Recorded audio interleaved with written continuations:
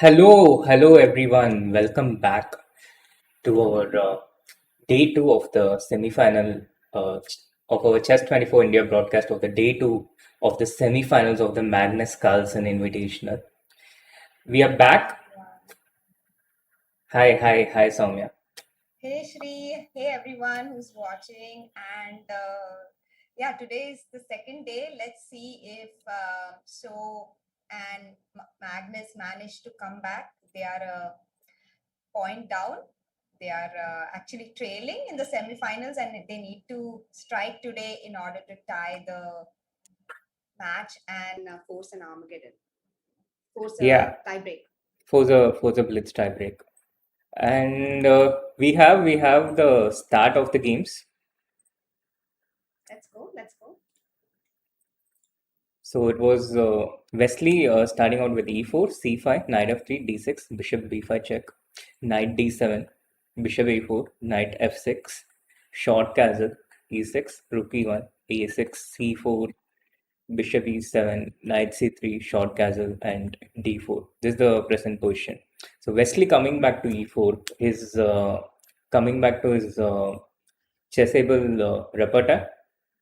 This is the starting breaking news. He started out with 2-1 d4s the previous time, and it was two Grunfeld games. Today he started out with 1 e4 and 3 bishop b5 check. So we are back to the usual zone. Bishop b5 check. So yeah, Yeah, and on Nepo and versus Carlsen, we have Roy Lopez, a very standard line actually, D3 Roy Lopez going on. And this is actually a really easy weapon to study from White, a very nice solid setup where White can choose to go A4 or A3, and the knight either goes to C3 and knight E2 to G3, or from knight D2 to F1 to G3. And in this particular game, it also went to D5. So knight D5 is also a perfectly good option. So there are actually many choices, and I think it's a great bet in a rapid game, especially because there's not much preparation here. It's mainly about the feel of the position. yeah. So we have the Nepo Magnus game on screen as well. And today, Chad, do you see what is special, what is different from our usual broadcasts of Chess 24 India? Chad is saying my volume is low. Is it fine now, guys? I made some changes. Yeah, I also made some changes. I Okay. think it should be okay. Awesome. But Chad, yeah, do you see what is special today? What is different? I mean, yesterday was something special. It was a lot of, it was Soumya's return to Chess 24 India after a while, after 2 months. And today, the special thing. So, our producer decided that we finally have someone good looking on our channel and we have to have her on all the time. And so, he made this new setup, and we have the commentators also on all the time. And That's very sweet, Shri. That's a very sweet way of putting it. Thank you. And yeah, I it seems I need to get my chess 24 background going for tomorrow, because I see you, Nepo, and Carlsen have the same background. It's just me, the odd one out, you know. yeah, Anish, So I'm going to Wesley, get it tomorrow. and everyone. Uh, yeah. Now, chat might be wondering if we had this previous setup because there was a different co-host or something. I don't have any answer to that, but I will leave you to your imagination, chat. So, getting back to the chess part, steady beginnings in both the games, and just to quickly bring you up to speed on what we are having today, it is the semi-final day two. The previous day, day one was won by Jan Nepomniachtchi and Anish Giri against Magnus Carlsen and Wesley, so respectively. So today Wesley so has to score at least 2.5 points, and so does Magnus Carlsen in their set of 4 games in order to enforce a blitz tiebreak of 2 games. If those 2 games end in a 1-1 tie, then we have an Armageddon. Yeah, which is always fun to watch and very nerve-wracking as well. Yeah, always fun to watch, but I'm not sure how much fun the players themselves go through. But we are not complaining. We are not complaining at all. Yeah, not at all. Um, which game do you want to focus on first, Sri? I think we can first look at Wesley versus Anish. Yeah, sure. That's what we are on, right? Yeah, Yes. that's what we are on. Yeah. So So, Kevin, the ever knowledgeable Kevin, uh, he says this is not part of Wesley's repertoire, his 1e4 repertoire. But yeah, the move 3 bishop b5 check. Till that point, I know that it's a part of his repertoire. I know that this was Wesley's first choice, and post that, I have absolutely no idea. So you play these systems with white yourself, right, Soumya? in Wesley's case, no, I actually don't play bishop b5, but I used to play the knight of as black until let's say 2014. So I have some idea about these systems, but this exact setup, I can't say that I'm a big expert because like the c4 idea, yeah. I mean, you usually go c3, right? So It depends, no? You mean on the seventh move, yeah? Why? Yeah. You're true. You're true. Usually go c3, but right, these days c4 is gaining also, popularity. yeah.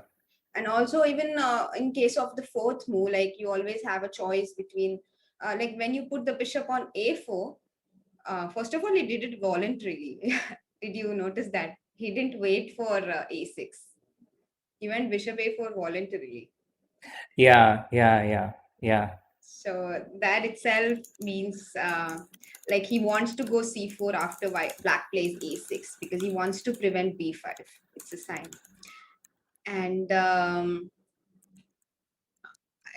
actually, I mean, it's just a Morixi setup basically, and with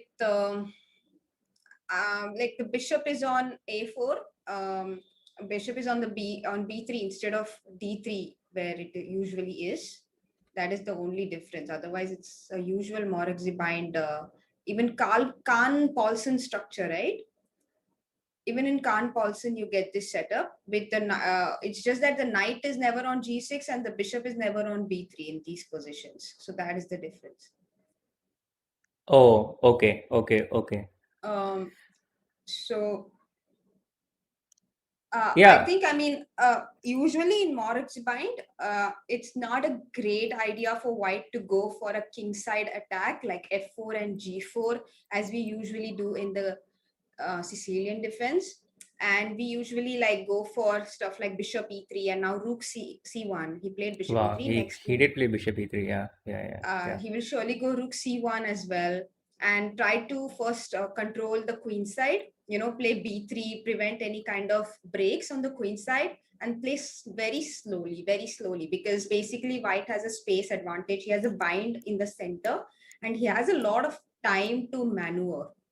But So how get do you this. get b3 here with the bishop already Yeah, on? yeah, right. In this position, that's the difference, that he actually doesn't need to play b3 even, because the bishop on b3 guards the c4 pawn. On the other hand, the bishop on b3 does nothing other than guarding the c4 pawn. So he definitely needs to reroute it at some point to c2 and play b3. Or maybe even here he can think of going bishop c2, I think, like on this move. Okay. Okay. One problem is that after bishop c2, like let's say 15th bishop c2, black can play knight e5. And here if we play b3, black has b5, because the knight Nice. on c3 is unguarded. Yeah, that's why he plays bishop a4, huh? Okay. So he probably wants to exchange it. Yeah. Yeah, he wants to get rid of the bishop. Yeah, it seems a Yeah, bit problematic, kind of exactly. surrounded by the pawns. So the Exactly. bishops are off, and that's a good trade for Wesley because now also some of these light squares are quite weak. Yeah, of Hmm. blacks. If, for example, he can get some b4, b5 in the long run, Yeah, I think then it's a good trade for sure. And also, sometimes, in the similar position, you exchange black's knight for your light squared bishop. So white is hmm. always ready to give up the light squared bishop, basically. Because he wants to put his pawns on the light squares. Now he can even play f3, for example. And uh,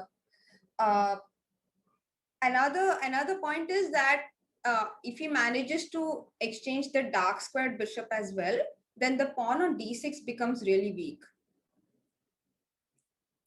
Right, all these pawns become weak. Yeah. Yeah. So black is definitely trying for b5 or d5 break if he can, even at the cost of a pawn. If he gets some activity instead, he'll be very happy to go for it. That's the usual case. So he's played queen b7. Yeah. I'm just a bit occupied with something. OBS.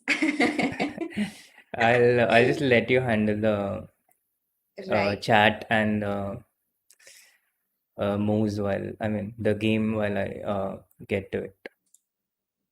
Right. So chat Abhi, as Srinath has very nicely drawn the highlighted the pawns red.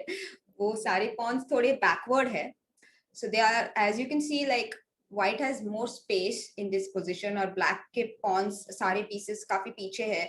Only the knight on g6 is on the third rank. Actually, all his other pieces are on the second rank. So this is a good estimate.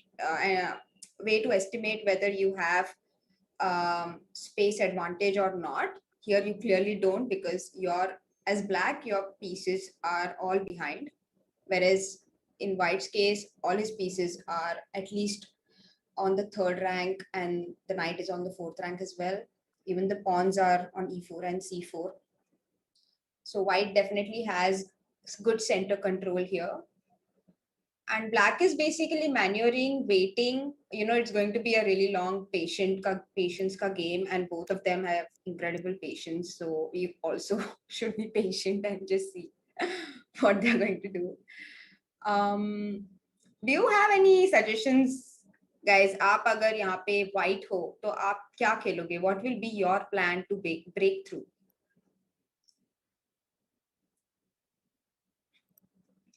Because like one of the plans I can see is to put the rook on d1 now. Like the rook on e1 is doing nothing. It's not supporting anything. So if I were white, I would definitely consider rook e d1. But the problem could be d5 here. The problem could be d5 after rook e d1. So that's the reason he plays bishop f2, so that for d5 you can always play e5 even if needed. So he went bishop f2, and probably he'll go bishop g3 now. Okay, he goes to d2 with his queen. Basically अगर black d5 खेलेगा तो white e5 का option रख रहा है, और इसलिए मतलब d5 c into d5 e d5 के बाद e5 नहीं आएगा, because now the pawn on e5 will be hanging. So you have to play e5 directly. And then for knight d7, you can actually take on d5 now. And this pawn on d5 is isolated, and then play f4 as Shri has pointed out. And this is a good position for white, even though now bishop b4 is a good move, like in this exact position. And the play goes on, I think. I mean, the pawn on f4 will be hanging after bishop b4. So white supports it with perhaps bishop to e3, and then black can jump to c5 with his knight, threatening knight e4. So it's actually not a bad idea for black to play d5, I would say, and I think that's what Anish is considering. This position is very much possible. Chat आपका क्या ख्याल है? चलो हम थोड़ा chat पढ़ते हैं. Chat is suggesting, Enigma is suggesting d5. Rahul Yadav बोल रहे थे क्वीन f2, शायद पहले के पोजीशन में बोल रहे थे जब बिशप e3 पे था. Pavan Rohit says, you guys think Anish and others are using up the candidates prep in these tournaments? I don't think so, but if they do get the position on the board, then they'll probably just play it. I mean, they won't probably play any novelties, but they'll definitely use their knowledge if they get the position on the board. I mean, why not? It also sort of intimidates your opponents, right? When you are like in such strong form and showing really good preparation in every game, really well prepared in every game. So it does intimidate your future opponents. They are more wary of you. So psychologically, it can be difficult to face an always well prepared opponent, and so why not show it? He did not go for d5, by the way, guys. He plays h6 instead. Anish has played h6. So he's still waiting, does not want to commit. He has made an escape square.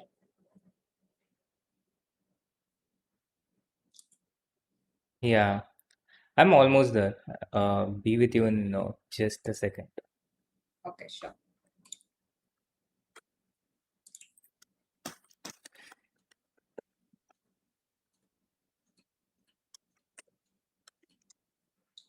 But yeah, you can keep commenting and talking. Yeah.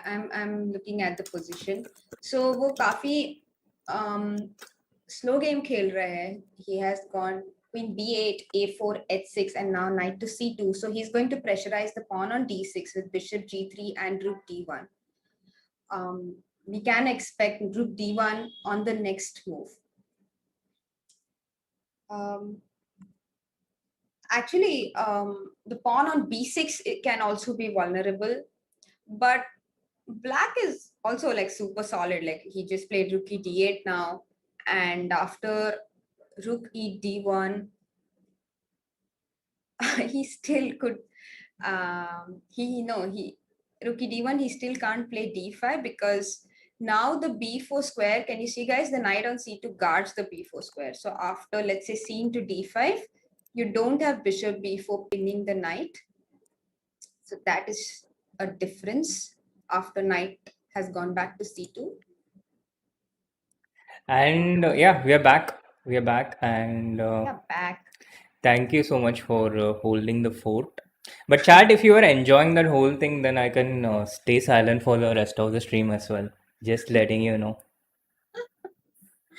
No, we want your opinion, Shri. And we also, how about we quickly switch over to Nepo versus Magnus, because a lot has happened there. 28 moves are already over.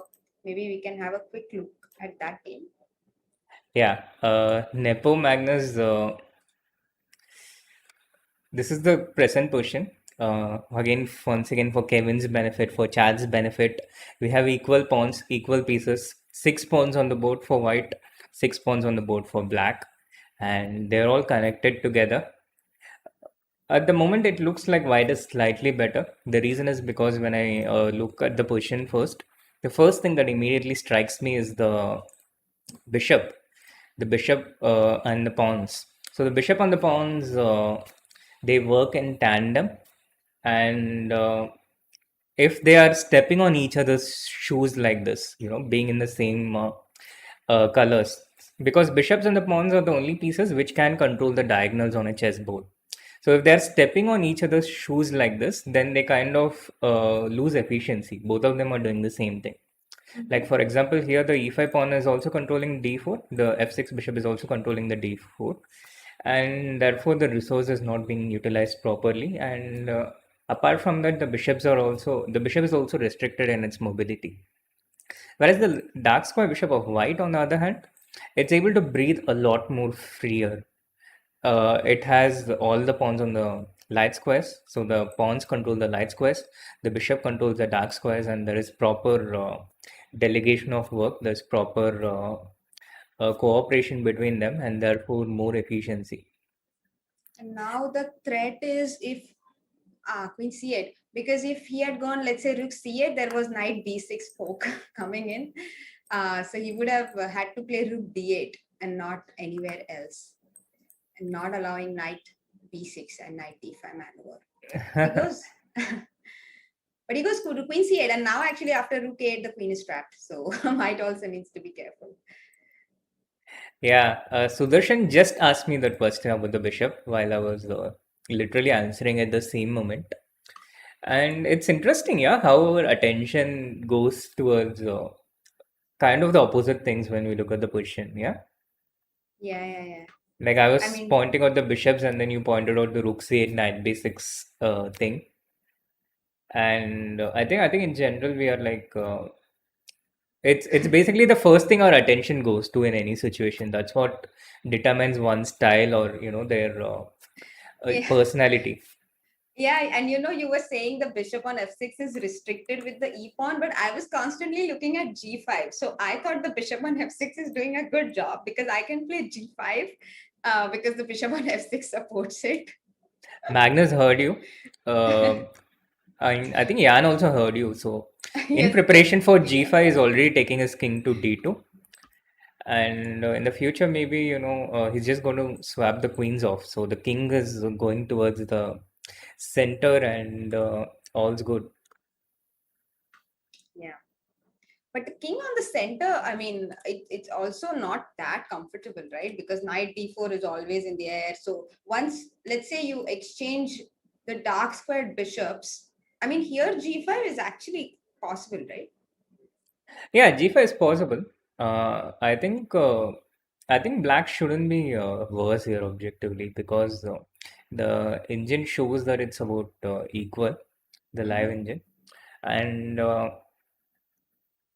yeah, maybe g5 is the reason, the way the bishop gets out, the concrete way. And in general, g5, immediately I look at this square. My attention goes here Yeah, and I want to try and get this. yeah. But not easy because the bishop is here on e3. And if white tries to exchange this and tries to get the knight here, then black gets counterplay with queen h3 check, h4 and But this is things actually like this. possible because king e2 and you have knight f5 after h4. So this is, I mean, white should be okay here. Like white should be happy to play this position. Possibly. And I think this could possibly be the reason why, He's hesitating, yeah, he's hesitating to play g5. right? So he's played rook b7. Do you think after queen 8 he'll play rook b8? For sure, I think. Rook Yeah, queen b1 8 on the even. board. Rook b1 even, yeah? King Yeah, but g2 rook and rook b1, king b8. e2. King e2, knight d4 doesn't work because of bishop d4, queen g4 and f3. So this doesn't work. Yeah, I paint the black pieces red. So, wow. It's like the players can hear us literally. I, He's surely going back rook b8. I'm quite sure about that. What do you think? yeah, but then why would he draw the king onto e2? Because we have this queen g4 check, yeah, at some point. Yeah, That's why. rook b8 also played, and isn't knight d4 a good move for black? Yeah. Oh, we are also answering Sudarshan's questions before he is asking them. Yeah. Anticipating them. We are literally anticipating them. Wow. It's kind of fitting, Sudarshan is such a regular watcher of all the chess streams, and we have seen him around for such a long time. It's not a surprise that we are familiar with. And How our I chat also, thinks. sorry. We are familiar with how our chat Yeah, thinks. exactly. Uh, I also I was also wondering today, that how Chess 24 India, it's become like a small community now, like a little village, and we are kind of familiar with each other, all of us. So there is, yeah, there's Sudarshan, there is Aman Shekhar, who is a regular on Chess 24 India, and he has been playing every week on the Chess 24 India streams, and he's made a tremendous improvement in each week. And if the Maharashtra state happens, then he will probably play there and try and get his FIDE rating. Then, of course, there is Pranjalya Tiwari, who was answering the questions yesterday. He's an open source developer, and he's a data analyst who is working on the COVID. And yeah, I've been noticing all of these people on different mediums of social media, and it's probably the only stream where we know all the viewers, so we are familiar with all the chat so closely. That's nice. I hope to get to know them as well the days to come. And he has played King H7, so he surely wants to play G5 at some point. Like maybe Queen G8 and G5 is also an idea, or just direct G5 even now. Basically, removing the king from G7 helps in two ways. One is that it's not on the G file, and the second is that after knight E3 and knight F5, it's not a check. Hmm. So I think Yeah, is my attention was drawn towards the bishop G7, bishop H6 idea, which is a way of doing the same thing trading, without giving up the weakening F5 anything. square.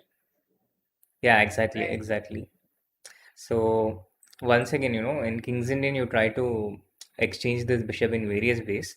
The good thing about white setup is he has no weak. For black setup is that he has no weaknesses. C7 might be the one weakness, but it's very securely protected by the knight on E6 and the queen on D8 together. And apart from that, everything is protected by each other. D6 is protected by the C7, E5 is protected by D6 and F6, and everyone is protecting each other. Yeah, they are like proper.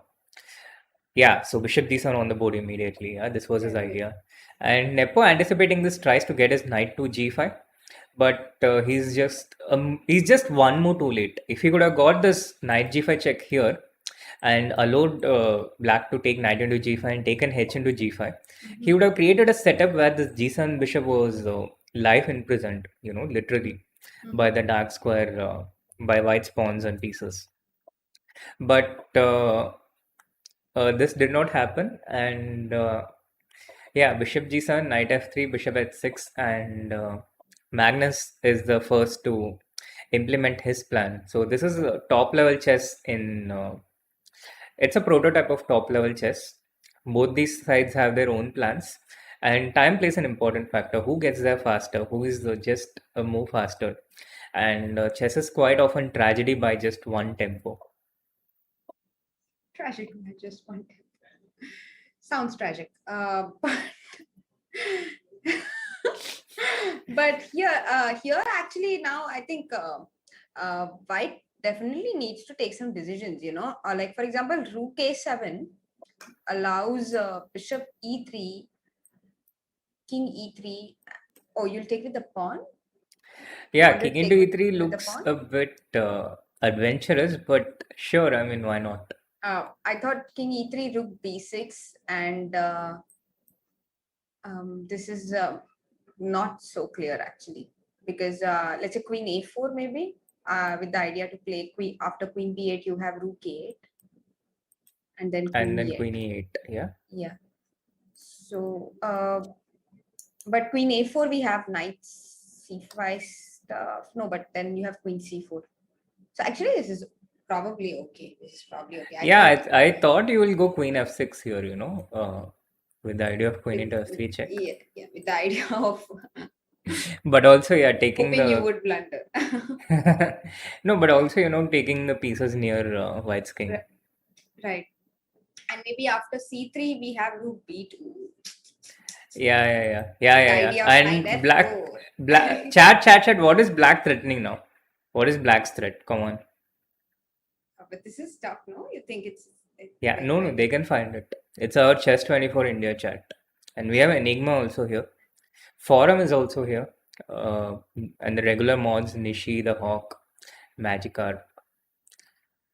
No, this is actually quite tough. If you guys find it, then it's really cool. No, I have full faith in my. Yes, Neem Patel is there already. Yes, Yes, Queen F4 check. And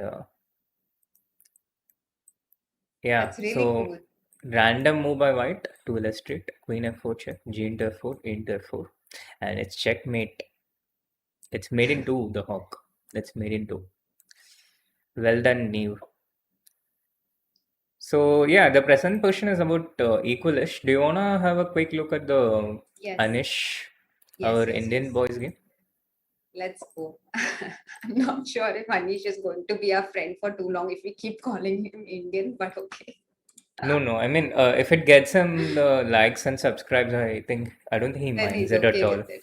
Then he's Yeah, yeah, okay yeah, with it. yeah, yeah. He's self-proclaimed 25% Indian, and in streams it's quite okay to exaggerate things.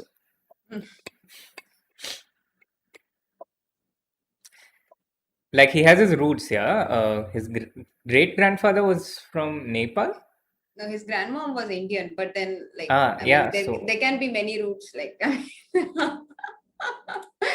mean, he has roots everywhere, basically. So a he lot has of roots people can everywhere. claim him to be theirs, but he's basically Dutch, at least according to his passport. So Well, identity is a illusion, identity is an illusion. and World without borders, yeah, world without borders. yeah, Okay, that's a lot of progress. Black has got d5. After this whole maneuvering of queen b8, queen b7, queen a8, this whole dance happened. yeah. We And didn't miss a then, lot until this point, but after d5, the game opened up yeah, and takes knight into d5, knight into d5, c into d5. White is a pawn up here, but black is trying to get it by concrete means, and they had a bit of battle there, and finally after rook c2, both f2 and d6 were attacked, and yeah, but he's got knight e7, knight e7, d e7. yeah, And now after bishop e7, it, bishop into b6, white will still be a pawn up. yeah, white will still be a pawn up, but I feel black is quite comfortable here because after rook b8, it's not easy to advance these pawns.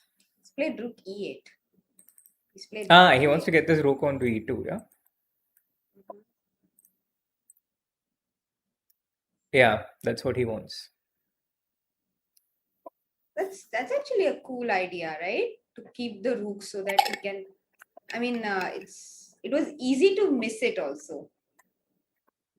I mean, Yeah, rook yeah, d1 is such a natural. Bishop into e7 is such a natural move in that position.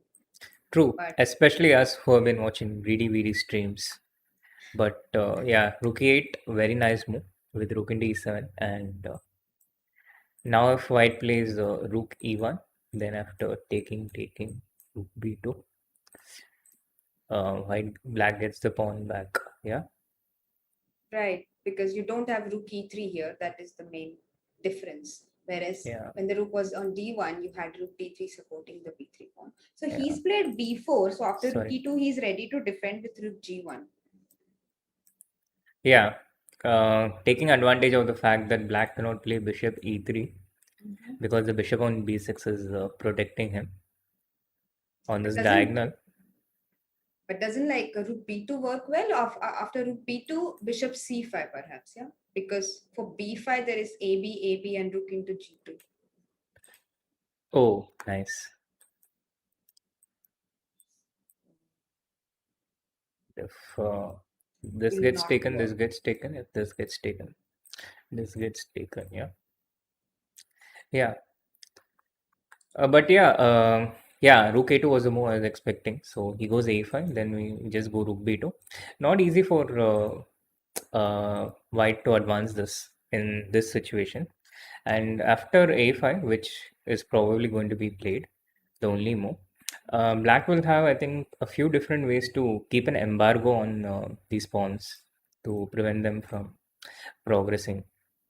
Probably Bishop d2 is plays one way. bishop d2. I was even thinking of bishop e7, but so that you don't block the rooks. Yeah, But but then, b5, yeah. yeah, but for even bishop d2, he has b5. That's the No, but then I can take bishop problem. into a5 first. And then I take on Ah, you take a6. and then you go b6. Oh, you Nice, are. nice, nice. No, but can't I even take on a6? Like, Yeah, true, true, true, true, true, true, true. But this should be a draw, I then think. rook e6 you play. Right, right, right. Yeah, Rook e6 I missed. Okay, yeah. this is good. Good stuff. Yeah, I think one of the simplest ways, there should be, I think, many simple ways to ensure that, yeah, he did play bishop e7. Yeah, bishop And e7 and after b5 we have what? We have to take. We have to take. And yeah, maybe yeah, but it's not difficult to just maintain this position for black yeah. because as long as the white rook is bound to this g2 pawn and he doesn't have any way to freeze other pieces, it's going to be pretty non-progressive. I mean, how do you say it? It's the position is going to stay Position in won't this, yeah, change. The yeah. nature of the position won't change. So the equilibrium will be maintained after. So bishop d4 played by so, Wesley. yeah, and now rook, and now I think black can just maintain the position. He does not need to do anything special or specific. Just sit and keep a watch and improve the pawns on the king side, maybe. Right. Meanwhile, Nepo versus Carlsen is going to become a draw very soon. They Yeah, have yeah, yeah. I 4 was also pawns noticing the each same. and queen ending with 4 pawns each. And well, they're still playing, but it's definitely completely equal and they will soon make a draw. Yeah. So that's the first game, yeah. By the way, we have the board flipped. So Magnus is black, Nepo is white. Just, clarifying just in case. And we have the board flipped because one of our viewers requested that uh, the board Be flip. unbiased and show it from the black side also sometimes. Yes, and be biased and show it from Anish's perspective all the time. Yeah, this is such a shamelessly biased commentary by me, right from the beginning. Yeah, I'm like really trying not to be biased and you're like just like Anish. But it's okay. Like we have our, I mean, it's hard to, but even Sopiko wasn't as biased as you are. Actually, let me just No, put that I out. kind of got sold when Anish did an Instagram raid on me, Ah. and uh, and then since then I'm like sold out completely. Right. So, guys, Yes. that's all it takes. That's all it takes for Guys, my please raid loyalty from this channel. Shree's Instagram if you want his loyalty as well. If you want his friendship, go and raid Shree's Insta. Let's do it, guys. Let's do it. Yeah, this is going to be a draw. Yeah, bishop into b4 takes, and Magnus Jan game has already ended in a draw, Mhm. and now this is also going to be a draw. Rook c6 and rook into e6. It's going to be 4 versus 3, but white really does not have much of way to make a progress here. Black usually puts his pawns on h5, g6, and f7. This is the ideal setup. But if Mhm. Anish can get it, he can even put this pawn on h4. So for white to make progress, he has to leave these pawns on the king side and get his king to this a pawn to support this a pawn to try and get it to queen. But black will put his pawns in such a way that white king cannot reach the king side so easily. And the moment the king comes to f2, black gives a check on a2. So Wesley would have to probably play something like g3 or g4. But if he does that, then after rook a2, there will be a cutoff. Yeah, so he plays rook a8, and now black plays h4 and then puts the pawns on g5 and f6. I think it's a very easy draw for black. Yeah, but actually, it's easy for you, Shri, because you know how to do it. But I think as a viewer, it's really useful to see how to draw these positions, and I really hope that they play for some more time, because it's actually very instructive. These kind of end games, they're very common, by the way. They're really common. I mean, to get an end game with the extra a pawn with the rook behind the pawn. So first of all, it's important to put the rook behind the pawn and not in front of it. Like if black's rook was on a8, let's imagine, and white's rook was on a4, if they had switched places, then this would have been already winning for white, because black's rook would have been really passive, and then the white king can easily come through to the queen side and support the a pawn. But here the black rook not only stops the passer and not only like sort of makes sure that the rook on a8 cannot move, but it also cuts off the white king. So so it's like super active on a4 or even on a3. And that's the reason it's important to keep it behind the pawn and not in front of it. And as Shri pointed out, the pawn structure on the king side really helps. Um, Yeah, because I think we can show this to the people Mhm. in between the games, because Mhm. predict there's going to be a bit of a break. This game Mhm. is probably going to be a draw in the next 3 minutes or so. And the Magnus game has been drawn officially, the first game. So we are going to have a 10-minute break at least, and then we can show these 4 versus 3 end games. Right. Actually, they're really useful, and it's also good for us to revise them time to time. So Absolutely, useful for us as absolutely. well. So A7 played, and the drawback of this move is that now it's really not possible to bring the king to support the pawn, because just for illustrative purposes, I'm just making these moves. And in these situations where the king comes and tries to protect the pawn to free the rook, because the rook is bound to the a7 pawn, only if the rook moves, the a7 pawn can move forward. For the rook to move, the king has to support the a7 pawn. And when the king comes close, then black starts checking, giving checks from behind. And then when the king moves a bit away, then black comes back. So whenever king comes close to the b6 point, black gives these relentless checks like a machine gun. And when it moves away, then we go back to the beginning position. So this is the technique. For this reason, usually white keeps this pawn on a6 and tries to bring the king. This is the only way to try and win. But here it was not possible, because black is blockading this. So the moment the king goes to e3, for example, then black just takes this, and after a7 he can come back.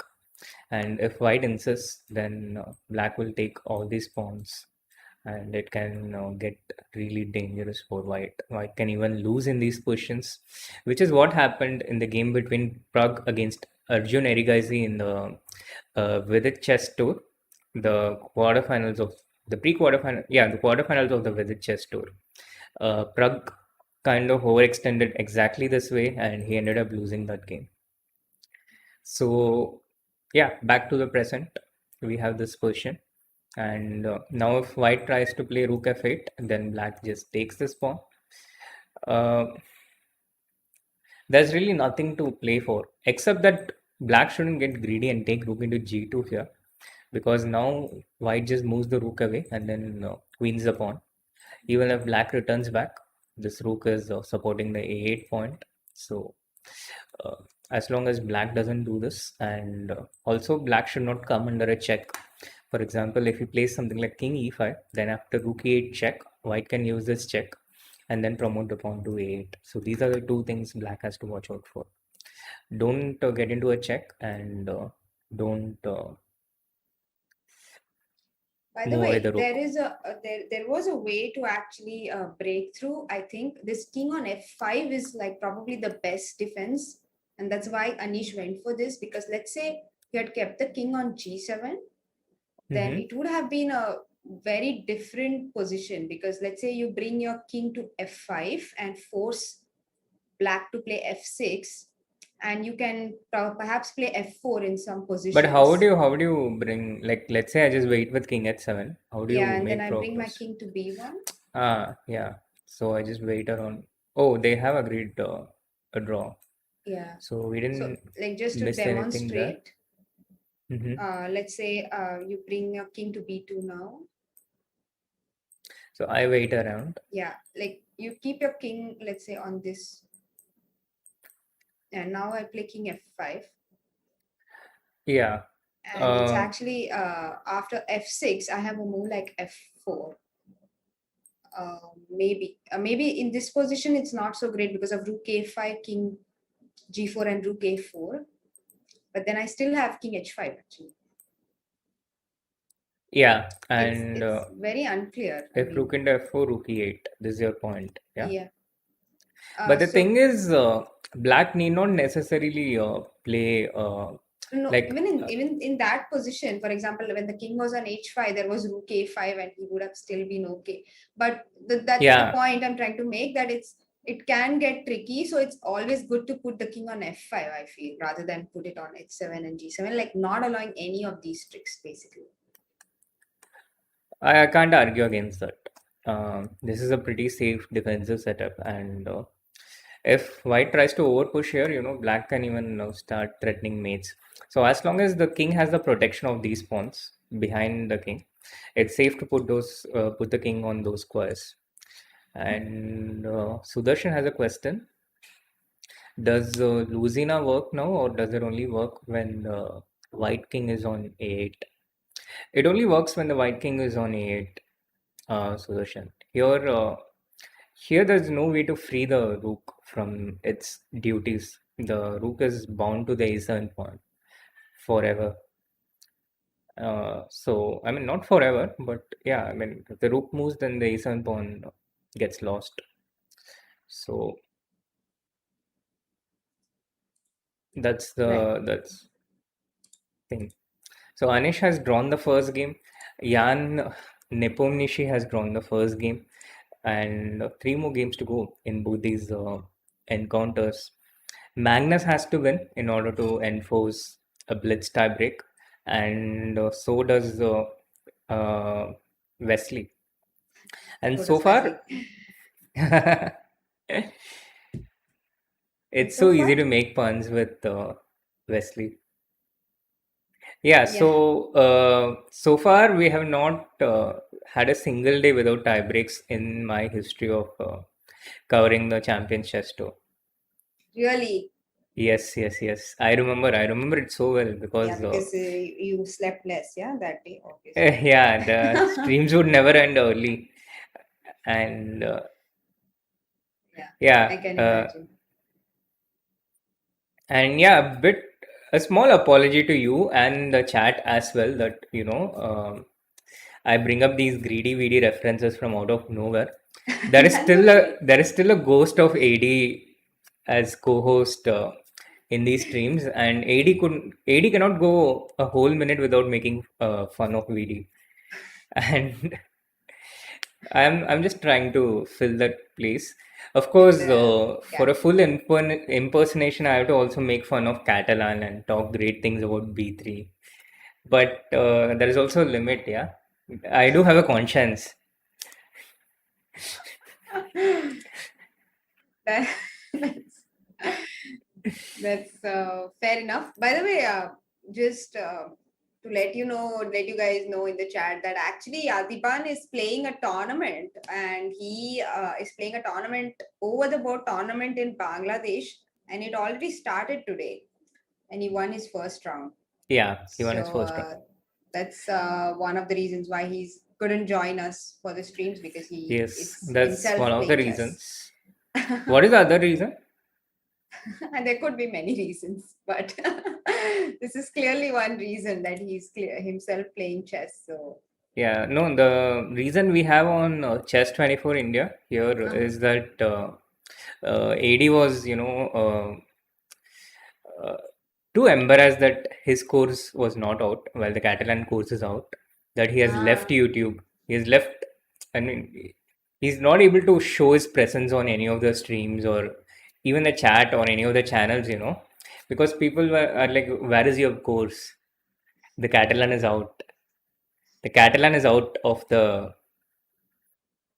so guys, do you hear Shri? The Catalan is out. That's the only thing you need to hear right now, and go to Chessable and get Shri's course. While we are on the break, we have 8 minutes. All of you can go to Chessable and check out Srinath's course Yeah, and be extremely well prepared by the time the next CCT begins. Crush everyone. yeah, that's a clever thing to do. Because AD's book is also coming out since years, as pointed out. The chat here knows everything. Yeah. They have been following us for such a long time. They know about AD's book, his course, and all his activities. Ban is in Bangladesh. Good one. So Shri, what is your prediction for today? You're predicting tie breaks. I mean, that's what you were saying, right? That all of your streams so far had tie breaks. So you're predicting tie breaks today Yeah, as well. yeah. So I'm hoping Anish goes through while Magnus wins back against Nepo. Right. Okay, so my prediction is there will not be any tie breaks because I need to differ. Yeah. No, I actually think that it's not so easy today. Um, I mean, unless something. Okay, obviously just one game is over, but it was a really well played game by Nepo against Carlsen. So we never know. I, I actually uh, I actually feel that Nepo is in good form, and uh, I'm not expecting a tie break today, but obviously that's partly because you said there'll be a tie break, and I just need to differ. Yeah, so Magnus has two white pieces coming up. He has drawn with the black pieces. For me, one of the things will be how Magnus scores with white, because yesterday his white openings were completely neutralized. It's not even that Magnus couldn't get much out, but he was just demolished when he had white in one of those games. And it will be interesting how Magnus manages to counter that. This d4, knight f6, c4, e6, knight f3, d5, knight c3, d into c4. Let me just put it on the board. Yeah. But Why? I also feel like Magnus is going to be much better prepared today than he was yesterday because losing doesn't feel good, and Magnus is such a fighter. So I feel today he'll have something under his sleeve, and basically he needs to strike with white for sure. So I actually think that we'll see some other opening and not this one. I have a feeling that maybe he'll go for the English. Oh, That's let's see. my Let's see. Let's see.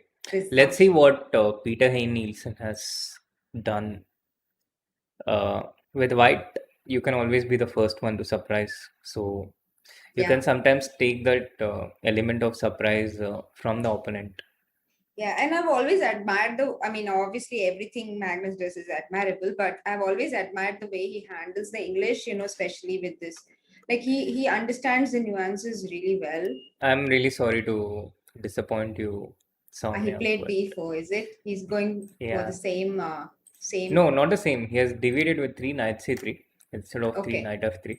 Okay. And he's just taken c into d5. So he's going for a less complex position. Mhm. And these So kind he'll of go for questions usually Magnus scores really well in general. So Chat, do you know what this pawn structure is called in general? This pawn structure with symmetrical pawns, but white has the e pawn. Yeah, yeah, white has the e pawn, and black has the c pawn. Everything else is symmetrical. So, what is this pawn structure called? I have no idea why this arrow comes out. Yeah. Yes, Aman Negi knows his stuff. It's the Carlsen pawn structure. Yep. Enigma also knows it. Our chat is so high level here. So, yeah, in the Carlsbad pawn structure, which Carlsen has chosen. Uh, by the way, Soumya, did I interrupt you? You were saying something, yeah? No, no, no. I was listening to you, and I also was just remembering like Magnus actually won a great game against Anish in the Magnus Chess Tour last year. Not the Champions Chess Tour, but the Magnus Chess Tour in this Carlsbad pawn structure. After Anish played h6 and he went back bishop to d2 and then he played Oh, no, no, no, g4 that is and stuff. different. That is Ragozin. It Knight was f3, it was d5. it was not Knight, this one. not exactly. Oh, maybe it is. But I think not exactly, no.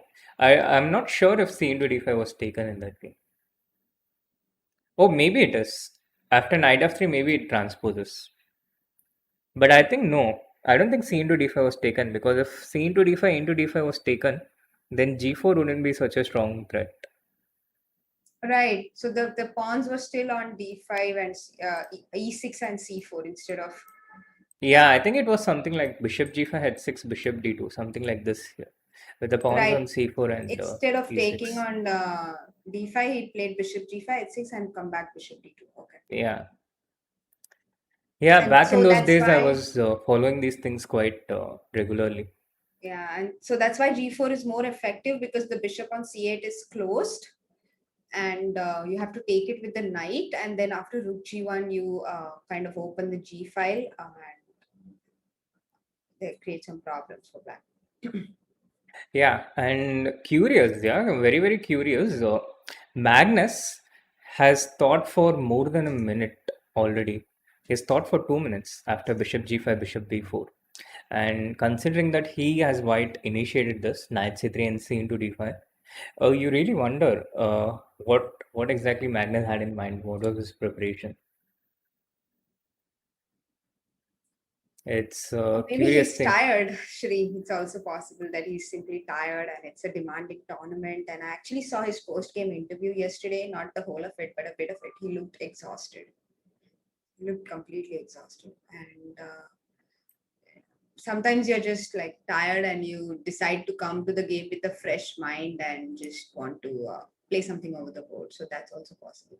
Yeah, Anish would have really colorful insights on this, but unfortunately, he's playing right now.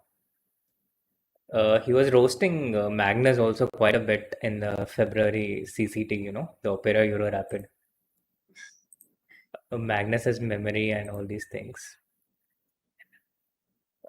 Yeah, but 3 minutes thought. This is like incredibly surprising that Magnus is thinking for such a long time.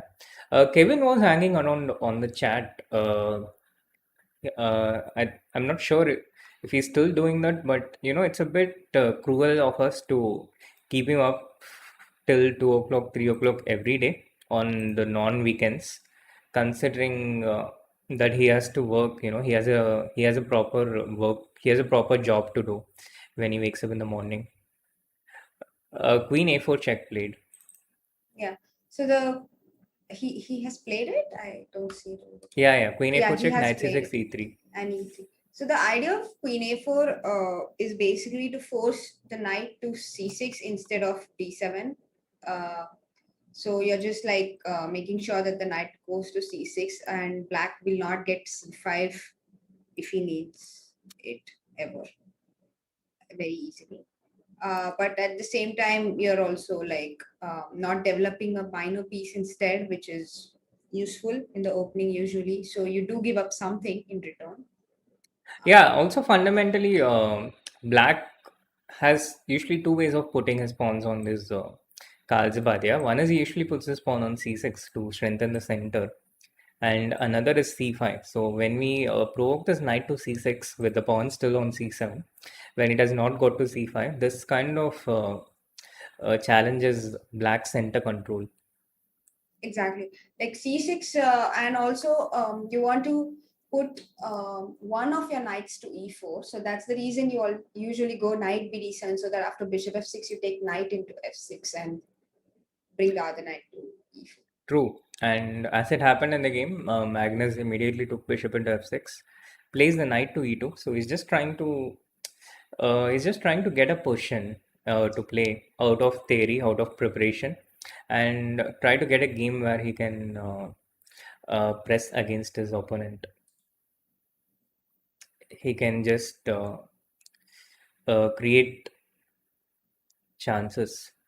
There's a lot of sun in Magnus's face, yeah. He seems to be at a very sunny location, that's for sure. I mean, Yeah, we like okay, in Europe it's what? It's minus 5.5, right? So 5:30 right now. It's 5 o'clock right now, actually. 6 o'clock, no? Central Europe time, it's 5.5 hours behind us, right? No, that is Greenwich Mean Time. Okay, okay, okay. So UCT. Europe is 4.5 Yeah, Europe hours. is 4.5 hours. Yeah, So it's 6 o'clock. yeah, 6 o'clock. Not a bad time to play chess. I True. mean, they start at 5 basically, 5 to 9, let's say. Yeah. Pretty convenient timing for them.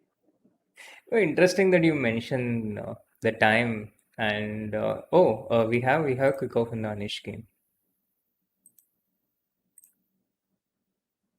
It's the Berlin again, but it's the Berlin endgame today. And Anish just needs to score 1.5 from the next 3 games in order to qualify to the final. Yeah, interesting that you mentioned this time. Yeah, Yeah, I used to it think makes a that I difference. escaped this 9 to 5 grind.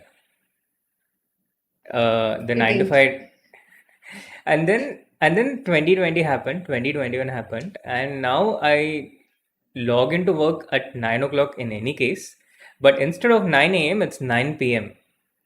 And I have this when I Nine was to five doing grind. when I was doing the Chessable video recordings, I used to stay up till 4 5 in the night in any case. So I literally had this 9 to 5 job, and yeah, I mean, life gets back at you. Turns out that you can't really escape the 9 to 5 grind. Either way, it's either way, at night or in the morning. Yeah, exactly. No, that's true. I mean, today I met a cousin of mine. He lives in the US, so he's been working from home while he's in India. And he also stays up the whole night working. And I also have been staying up until 2. I mean, we'd be staying up until 2 for the Yeah, commentary. So we actually have almost the same schedules. Like I was asking him what is his sleep pattern, and it was almost the same as me. So we didn't literally. escape Yeah, yeah, anything. yeah. We just chose chess, and so we kind of enjoy it. And they also chose whatever they liked, and they also enjoyed. So nobody escaped anything. We can't escape life.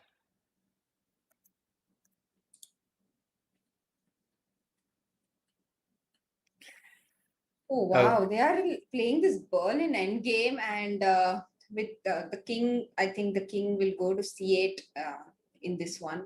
Now that do you think yeah, he'll put his king to c8 or e8? What do you think? with b6 played, I'm not sure if king 8 is an option because Yeah, there's some 96 check coming in. yeah, but Maybe now knight g5 knight is. f6 check, maybe. Yeah, he does play king c8, but then knight g5, you go bishop. What do you go? Bishop Bishop e6? e8, I think. Bishop e8?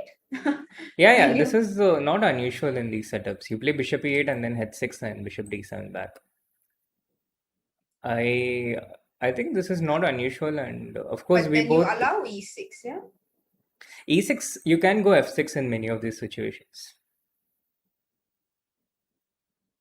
I mean, and you have to go. I mean, that's also you it's have to sort go. of But yeah, forced. You make this choice when you play bishop e8, yeah? So, right. I think we are both reminded of this Aronian against Raja, yeah? Exactly. Yeah, Was it and Aronian? I don't remember who was white, but I remember Raja was playing black, and he also put his bishop on e8. And yeah, oh yeah, yeah, yeah. it was Aronian was Aronian. good. It Yeah, was yeah. Aronian. Yeah. And I think that was a tense encounter at that time, just after the conflicts between the two nations, and both of them were pretty active about it on social media. And then they played for the first time, and I think they were both throwing their everything at. I mean, they were giving their best, and Raja managed to prevail in that. And in general, Raja has been ridiculously consistent throughout this champion chess tour. He's on top along with Wesley. So, although Wesley will probably go to the number one spot on the champion chess tour, but the thing is, Raja won one of the majors, and because of that, he's already through to the finals. Finals. Yeah, finals in San Francisco in September. That is going to be epic. Yeah, so knight g5 on the board. Let's see how it goes. And if Knight I of g5 makes complete, like for me, like it's like I mean, black doesn't have a choice, so he plays this way, and white should I feel go ahead and play e6. Like why not? I mean, I understand that black is also sort of okay, but why not? Like if you get a pawn to e6 and without giving up anything, right? You're not even giving up a pawn for. Yeah, but usually the question is then what? Yeah, so you Then play you e6, f6, and then how do you then make you go further back progress? knight f3, and then maybe play for c4. Now control more squares. Yeah, but then I think black has a pretty stable setup. In general, because black has this advantage over the light squares, white does not have a light square bishop. Black has a light square bishop, and because of this, black has this small strategic advantage. And Oh, he's played knight d6. oh. Oops. This is not this is probably known stuff. I'm pretty sure both these players are very aware of this, and it should probably lead to a draw. Looking at Wesley's speed, it should either lead to a draw or a completely equal position. So rook d8 is sort of forced here. Rook d8, rook d1, king Rook d8. c8. Yeah, Oh, rook oh, d8, rook d1, nice, king c8. nice, nice, nice. You saw that a lot faster than I did. But it was forced, I thought. Yeah, I but didn't see any other initially, option. initially, I was thinking Rook D1 is coming. How does Black defend? I was Hmm. thinking Bishop to G5 to be honest, but No, but this, bishop g5, then rook d1 first, and then bishop into g5. I thought that was yeah, the plan. exactly. Rook D1 first, and then Bishop to G5, and now there are threats like Rook into D8, Rook E7. White's pieces enter Black's position. Yeah, so Mhm. it was very important and imperative that Rook D8 was played first, and then after Rook A D1, now King C8, so that the Rook is out. This looks okay because you'll get h6, right? I mean, let's say rook d1, king c8, rook into d8, bishop d8, Hmm. and knight e4. Is that what But then just go white Bishop wants? C7.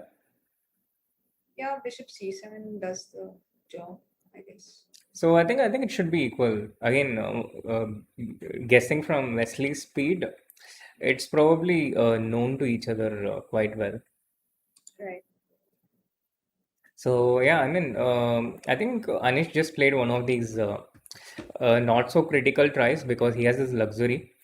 He can afford to make a draw. It's not like a must-win situation. And in the in the previous day, he was, I think, maybe using some of his more potent arrows in his quiver. Today, he's just using a routine arrow, and if the opponent manages to block it, so be it. It will be 1-1, and Anish just has to make a couple more draws to sail into the finals. I It actually, I actually think that e6 would have been a much better try. I don't know what is the evaluation, but I actually think that e6 somehow felt like the main option, and I'm wondering why Anish did not go for it. But maybe, Yeah, as you said, but he's to be okay with honest, the draw and he's okay with equality, so that's why. yeah, but also to be honest, I think these things it gets analyzed for the 25, 30 moves, and I'm pretty sure Wesley will know exactly how to handle the position after e6, f6, knight f3 if he's playing this. Uh, I think both of them will be quite deeply prepared here. So this is the 14th move after e6, Oh. and I estimate that they will have prep up to 25, 30 moves, and this is the reason. So e6, f6, knight f3, and once again these things are checked with computer. Yeah, so it's not like Wesley has to figure out what to do at this point. Like us, uh, we probably are wondering how black plays and stuff, but I think Wesley knows exactly what he has to do here, and that That's is the true, reason. but it's just about playing the best option, right? It's not about whether your opponent is well prepared or not. Like, I don't know. It's also about that, yeah, because if you expect your opponent to know it quite well, Mm-hmm. then it it was a scenario I think yesterday in the fourth game of Wesley against Anish. Wesley was white, but Anish was better prepared and he knew what to do. He knew the plans and the ideas with f6 better. He evaluated better and he managed to. Oh, by the way, Shri, I think we are missing something. I think instead of e6, there was knight f6 as well. Like instead of this knight d6 and e6 ideas that we are looking at, there was knight f6 as well, right? Yeah. Knight f6 as well, but again, if Isn't that we isn't that good? Like because now we also spoil black's pawn structure, and I mean, what's the problem? Knight I'm. f6. It's hard to say without a computer in these kind of situations. My first thought is something like this, but yeah, I mean the Yeah, okay. computer at the start the computer really jumps up. Yeah, it shows a huge evaluation here. No, but like now if we take on e7 and then bishop into e7 and bishop f4, like isn't this something good for white? It certainly looks nice. Very pleasant according to me, right? Because now we have rook d1 coming in. Yeah. But I think it's really only a matter of giving the computer enough time here. I can't possibly fathom knight f6 giving a big advantage. If we just check it with a fast enough computer, I think black should be able to have something quite solid and equalizing. I'm also not sure if Anish expected this direction of king c8 here. We'd have to check the games of Wesley in Berlin, the previous games. No, but Wesley has been playing a lot of Berlin from white as well as black in CCP. Yeah. Yeah. True. But limited time to check before the Yeah. games, yeah. And Yeah. also, although Anish says that it's harder to make new tweets than new ideas in chess, I'm pretty sure he was joking about it. I'm pretty sure it's harder to come. Sorry. Hello. Hello.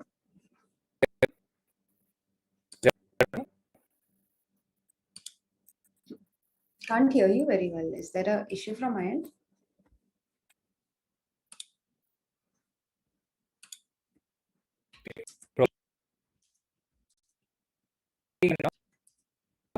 I can hear you. Uh, can you hear me well? जनता सब ठीक है आप बताइए. Your whole Oh, you are okay. Okay. Mhm. it, it also happened in Australia. Okay.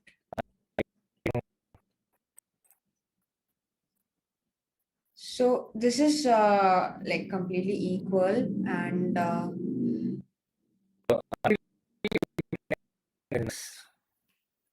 What is f6. going on? This is But you mean knight surprising. f6 in that position which we were checking? Yeah, yeah, which you suggested. Yeah, knight f6. I mean the variation which we saw, right? Gf6, ef6. What did you say? King d7, right? You said king Yeah, d7. yeah. Knight f6. My assumption was that the speed at which Wesley was playing, Mm-hmm. um, I thought that he would be okay. There was a problem with my mic, but I think it's fixed now. Right. So the way, the speed at which he was playing at first, I Mm. felt that it was all his preparation. It has to be. Okay. But now I checked it with some pretty powerful computers, Uh-huh. and at least at the beginning, it doesn't seem to be showing anything for black here. After knight f6, the main move has to be h6. h6, but then knight e8. Yeah, knight into e8, And how do you h develop into the g5. bishop into g5?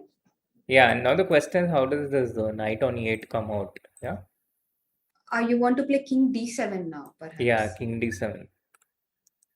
But Oh you can get it my out. God. Okay, let's see. Let's see. We can definitely play bishop e7. That is one option. Is there any other option here? No, yeah, that's the main Yeah. move. So bishop e7, king e7, because after bishop e7, we have knight g7. So that should be fine. Then we simply go to f5 with the knight and you can't stop it. So king into e7 should be the main move, but then knight c7. And after rook c8, we have knight a6. And after c5, we have b4 maybe. Yeah, knight into c7, and sorry, I'm just moving. So I'm rook just making c8 these. here, Yeah, rook c8, and now knight knight a6, a6. and Yeah, now yeah, c5. I thought c5 and then b4, yeah. yeah. And this is just 2 pawns up for white, So, and yeah, there's b4, and there is also ideas with a4, a5, right. extricating the knight. Instead, we are down in the main game where it seems to have gone towards a draw. It's going to be a draw. I'm surprised. No, but he has to calculate all the way up to knight a6, Shri. Like, and he Yeah, probably, but I really don't expect both these players to be completely on their own at this point. But yeah, it's quite possible that they were confused with something and they mixed up the move order or something that's like that. always possible. I mean, how much can you remember? True, true, true. So, especially in Berlin, I think it's very easy to get confused, right? Because all like, it's finally an end game, and the pawn structures are very similar, right? And there is like one move difference between, okay, in this position, h3 has been inserted, and in this position, there is no h3. No, like very minor differences. Hmm, hmm, hmm, Like, hmm, hmm. that's what I always felt about the Berlin. Like, it's just like a difference of one move and the whole position changes. Yeah, you're absolutely correct, especially in the end game. Mm-hmm. Completely agree with you. This is one of the reasons why I never felt too enthused to enter into such positions with black myself. We have a result. It's a draw between Anish and Wesley. Uh, I'm Great. surprised. Both of them are definitely checking that position. Just look at them. Yeah, yeah, yeah. They're definitely checking that position.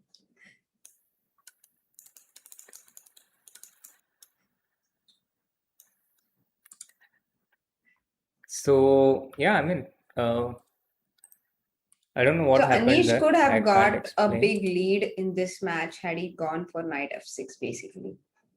I wouldn't conclude it that early until I hear it from Anish himself. Yeah, I mean, it's true. I mean, I can see what's there in front of me and the engine, but I just have this small window of doubt Mhm. because there are a lot of these positions which show a huge evaluation initially, but once you make some moves, the evaluation changes quite often and it can get equalized. Mm. So for this reason, I'm a bit worried, bit hesitant to conclude that Anish missed an opportunity until I see the tweet from him. He's not going to tweet about it, Shri. He's definitely not going to tweet about it. Um, okay, Kidding, funny, kidding. funny stuff. So we have this 4 versus 3 in Magnus Jan. I think Magnus has real chances to score here, in which case he might be getting closer to that blitz tiebreak. Why I say so? Although these pawns are all disjointed, and although the pawns are scattered around, not the best structure, but in general, in these type of positions, the bishop is a lot stronger than the knight. The bishop is a long range piece, and it can control a lot more of the board than the knight can. So for this reason, I think Magnus has some promising chances. What do you think, Soumya? Yeah, actually, I was just having a look at the game, and it's actually a uh, very nice, like slow game. Not very slow even, but he like had this idea of breaking on the queen side first with b5, and then he even played rook to g1, king h1, rook g1, and gh for this whole idea, and so he got his pawn on h5. Yeah, I think this is a very instructive moment. Typically, in the Carlsbad pawn structure, there is this minority attack. White gets this play, and then black gets a lot of initiative on the king side, and it's not easy to handle as white. There was this match between Karpo and Nihal, where Karpo played these setups with white, this Mhm. structure, and Karpo was in trouble in both the white games because Nihal got this initiative against the king. So I think this idea with king h1, g3, rook g1, which is something I was not familiar with, is a very nice idea. Yeah, and now, yes, as you pointed out, because of the bishop, white has more chances to win it, because basically when you have pawns on two sides, and a bishop versus a knight, then the bishop is superior, whereas having all the pawns on one side, and over here of course white is also a pawn up, so that helps as well. Yeah, So yeah, white definitely has good chances to win this game and equalize the match score. yep. Yeah. So yeah, I mean, interesting to note that Nepo still has a lot more time than Magnus, regardless of the position on the board.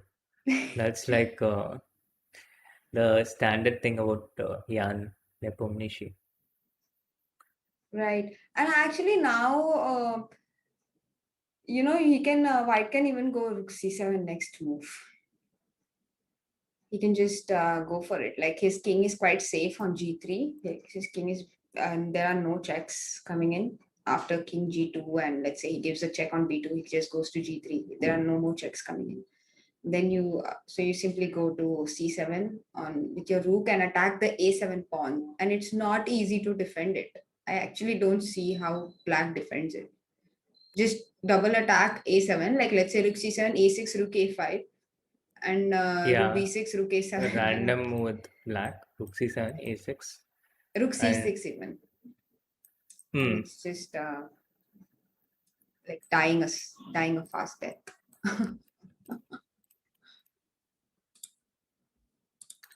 So Jan thinking now when he's in trouble, and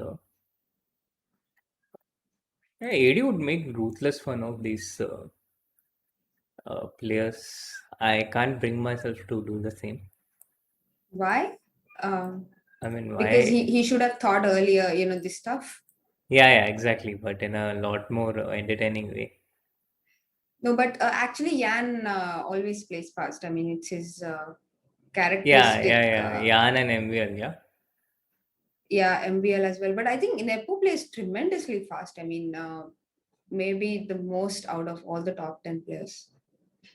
True, true, true, true, true. And here actually King F2 allows, yeah, King F2 makes sense because after King F2, he played Rook C6. Yeah, So it's the he's same just, idea. yeah. The idea is that black cannot take on E3 because the knight on D6 is not guarded now. Yeah. Even King F2 would have worked because after Rook B to King G3, Rook B3 back, we have King F4, right? But then Rook B4 check. Oops, oops, oops, oops. And you blunder your pawn.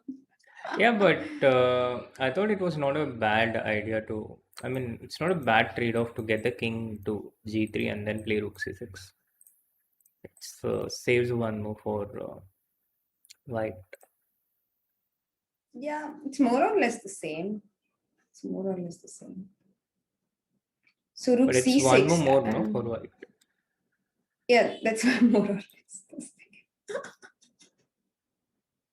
There's no less here. There's only more. same. So after, I don't know what is he going to play after Rook C6. Maybe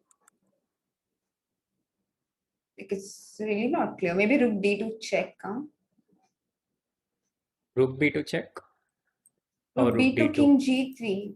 Yeah, I mean, anyway, King G3. And whenever you attack the A4 pawn, I go Rook A6 basically. Yeah, there's also another problem in black's position. Yeah, the knight really suffers for mobility. And the main problem here, actually, what is the main problem, Sri? Main problem is after, so Rook D2 check, I think, is a good move here. For example, because after, let's say, Rook B4, here Yeah. in this position, Rook A5 maybe, and black plays Knight C4. Then we can play Rook C8 check Oh, nice, nice, nice. and Bishop Bishop E4. e4. Yeah. Oh, even better would have been Rook A6 and not Rook A5 because not blundering away the E3 pawn. So Rook B4, Rook A6 and Knight C4 would have allowed this Rook E8 check and Bishop E4. This is the problem, I think. Yeah. Otherwise, you always have this Knight C4 trick and double attacking the like the Rook as well as the pawn on E3, but doesn't work. Yeah. So that's why Rook D2 check would be useful, and then go Rook B4. But then anyway, the E3 pawn is defended with the E rook. Rook d2 check and then Yeah. yeah. So let's say Rook D2, King G3, Rook B4. We anyway play Rook A6. Now Knight C4, but then Rook E8. Oh, and Bishop E4 is almost checkmate actually. Yeah. You don't even It's need the not, Rook yeah. anymore. Yeah. Yeah. So this is a So really bad position. Oh, he has played King F8 and A5. This is the position. yeah, this is the position. So King F8 with the idea that after Rook A6 we have Knight C4. That was the point. Yeah, all this rook e8, bishop e4 check stuff is kind of out now. Yeah. Okay, this is good stuff. So he's played F6 after A5. Magnus senses it. See his, it's easy to understand. Like from his expression, he senses it that he has got this, and he just needs to, like, keep it. Concentrate. Yes. Yeah, but why is the live bar showing this so close to equal? I think we must be missing something, yeah? What move do we make here as white? I think Rook E6 makes perfect sense, but then Knight Yeah, F5. yeah, rook e6 the problem is knight f5. Yeah, exactly. So Nepo managed to find a defense, huh? Because after Rook C5, there is Rook E to E3. Yeah. I think Nepo has definitely managed to find a difference. So that expression, I'm not sure if it is to be interpreted as that he got this. But he looked very like confident. So, yeah, probably he Confidence. realized that it's Rook not e6, as knight easy. f5 on the board, and now all of Uh, these things are being attacked. So It would black have has been, counterplay. yeah. Yeah. No, just imagine this position without the pawn on h5, and suddenly white would have this option of bishop h5 in this position. Uh, Let me see if I can actually imagine that. I don't think it's possible to bring it, but like just like for the chat, like without the pawn on h5, and white would have bishop h5 and rook e8 options, which is not possible now. See that? We did something. Yeah. Magic. Yeah. Ta-da! He did And play at with 6. Oh my god, see, he did play at 6. oh Oh my yeah, god, yeah, he yeah. wants to Magnus play with his bishop. own brand of magic. Yeah, and he wants to play bishop h5 now. What is this? He'll just go back rook d8. That's why. Yeah, unfortunately, it's a So bit guys, simple. let's show this to the chat. If h6, white would have played knight e3, then white could have just taken rook into e3, and h7. This was the problem. Yeah, queening by Uh, force. yeah, so that's why he has to take on h6 with the knight. With the pawn, obviously, it allows rook f6, and then you take the knight. So you have to take it with the knight, and then you get this bishop h5 in. But then now black has rook to d8, and the knight on h6 guards the f7 square as well. So after rook c7, there is no check on f7 either. So Yeah, it's and rook b5 and okay. the a5 pawn falls. Right. So that's why he gave rook c8 check instead of bishop h5, king f7, and rook a6. This is the position on the board. But this is okay. I think rook Knight e3 f. now. The bar is showing Rook something in e3, favor of bishop black. h5. Oh, look at all the nice traps in the position. Rook e3, But bishop rook into h5. e3, also you have bishop Bishop d5 check. d5 as Yeah, well, right? Bishop yeah. d5 as well. So this is not possible. Hmm. But he played rook d2 check, king g3, and now maybe rook into e3. Bishop h5 is No, not no, no. possible. Yeah, King f4. rook e5. And you just prevent everything. You give a check and play bishop e4 check. Yeah. But then No, I'm playing. I'm not making good moves. I'm sure of that because no, black I'm has I'm I'm something here. wondering. No, I'm wondering bishop. Then bishop e4, king h5. I was wondering, but rook into g7, right? So He knight played knight f5, f5 check, king king f4. f4. Where is black's win here? Win. I mean, where is black's advantage? The computer was showing a pretty big Advantage. advantage. Black has an advantage in this position. Wow. Who Yeah, would yeah, have yeah. thought? Maybe knight Stockfish, e7, rook f2. rook f2. No, at least we can be sure that black is completely safe here. Yeah, it's not Magnus who's pressing anymore. I think Really? he has turned it around. Yeah, Nepo has turned it around. There's a question from Kaivalya Shah. Soumya, I remember you said about the King C8 Berlin to be more fighting. Is that the same line Wesley used? Yes, actually, it was the same game as well on which I commented, like Aronian versus Raja. And at that time, I was like just explaining during the commentary that the King C8 Berlin is basically a fighting option for black. And whenever you go to King E8, you're basically playing to keep it solid and make a draw. Um, so it's actually almost the same line, but I don't think it was the exact same line as Aronian versus Raja, even though the idea was the same. So yeah. Rook into a7 check, king g6, rook c7 on the board. And now why not just rook into e3? Rook g7 check is the point, yeah? Okay. But again, the bar firmly in black's favor. Is it a human thing though? Is it something for us? Oh, I see it now. Do you see it? No, I'm trying to find it. I don't see it. Just a moment. Oh, I'll I was try to hoping that find you would it. have found it, and then I could have just said, Ask the "Oh yeah, chat. I also thought the same thing." What? Yeah, it's a I actually mating think net. we can take rook h2 here. We can do it, Yeah, right? yeah, yeah. I thought the same thing that there's a mating net, but then I realized that white has his bishop g4 defending more, and But it's not bishop, exactly a mating net. no, Like but when you bishop play rook h4. after rook h4, you have bishop g4. So you Yeah, wait. You're waiting right now. You're not mating. like I was thinking some rook b7 and Okay, rook b7, rook a3, maybe rook. a3. Yeah, rook a3. Then I'm not sure. Maybe I was e4, yeah. initially, yeah, e4 was one of the moves I was thinking. E4, rook h4, and bishop g4. But Nepo has found a mating net.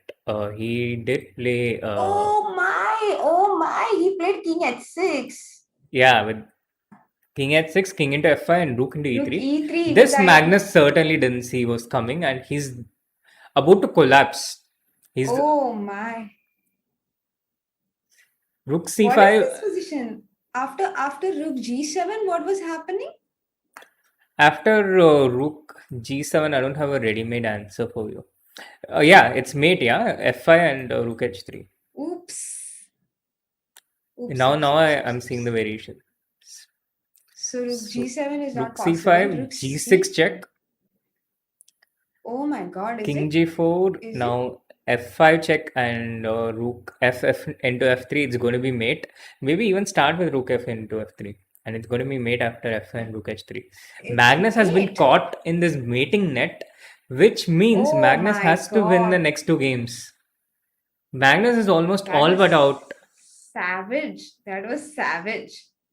Nobody expected this. Yeah, he has resigned and he has left the board. Wow. Just in time for the Wesley game to start.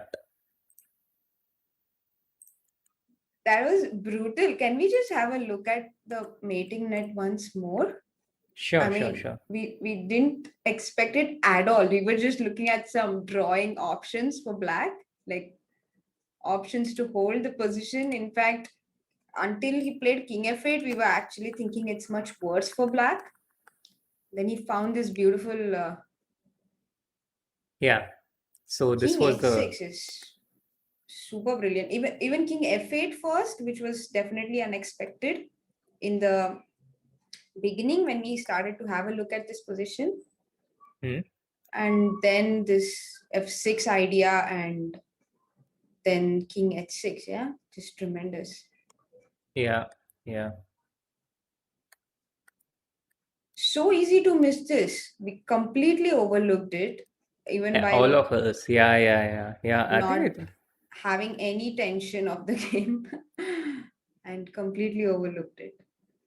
This was so easy to miss. Especially this rook into g7, rook f3, king g4, f5, and rook h3 idea.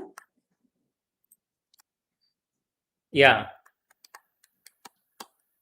I haven't seen that many mates like this with the rook against the king in a position with this dynamic, this material dynamic. It's incredible. Yeah. Nepo totally in his element. This is what this is like Nepo's superpower. It's what he's capable of, and he has shown it against Magnus Carlsen himself, the world champion. Yeah, incredible. And instead of rook h, so instead of rook g7, he played rook c5, Yes, and now g6 check.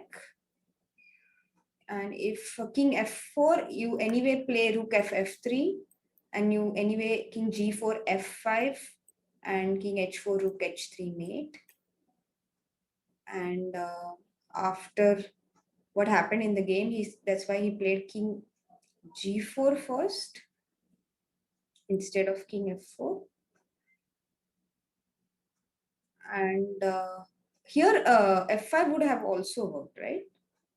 Yeah, f5 would have also F5 worked, would have but also maybe, worked yeah, yeah, because yeah, after king definitely. g3, you have rook e f3. And after king h4, rook h2, checkmate. Yeah, yeah. With that, AD is also in the chat. Yeah, Welcome, incredible checkmate. AD.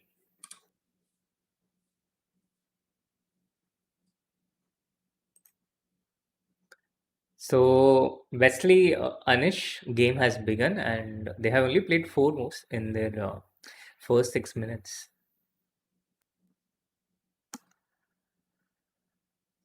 Oh yeah, AD, congrats for your first win. How was the Catalan scene in Bangladesh? Did you start with B3?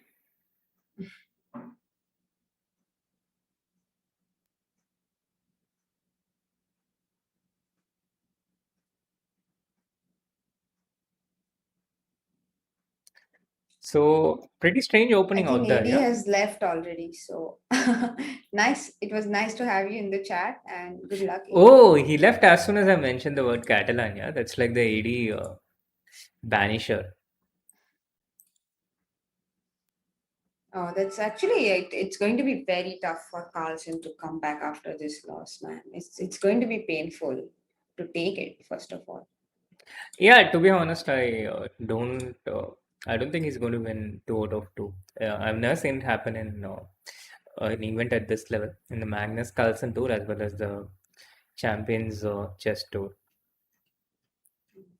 What a tough tournament for Magnus.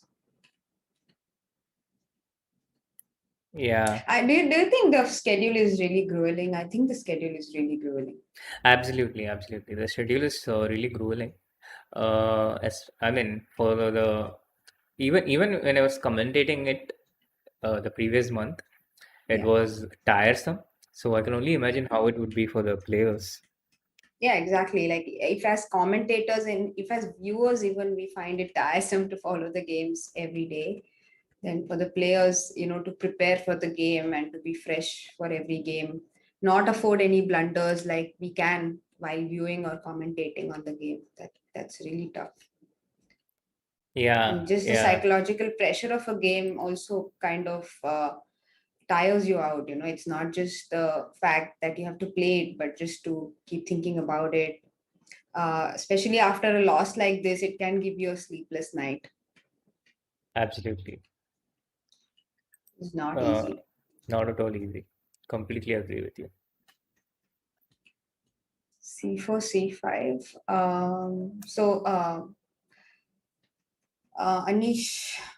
Anish is going for the Grunfeld setup, even though it's white hasn't really played the Grunfeld because the knight is on D2. It's Wesley a is thinking for solid, 4 minutes, is it? yeah, either that or the broadcast is stuck. One of the two. Yeah, but I don't think that should happen every day, no? Yeah, yeah, yeah. But yeah, it can happen. I mean, I wouldn't be surprised. So what is he thinking of? Is he thinking of E4 here? Because knight E4, then queen A4, right? Huh? Oh, E4 was not a move I would have thought of in my first 5 choices. Really? Like, it was my first choice. No, but in this position, like the position we have on the board, what if black just takes d into e4? No, we have. Which position do you have on the board? Sorry. I think the broadcast was off. Yeah, No, yeah, yeah, yeah, it's yeah, yeah, D5, C4, yeah, yeah, yeah. C5, D into C5, Bishop G7, C into D5, Queen D5, and now Wesley has been Now thinking e4. for Yeah, yeah, yeah, almost four yeah, yeah, yeah, minutes. yeah, yeah, yeah. Got it, got He's it, got it. either thinking of E4 or knight B3. I don't know what he's thinking of. Knight B3 is definitely an option to just keep the pawn and play. Yeah? But I don't then, like this move. which move? Knight I b3. suggested two moves. Knight b3, I don't like. Yeah. Because knight B3, Queen D1, yeah, he does play E4. Because Yeah, knight e4 I B3, like. Queen D1, King D1, knight E4 was the problem, I think. Yeah, in general, black is really, sorry, white is really suffering from activity and space issues. Hmm. What is AD doing on chat? How long for WhatsApp fix? And justice for AD, justice for WhatsApp. What is AD saying? AD, AD, AD. Probably WhatsApp you, Sri. That's possible, no? Oh, there's a WhatsApp outage. There's a global WhatsApp outage. Really? Yeah. Yeah, baby. Thank God for that. So for like at least one night, we won't receive any messages. That's Oh, just please. wonderful. They will fix it in an hour. Yay! Not so yay for people in long distance relationships, but okay. Yay for everyone else.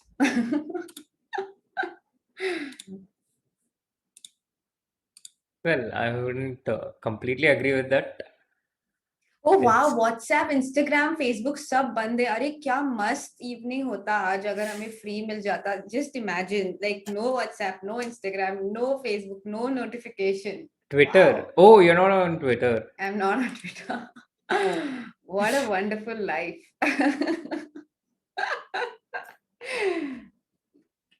What a wonderful life.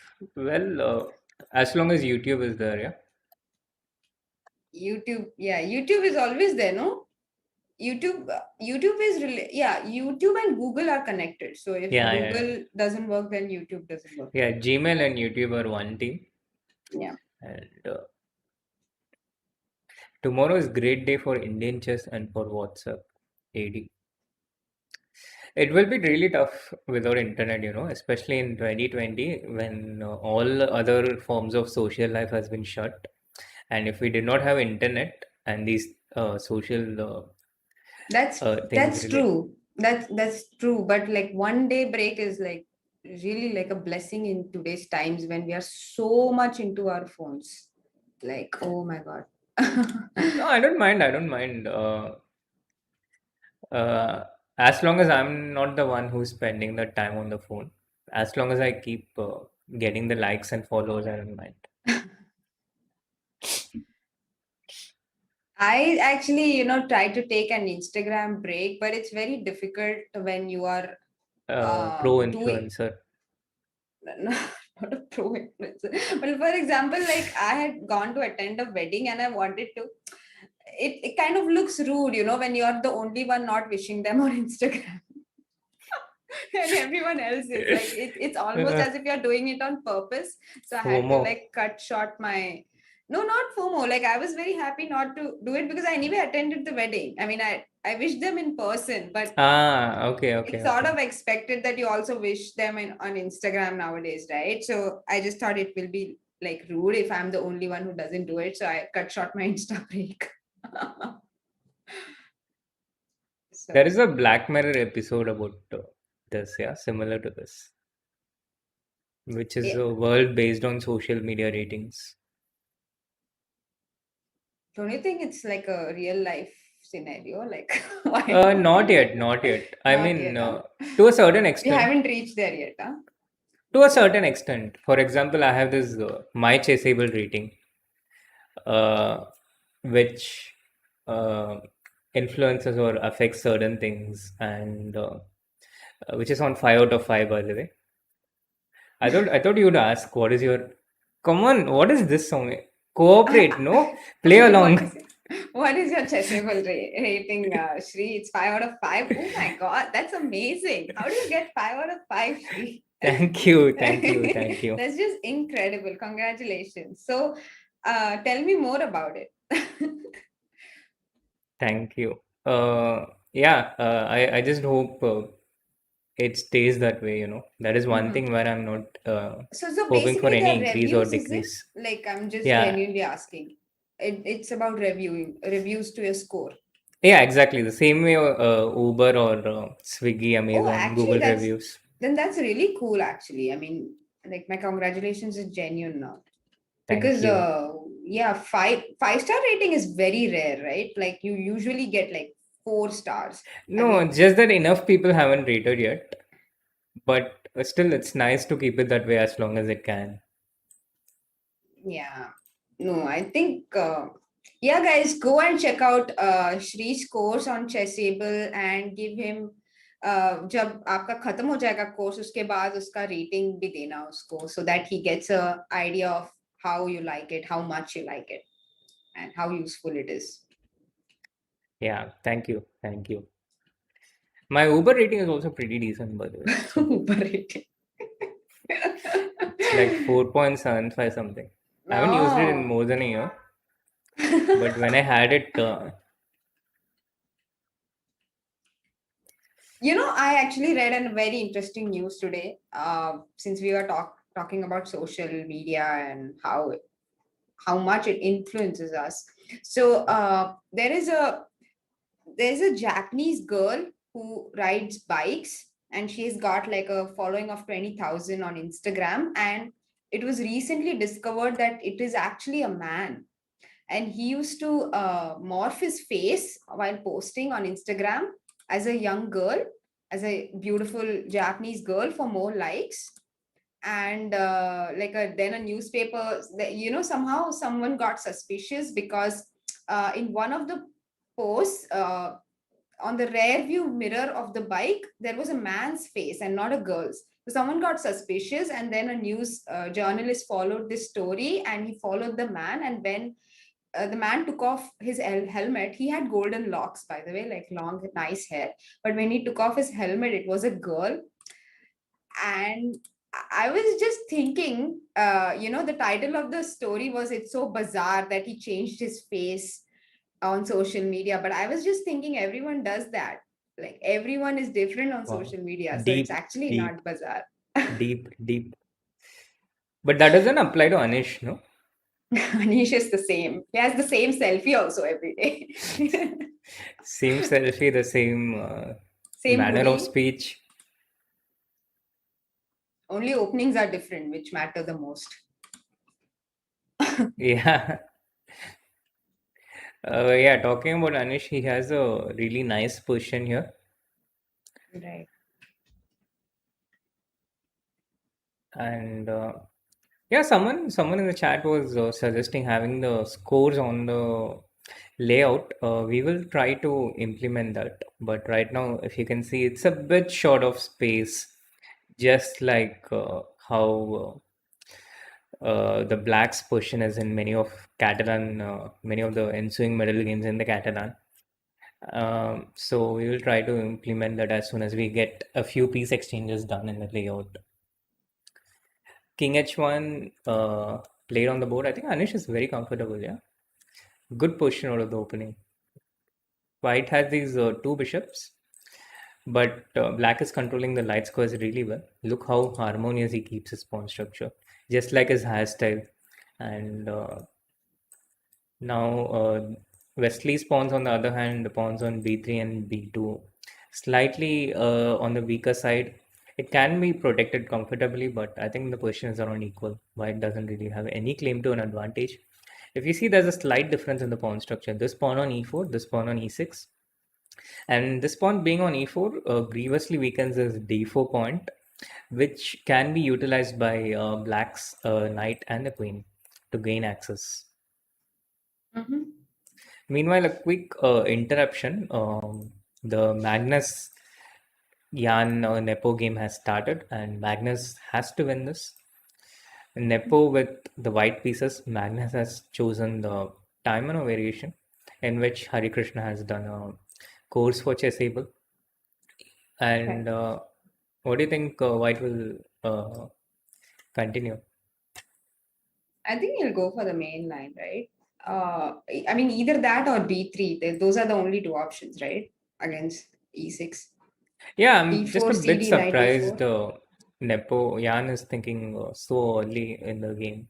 So he's probably thinking of b3 stuff as well, because this is a perfectly valid option, right? Against e6 setup. True, true. He goes He for does play d4. d4. But he's probably thinking about what he will do in the main line. Actually, Magnus usually plays Sveshnikov, right? So He probably was simply surprised by time and option. No, but the problem with Sveshnikov is if White wants to force a draw, I think there are so many different ways.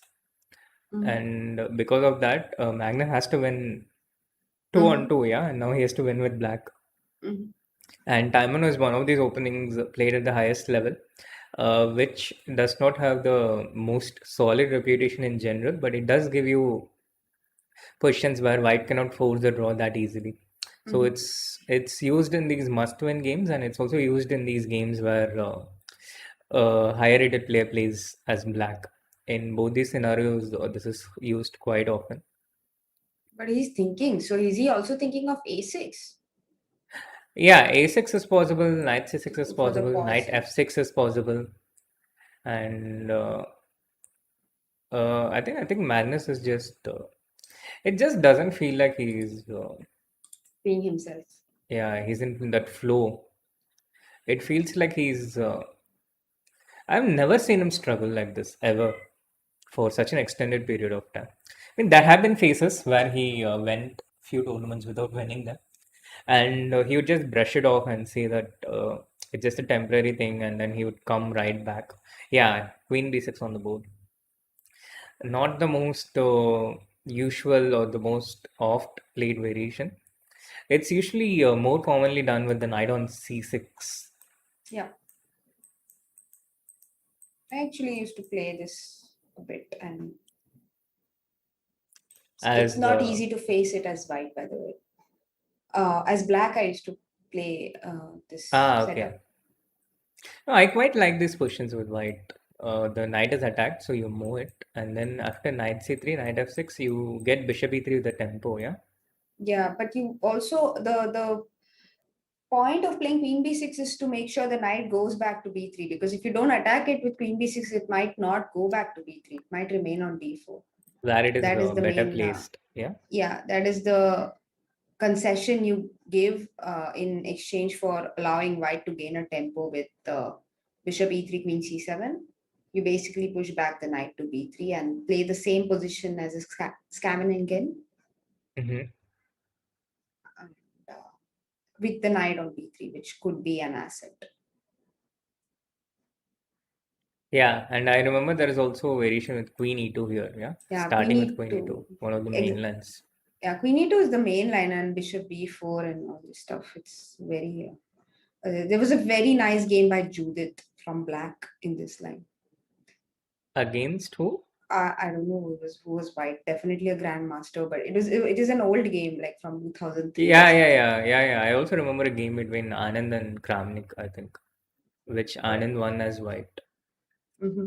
So knight d4 queen b6, and they are already thinking. So this has been a theme of this day two of the semi-final. They have been spending a lot of time in the opening and trying to get completely fresh positions. It looks like they have run out of ammos in their quiver of opening ideas, and they are pretty much they're yeah. I think they're just out of fresh ideas. You want to have a look at Anish versus Wesley. Of course, Wesley of versus course, of Anish, course. actually. Because some changes have happened. I really liked Wesley's rook a4. The rook was doing nothing on a1. So he decided to get it into the game. And queen d6, bishop c2, a6, Sorry, bishop rook a4, g5. queen d6, bishop c2. The hawk is like Valorant reference. Guys, come on. Bow and arrow is not a Valorant reference. Bow and arrow has been there even before the Mahabharat times. It's just a bow and arrow reference, not a Valorant reference. Yeah, you're saying? Yeah, so I actually really liked rook a4 because it was doing nothing on a1. So at least on a4 it's in the game. And after bishop c2, a6, bishop g5, rook d c8, maybe rook Rook d d1 c8. Why can, not rook d7? uh, rook d1 maybe. He did not Queen like. c7? Mm, yeah, it's possible, but he I mean, did it would not be like. strange to go to rook d c8, no? Because then your rooks are not operating optimally, right? This setup, it doesn't feel harmonious to me. Oh,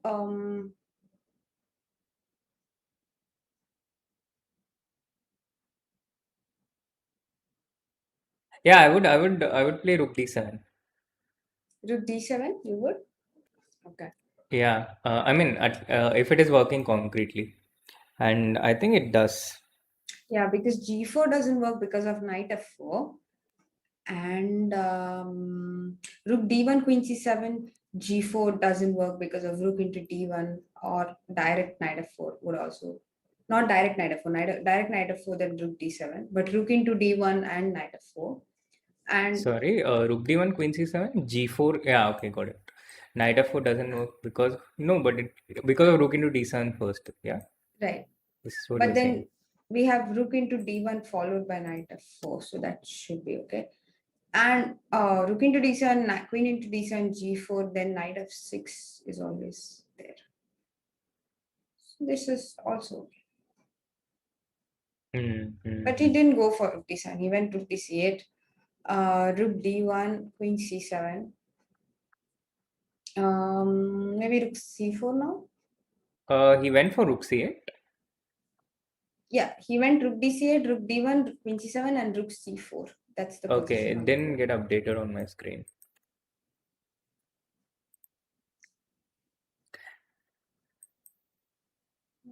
Quite Yeah, I plausible. guess the problem with rook d7 was maybe that White simply had rook d1, queen c7, takes, and e5. Yeah, this.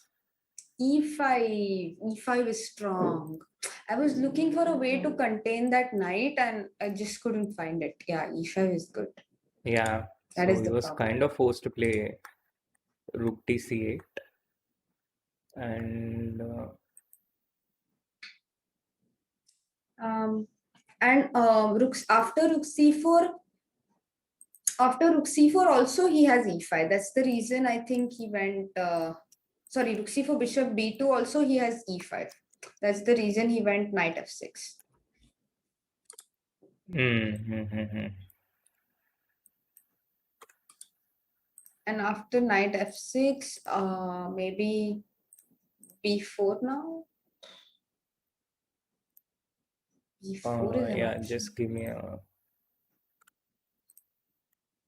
He goes for e5 anyway, and after maybe knight d5. What is his idea? Knight d5, bishop e4. Huh? 1 second. Yeah, He we have probably wants to play bishop e4 after knight d5. So he goes knight d7. Slightly passive, but अभी e5 और support कैसे करेंगे? अभी the threat is knight into e5. Because after bishop f4, we at least have f6. f6. Oh, you mean Yeah. after knight into e5? Yeah, got it, got it.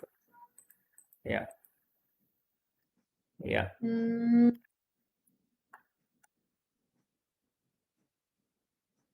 So, yeah, knight d7 on the board, and I was a bit distracted there, but I'm back now. Bishop f4 also played, and what is the problem in black's position? Sorry, white's position here. Why is white just not better? Because black just gets this knight b6, knight d5, yeah, concretely. why didn't he take on e5? Sorry, he plays knight by b6, but why didn't he take on e5? That's yeah, that's what you're pointing out. Yeah, that there Oh is my god, f6. look at this. Oh, it was really nice, Shri. Let's just show this. If you would take on e5, take on e5, bishop e5, rook c6, queen c6, bishop Uh-huh. e5. No, no, bishop e5, queen Okay. c2, rook d8. Oh, This was the nice, problem. nice. And after rook d8, you have queen into c2. Oh, this was a really nice line. Yeah. So So that's why he knight did into not e5 was not take on possible. e5. He played what? He played knight b6 instead, which is more logical. And after rook e4, knight rook d8 he played. Rook into d8, rook into d8, h4. But actually, this is I think it's comfortable for white as well. H4, h5. Yeah. Yeah. Once again, no, I didn't get this update. H4, h5, g3. So after knight d5, he's going to keep the bishop on f4 so that after knight f4 he has gf4. Yeah, he will move it to g5 actually. After knight d5, bishop g5 will probably. So he played rook d5. But now what if b4? Once again, let me bring the present Yeah. position onto the. Yeah, what if b4 now? Oh, but I don't have B4. the present position for whatever reason. So, okay, hang on, hang on, hang on.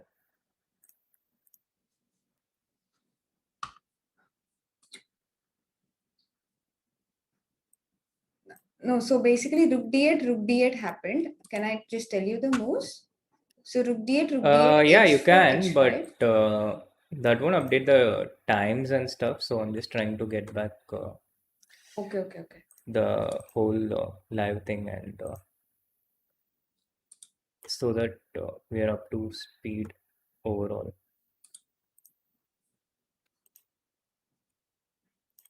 Himanshu Mishra asks, is Magnus Carlsen out of the tournament? There's actually two more games left, and if he doesn't manage to win the third game, which is going on right now, then he will be out of the tournament.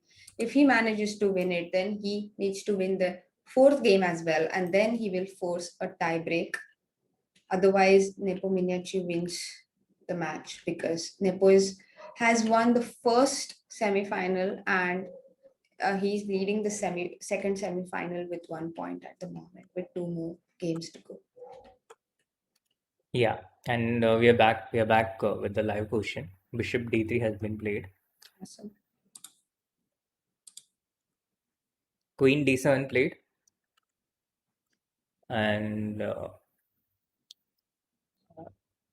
not easy to find a way through on the king side. Yeah, ideally white would try to get g4, queen into g4, and h5 in, but here that doesn't seem to be a way to get all those moves in. And after bishop b5, black just goes queen c7 with the idea of knight e7 and knight f5 maybe.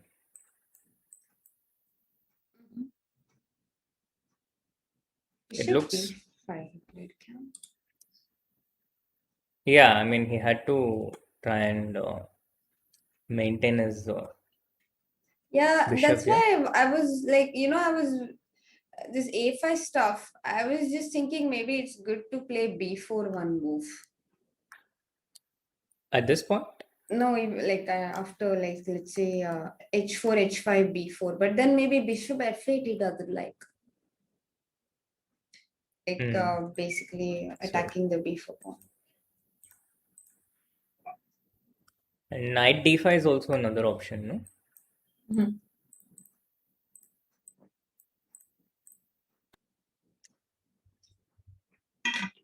Not easy to defend the b4 pawn because e5 is also kind of under the scanner. Right.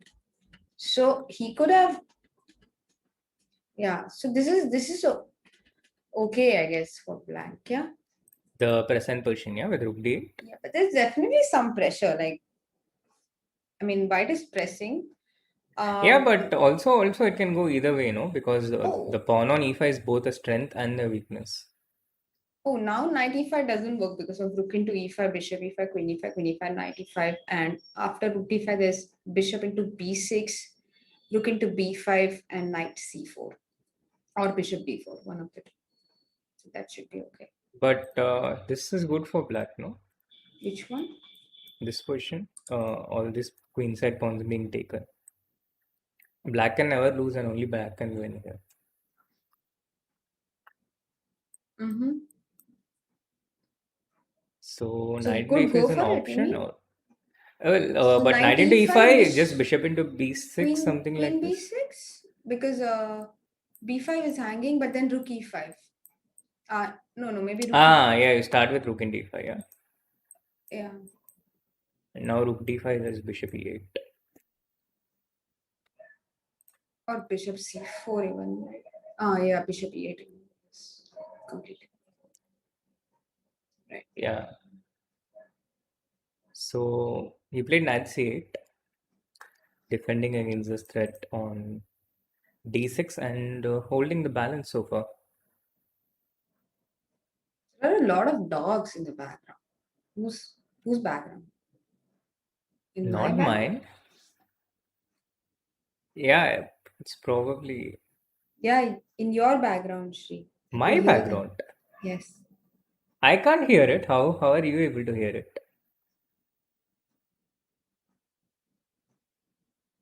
Can you guys hear it, chat?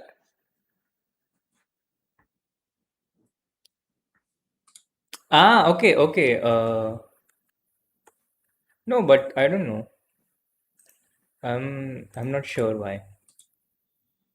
Knight e7 played by Anish with the idea of knight f5.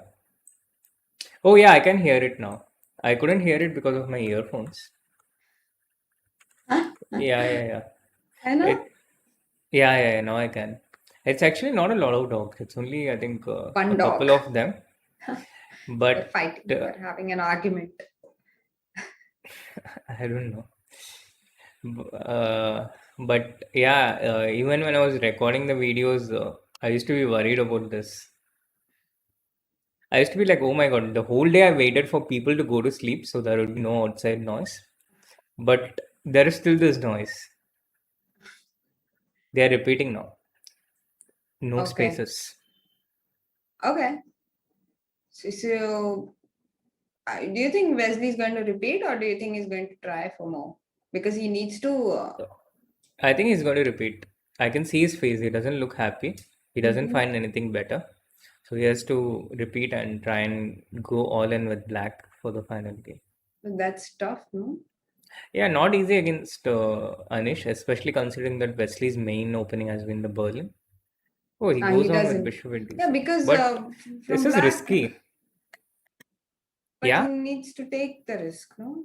Like, I mean, what Yeah, can. he needs to take the risk one way or another, but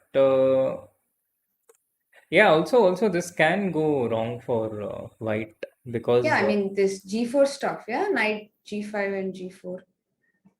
yeah. I Whenever mean, you play knight g5, e5 is hanging. yeah, but you always have this option, right? Like, of breaking with G4 at some point.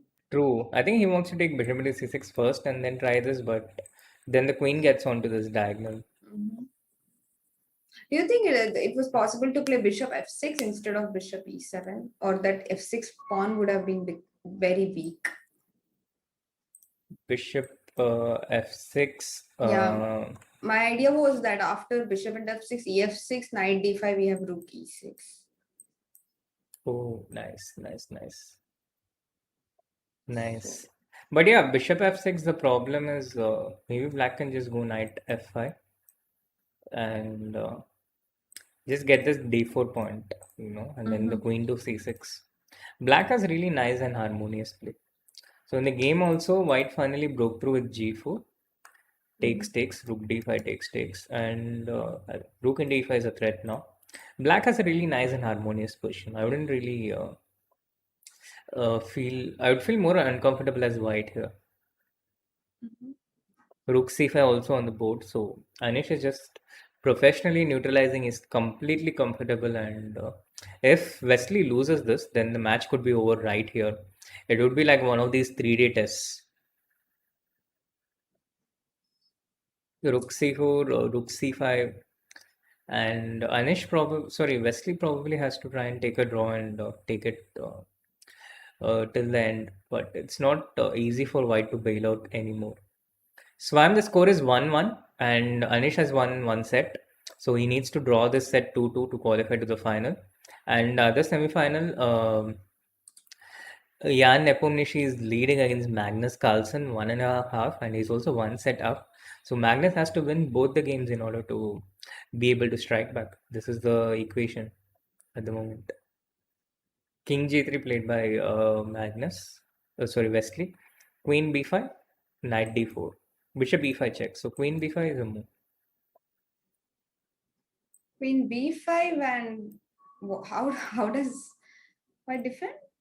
Like literally king f4, yeah, probably.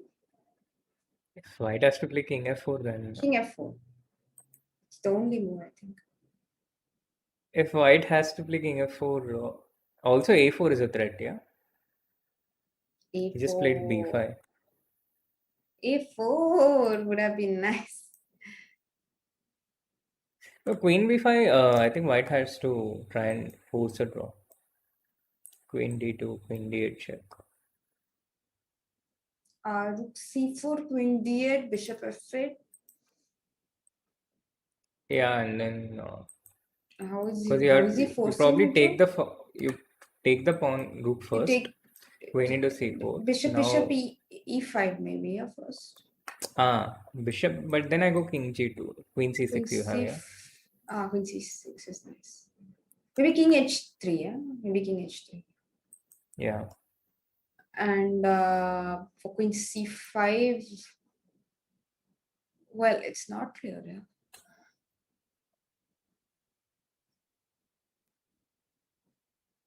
Yeah, not easy. But Anish played b5, takes, queen e4. And here also I think black's position is really nice. White's pawns are pretty weak. Is AD still in chat? I don't think so. Ashwath is giving us live updates of Facebook and Insta. How much does it matter to you guys, by the way, that WhatsApp and Insta is back? Like, are your smiles back, or are you like, oh my god, not again? How is the feeling, guys, in the chat? Because I suddenly received a lot of messages on WhatsApp, and I'm like, oh my god.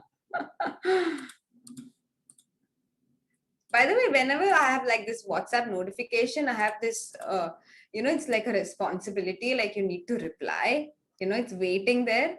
You can't just leave it there. That's not the case for everyone. Really?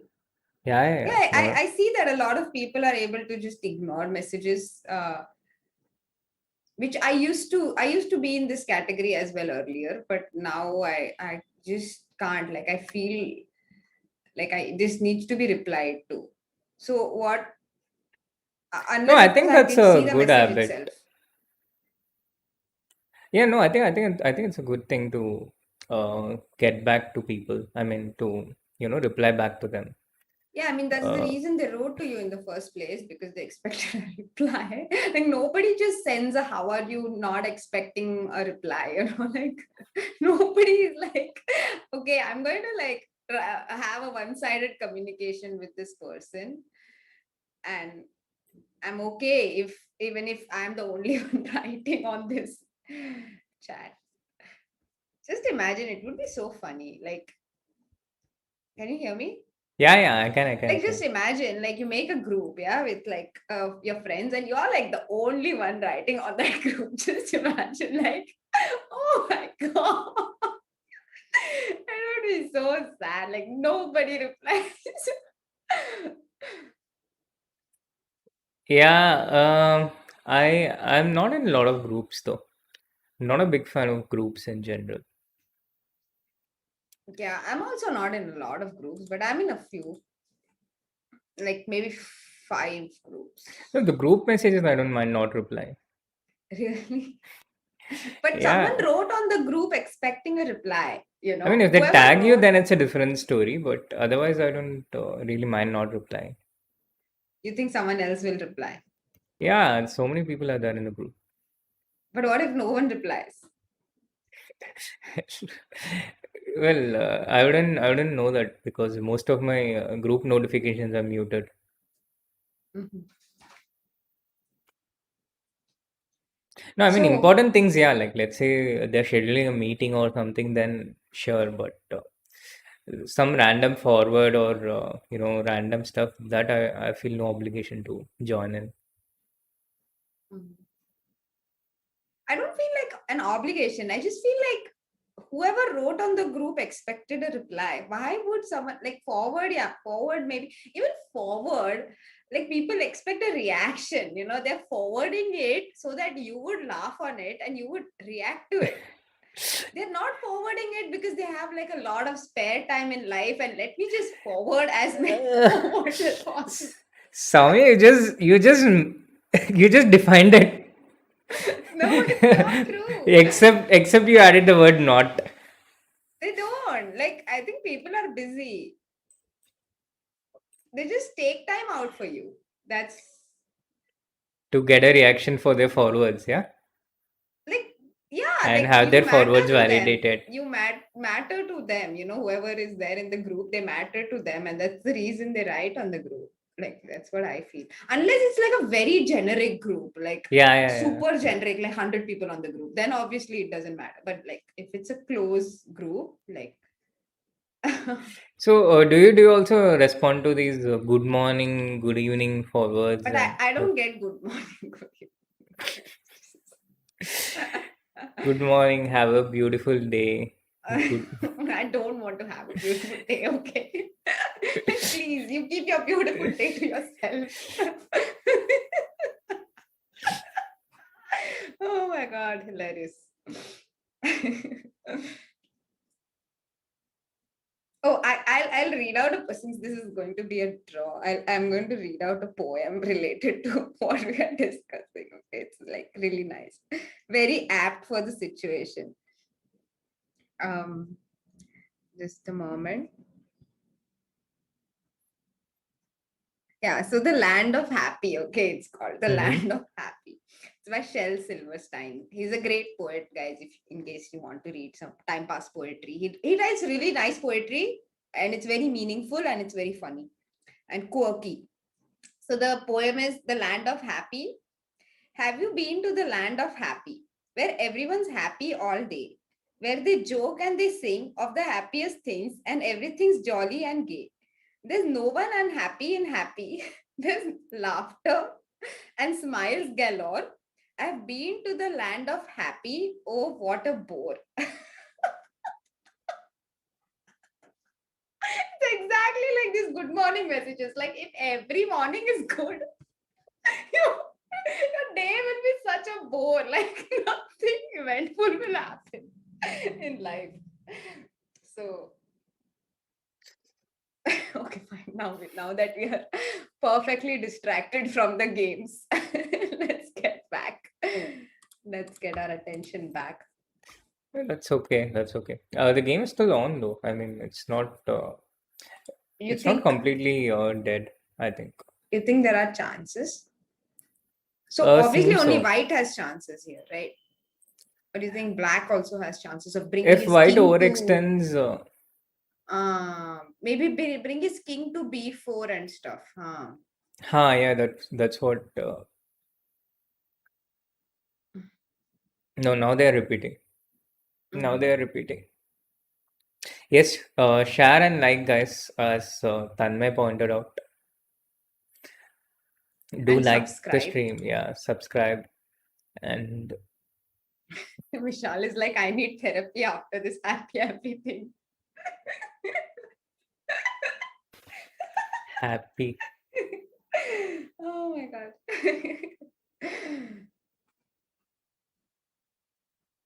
Okay, so they made a draw Oh yeah, they made it draw. and So, good result for Anish, not so great for Wesley. He needs to strike back in the fourth game with black if he wants to stay in the match. Otherwise, the match is over. yep, Wesley has to win with black, and Magnus has to win with black as well. And this is the Oh, present situation. It's in a pretty interesting situation. Yeah. yeah, actually, the game is wide open. What's happening? What about Bishop D2 when Knight was on E3? Good question, Jyoti Swarup. Bishop D2 would attack the D4, E3 and F4 together, but White can just reply with Knight C4 and take this pawn on E5.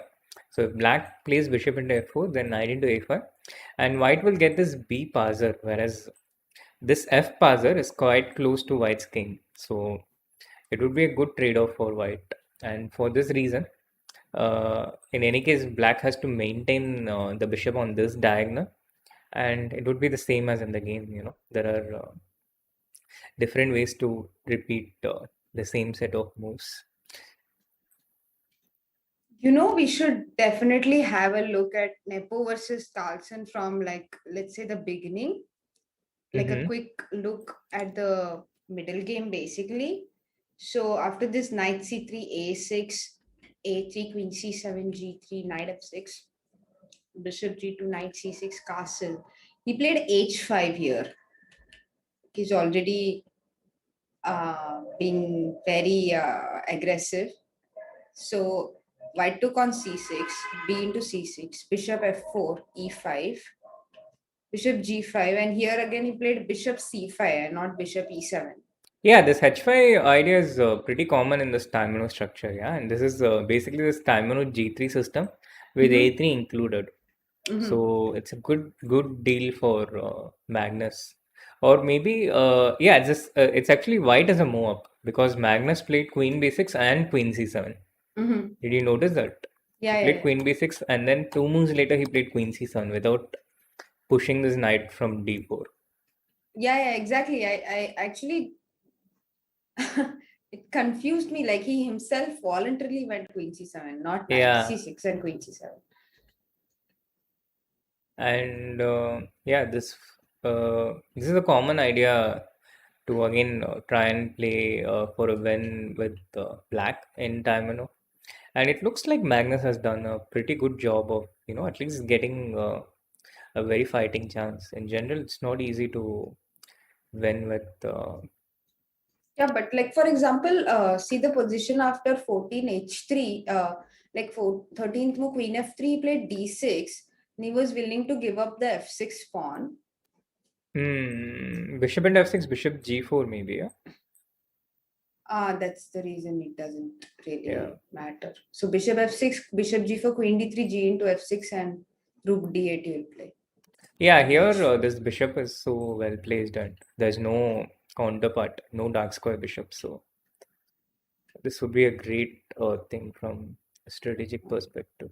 Then he like maneuvered his knight to d7 and f8 and e6, which was also cool.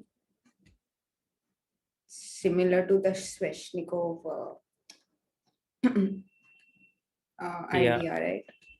yeah, In bishop b5 Rosolimo. And then yeah.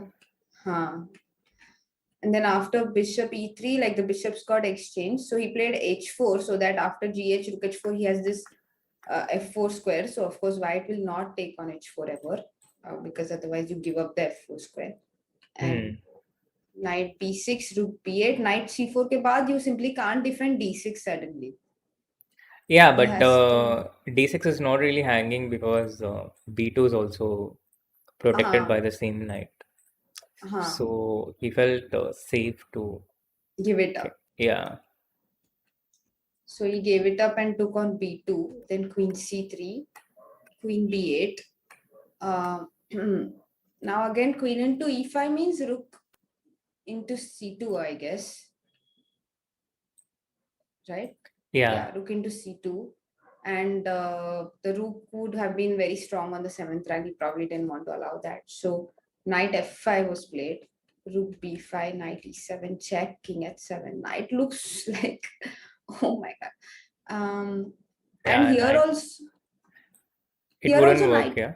knight c6 wouldn't work because of queen b6 and rook c5. True. So he played king h2, removing the king from the check. Queen c7, knight f5, rook c5, queen d2, rook d8, queen f2, rook c3, a4, knight d4. Finally, the knight got exchanged because the knight on f5 was also really strong. Even though knight on e6, we would like to keep it, but the knight on f5 was really bothersome. So knight d4, rook d4, and यहाँ पे भी Nepo could have gone for rook rook d4, but then after e d4, the pawn on g3 hangs. So after queen f7, queen into g3. This is the this could be risky. Yeah, yeah. And But it's still Nepo, not. It's still not clear though, because you have this queen h5, queen e8, perpetual always. Yeah. true. But But yeah, I mean, Queen F7, I think even Black can just go into this endgame, and take on this has to be c2. bad. Yeah, Take on c2 and play for with the d passed pawn. yeah, Probably that's even stronger, because how do you stop it? Yeah. yeah. So that's why he played queen e2. He did not take on d4 with the rook, and bishop e6, rook The d4, e idea of Bishop d4. C4, Mm-hmm. The idea D4, of bishop ED4, c4. attacking G3 pawn. Queen H5 check, King G8, Rook F4. This is the present position, and Oh my Rook god. into C2 is possible. Yeah. Rook Oh, c2, but rook h4. Now I f6, queen e8, checkmate. Oops. nice. I did not see this.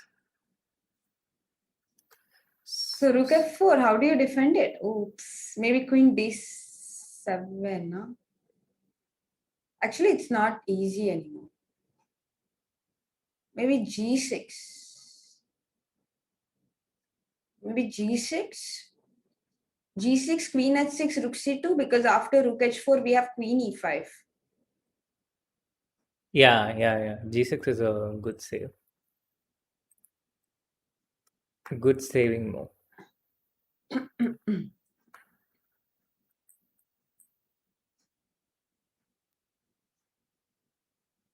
Oh my god. So Carlsen has a chance to win this. Definitely. And I think that's what he's calculating. Yeah? He seems to have, but okay, we interpreted the same the last time too, that he seems to have got wind of things, but maybe this time he really has. Yeah, and Chris Keynes, exactly. Magnus dressed in snooker attire. I was also thinking of the same, like this waistcoat and everything. It reminded me of something in particular, and I was trying to think about it. What is it reminding me of? He's dressed in snooker attire. Yeah. Looks very smart. Looks very smart. Chess players usually dress in formals, guys, for the over the board tournaments as well. And like in this tournament as well, like they're like, most of them prefer to wear a blazer or a jacket, and are always dressed in formals. Like it's just our go-to thing. Even I actually wear a lot of formals for my tournaments. So how about you, Sri? You as well? Not particularly. I used to just wear what I was comfortable with for the most part. Mm-hmm. And yeah, it depends. It depends on where I was playing and stuff like that. In India, the hall tends to be a bit cooler than normal because of the AC. And in Europe, usually I find the room temperature used to be a bit on the higher side comparatively. Oh, he did not play g6. He played queen e7 there. Queen e7, rook h4, f6. It's a very complex position, yeah. Even with g6, maybe Maybe g6, there was some problem because he definitely thought of it. Like he thought for 4 minutes, yeah, to confirm. g6, maybe instead of queen h6, white can go queen g5. And queen f6 coming in. Yeah, taking control of Oops. this diagonal. Oops, that's risky. That's risky. So Right. he couldn't figure out a way here, which is understandable. It's a not very humane thing to do, and this is the present position we have. So rook into g2 check is the threat with the idea of bishop d5 check, and maybe Nepo plays something like rook e4. Queen b8 is not queen b8, king f7, rook f4, king g6. Yeah. And the king is safe on g6. Yeah, to be honest, I just didn't see queen b8 in the first place, but white can play this and then come back. Oh no, he cannot because of rook into g2. No, he can. he can't play it because queen b8, king f7, rook f4, king g6, and after queen b1 there is also d3. Yeah. Problem. This I saw. So rook e4 he played, but d3 he has played. Okay, this is like, what is happening? D3, queen e6, rook e6. What is happening? D2, No, rook but d here I think this pawn's just queen, yeah? c5, rook d6, c5, huh? Yeah, and you cannot move on this bishop because the queen, it will queen with check. And you cannot move the king because there's rook c1 check and d1. So this Oh position my black god, is it's safe. winning. Oh, so he just pushes the pawn to c4, c3, and rook c1. Yeah. This is the idea. So is white on time? Can he play some h4, king h3, h4, c4, king h3, c3, and then he has to give up his bishop for one of the pawns, and he has to find a way to hold these two pawns together. So bishop e4, rook c1. He's not in time for bishop g6, but maybe something like bishop f3 here. No, he has Bishop to find a f3, very precise defense. bishop f3, rook F1, yeah? f1, yeah. Yeah, I was thinking the same. Maybe then he has to put the bishop on b3. Then rook f1, bishop d5 check, and bishop b3, yeah? Yeah, that is one way. It's also possible at the beginning, but yeah, bishop d5 check and bishop b3, and he has to try and then rook b1, bishop c2, rook b2, bishop d1, something like this. But I think he has to find a very precise. So he played g4 with the same idea, getting the king out. G4, C4, King G3, C3. This will happen This on the board. is It's the really... only way to get the piece out. And here he has to play some bishop D5, bishop B3, or bishop F3. I'm not sure which one. Yeah. Maybe rook d3 as well, yeah? Also, there's a rook D3. Nice. But rook d3, rook c1, bishop Yeah, bishop f3, c2. This is the problem. yeah. It wins. So he went King H4. This is a direction I didn't quite I expect. wants to checkmate. King g5 and king g6. But then rook c1 here. This does not feel like the way to go as white. It feels like a step in the opposite direction because this bishop d5 check, bishop b3 was really essential to hold this position. Yeah. This tempo is lost now. Magnus promptly plays king f8, and I think now Jan is in trouble actually. I'm not sure if he saw this. King f8. In the previous game also, Jan had this really strong move, king f8, coming in. Even in this game, Magnus has king f8. King moves are really hard to spot anyway. Yeah, king f8 is like the move of the day. Yep. Rook c1. Rook d3. Okay. But rook d3, rook f1? Rook f1, the problem was rook c3, Yeah. rook f3, and rook c8? No. No, There is just no problem. take with check. That's a check. Oops. Yeah. So he That plays king doesn't work. e7, getting his king out of the way. King g5, and now rook f1 with the idea of rook into f3. Yeah, now it's gone. Looks How does like, it yeah. save it? I don't see an easy way to do it, but he can still this king c5, rook into c3, king d4. Yeah, this also works.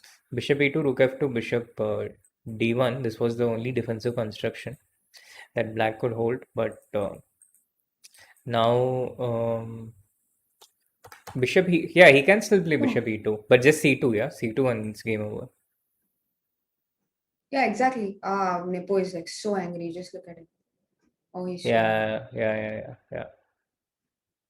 Yeah, I don't think he played this uh, I don't think he handled this in such a This good is way. huge actually, because Magnus winning with black is huge and it gives him so much confidence, right? Going into the last game. Yeah, definitely. He gets white as well. Yeah, he gets white, he has the momentum, and Jan Sri, can get tilted. Sri, the game has progressed quite a lot. He has a queen. Magnus has a queen. Yeah. Rook f5, king e4, a5, queen d6 with the threat of queen h6, mate. And this is the position, yeah. You wanted to point out that mate, right?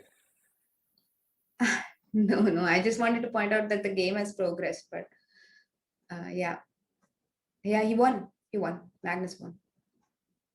Yeah, Magnus won, and we have game on. No respite for the commentators, so uh, Wow, incredible win, man! What a nice, instructive win by Magnus. Like the pawn rolling all the way to d2, and then the c5, c4, c3. This is beautiful. Yeah, beautiful. really I, instructive. I have this learning chess weekly lessons with Angad Singh Ranyal, Uh-huh. And you're going to show this and game? sorry, Yeah. You're going to show this game? no, no. The topic of the last week was how to stop the passed pawns, the connected passed pawns. Okay. And we were looking at all these similar things, how you stop it with a rook, how you stop it with a bishop when two of the pawns are rolling together. Mm-hmm. And we had a live example of that, which Nepo failed to solve. It was very hard as well, but bishop d5 he had to play when he had the time and opportunity to do it. He had to give that Yeah, check and bring his bishop to b3 yeah, so yeah, that yeah. it controls both the squares, c2 as C2 well as and d1. D1. They were the main True, squares. true, true, true, true. But even that position, it wasn't clear, right? Or was it clearly equal, like with the bishop to b3? The computer thought the evaluation was equal and this was the only difference. But yeah, to us it did not seem clear because Rook b1 maybe, for us we are always a bit rook scared that b2, and okay, so it's just repetition. yeah, yeah, yeah. But for us we are always a bit scared that what if the bishop runs out of squares in one of the variations? Yeah, it's not so easy to play this confidently. Yeah, but right now the threat is rook d3. For example, something like this, and here bishop at c2 should hold, yeah. Mm-hmm. Otherwise, it's lost because there's rook Mm-hmm. h1 check and c1 queen. Mm-hmm. So that is why this is with the position with h4, yeah. It's not the game position.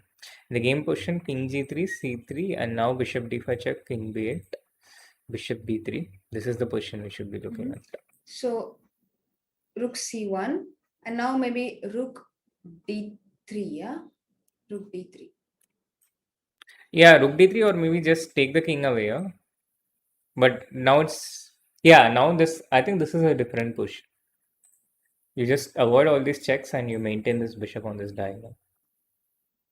So after c2, you can just take rook into d2. Right, but he will play rook b1 and make the draw anyway. So black always has a draw. Yeah, but we don't mind the draw, yeah. The Mm-hmm. problem with rook d3 is you're No, not but really stopping this pawn, yeah. Rook b1, if white takes rook into c3, right. there's always rook into b3. This is nice. Yeah. So I think king h4 is a more useful move first, just Mm-hmm. to eliminate these checks. And after c2, there's rook into d2 and there's no check. Mm-hmm. Whereas after rook b1, bishop c2, rook b2, bishop d1, I think there's no. Yeah, here also black can play c2, yeah. Bishop Yeah, into but c2 bishop is into forced. c2, and Yeah, rook into that's c2. just equal, no? Like this should be a draw, no? King g5 and Yeah, maybe because black is not able to progress. Yeah, if the king reaches here, then it's lost. But I think white is able to stop this. why No, won't but we? No, but why can't we attack g pawn and queen our own pawn? Like rook maybe d3, this is the way. rook d3, king e6, king g6, and give up the rook for this pawn later at some point, and king into g7, and now rook check, king e3, now g5. Yeah, maybe this is the way. Maybe this is the way to make a draw. Maybe maybe this king g3 loses. But yeah, the point is it's not easy to see this, yeah, and be sure. Like when you had to take this decision of bishop d5, bishop b3, really not easy to evaluate this position with rook b2, bishop d1, c2 because it's not clear. And I think this is why under pressure, Nepo could not make this decision. Right. No, it was a very hard position to defend, and brilliant idea by Magnus to give up the piece and go for this endgame. True, true, true, true. It started with D3 here, which also Magnus found under pressure with less Yeah, time. beautiful concept. Yep. So, You can yeah, never rule him out, right? Even when he's out of form, even when he's exhausted, I kind not of getting did his that in positions. February and somehow I managed to vindicate that. But true, it doesn't, you can't do it and be right a lot of times. No, he's like always fighting. I mean, it's Yeah, amazing. yeah, that is absolutely true. He's always fighting and Yeah. he comes with such enormous strength. You can, of course, never. Yeah, you can't rule out some of these great players. Yeah, Magnus, Vichy, and players of the strength, the world Yep. champions. They can always they always have that strength going, even if they are going through a bad phase. The form is temporary, but their class is permanent. Yep. In the Anish Wesley game, in which Mhm. Wesley has to win, Mhm. we had the French defense, in which Anish responded with the advanced French. So a departure from the Berlin, and I don't think advanced French was something Wesley anticipated. But yeah, I think knight d2 is the one of the lines you can play and get a very solid and comfortable position. Knight c3 is one of the bigger main lines, leading to more sharper positions. But Yeah. Anish played e5, even though he has to only make a draw. And I'm not surprised entirely because this position, where there's this pawn structure of black and white has this control of the e5 square.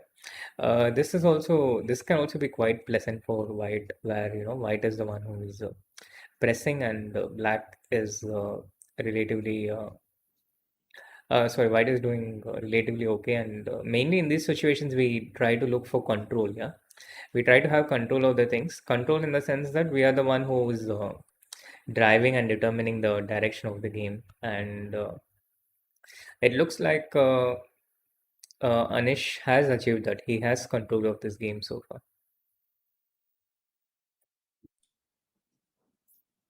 So queen b6 on the board. There's a lot of concentration on the d4 square.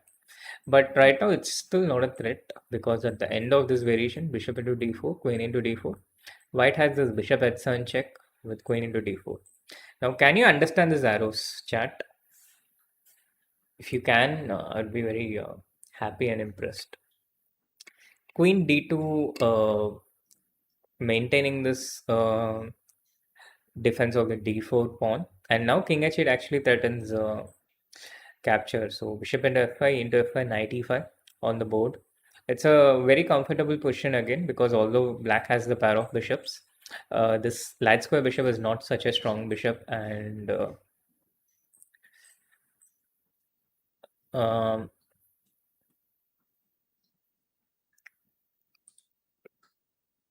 yeah. So white is in total control here. Rook Mhm. e1, knight d4. If the pawn structure changes and white gets this pawns, then one thing is it gives white access to the d5 pawn, and another thing is it gives white access to the d4 square for the knight. So it's not in black's best interest to take this knight, but if you don't take that knight, then that knight is very annoying on e5, controlling a lot of key and important squares. White can just continue rook e1, rook e2, rook a e1, and Right. Yeah, actually, it's very comfortable for white this position. And the only problem might be the knight on c2, which is just like the bishop on c3 and knight on c2 are like just defending. But since white only needs a draw, it's a very, very comfortable position to play. yeah, they are more like they're kind of ready to spring into action.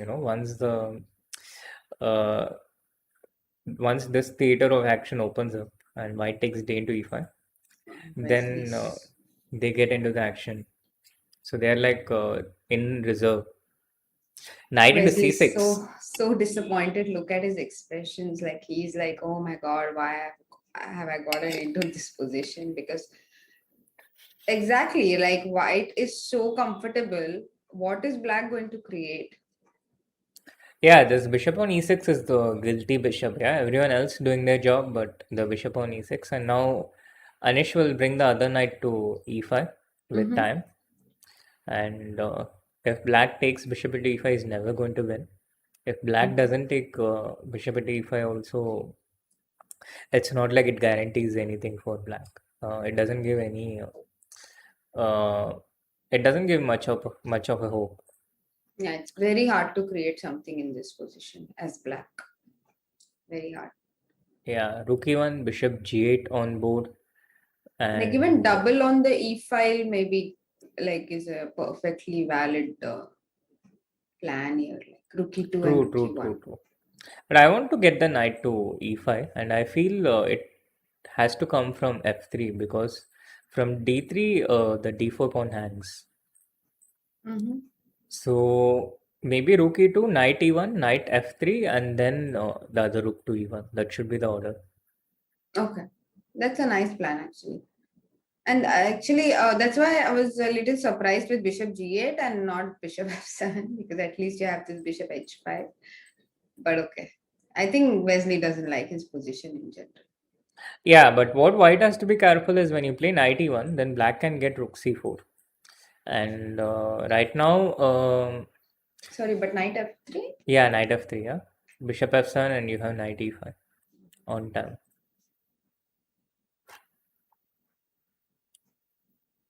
True, true, true. So yeah, I think knight e1, knight f3, and knight e1 maybe now he goes bishop f7. That's his idea. And now knight f3, bishop Mm. h5. Yeah. So Anish just goes rook e1 with the idea of rook e8. Mm-hmm. Doing simple stuff, exchanging of everything. Mm-hmm. Wesley bishop g5 and queen d3. It's a funny and interesting pairing, funny and interesting battle, yeah. Anish on one hand is the epitome of someone who uses social media, and Wesley on the other hand is someone who just doesn't use the internet apart from essential things. No, but he watches streams. He does? Yeah, and he also uses Facebook. It's just that he doesn't use a phone. He doesn't use a mobile phone. Ah, okay. But I think he also very consciously tries not to waste time on the internet. Yeah. Yeah, I'm yeah. imagining he uses he watches only the chess streams and or Probably our stream. No, he does watch some of the streams, and he did mention it after he won the first CCT that he did even watch the Among Us stream, and um, he follows some of the streamers as well. So, okay. and he's won't say very active, but he does use Facebook. He has a Facebook page. But he doesn't even does he even have an Insta or a Twitter account? No, No, right? he doesn't use Instagram or Twitter, but he And uses Facebook. Anish updates these things in between rounds. It's like the complete opposite. Yes, whatever works. I mean, I think Anish likes, in general, he's this person who can be at many places at the same time and still not be distracted from what he wants to do. He has this, I think it's a very rare quality, by the way. Like, if we try to do it, and of course, all of us have tried to do it and really suffered, but he is able to somehow maintain that level. And it actually just helps him, sort of, it just kind of helps him. He just likes to be in the middle of things, like, okay, let's see what's going on. He likes to be updated on everything. Yeah, and he's just pretty chill about all these things. Yeah, he doesn't ruminate much about what happens in these places. Yeah, clearly not an overthinker. Yeah, so I think the moral of the story is these things have really a small effect on what you turn out to be. Yeah, everyone finds their own way. I think Mm-hmm. it's best not to draw too many generalizations on. You have Mm-hmm. to be like this, and then you will be successful. If you do these things, you will never I mean, a lot of people have Mm-hmm. given me these advices as I was growing up, and I don't think it had a necessarily positive impact on my growth. Uh, in fact, it did the opposite because I don't think they had much idea themselves of what they were talking about. Mhm. So I would say, just find your own way. Yeah, and actually, Shri, as you like, one of the things that you mentioned that they didn't have much idea. So I think it also depends on whom the advice is coming from. You can't just take advice from anyone and everyone just because you respect them as people, Yeah, but exactly, exactly. they might not know what they're talking about, you know. So it depends on whom the advice comes from. Like Anish giving you advice on social media is something you should take for sure because he knows how to handle it. But let's say if I give you advice on social media, you can just be like, yeah, whatever. Because I'm clearly like, I'm also figuring it out, right? Like, so that's so it depends on whom it comes from rather than how that person like True, whether true, they true, understand the field or not. Yeah, true. Absolutely. Whether they understand. yeah, what it takes, whether they know what it takes. Yeah, but what I was telling was more of a general nature, rather than Mhm. specific field related advices. Yeah, and he's just G4 on going the for board. the kill. Yeah, I was just like waiting, you know, he'll play G4 No, and but he I did think it. now he has a bit of problem, the rook on e8 is kind of lonely. Really? I don't Yeah, see any problem. What is the problem? nothing. I saw the evaluation bar. Uh, but what is the problem? Like you're getting 93 in and you're getting G into F5 in. Like, what is the problem? That's what I'm trying to figure out myself. But I'm certain there is something here. See, there is a idea like King G6 here, which doesn't work because of rook into E6. Woohoo! And you just take rook into E6, rook into E6, and G into F5, and you're a piece of. Because otherwise, the King G6 idea looks really attractive because then you go King F7, like being very sneaky, you know, on the next move. And what is the other idea? Let's say maybe Queen C7 could be an idea. But then It yeah, has to do something with the activation of this light square bishop. But yeah, how? yeah. See, Queen C7 here, like just for the chat, let's show it. Rook into E6 anyway, Huh, yeah, yeah, this I saw. and Rook E6 and Queen F5, and you take your again a piece up. So this also doesn't work. Um, G6 here could be an option, but then you weaken the second rank, and are you willing to do it? Is the question. No, I try to do Um, without it. mhm. I would try to get something like Queen A6. Queen A6.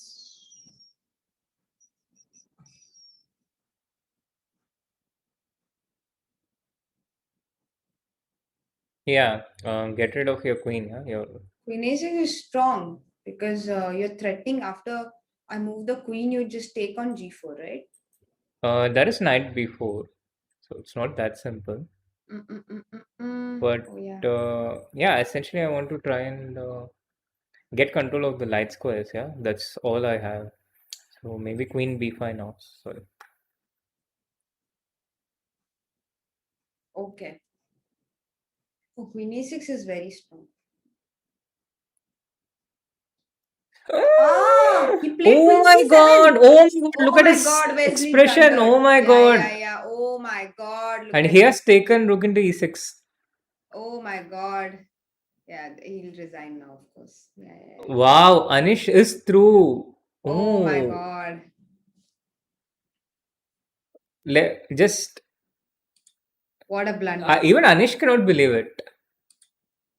Incredible, incredible finish, rook into e6. Anish is It's through to the finals. That's amazing. Wow. What a powerful performance. And this finish was totally yeah, and what awesome. a finish! It's almost like a fictional thing. Yeah, Yes. it was almost like set up for that climax, like that final punch, the final kick. Yeah, obviously no one would have expected Wesley to play Queen C7 in this position, and certainly not Anish. and then he goes and plays queen c7, and that's it. Rook into e6. Wow, Anish is through to the finals of the Magnus Carlsen Invitational, Yeah. and what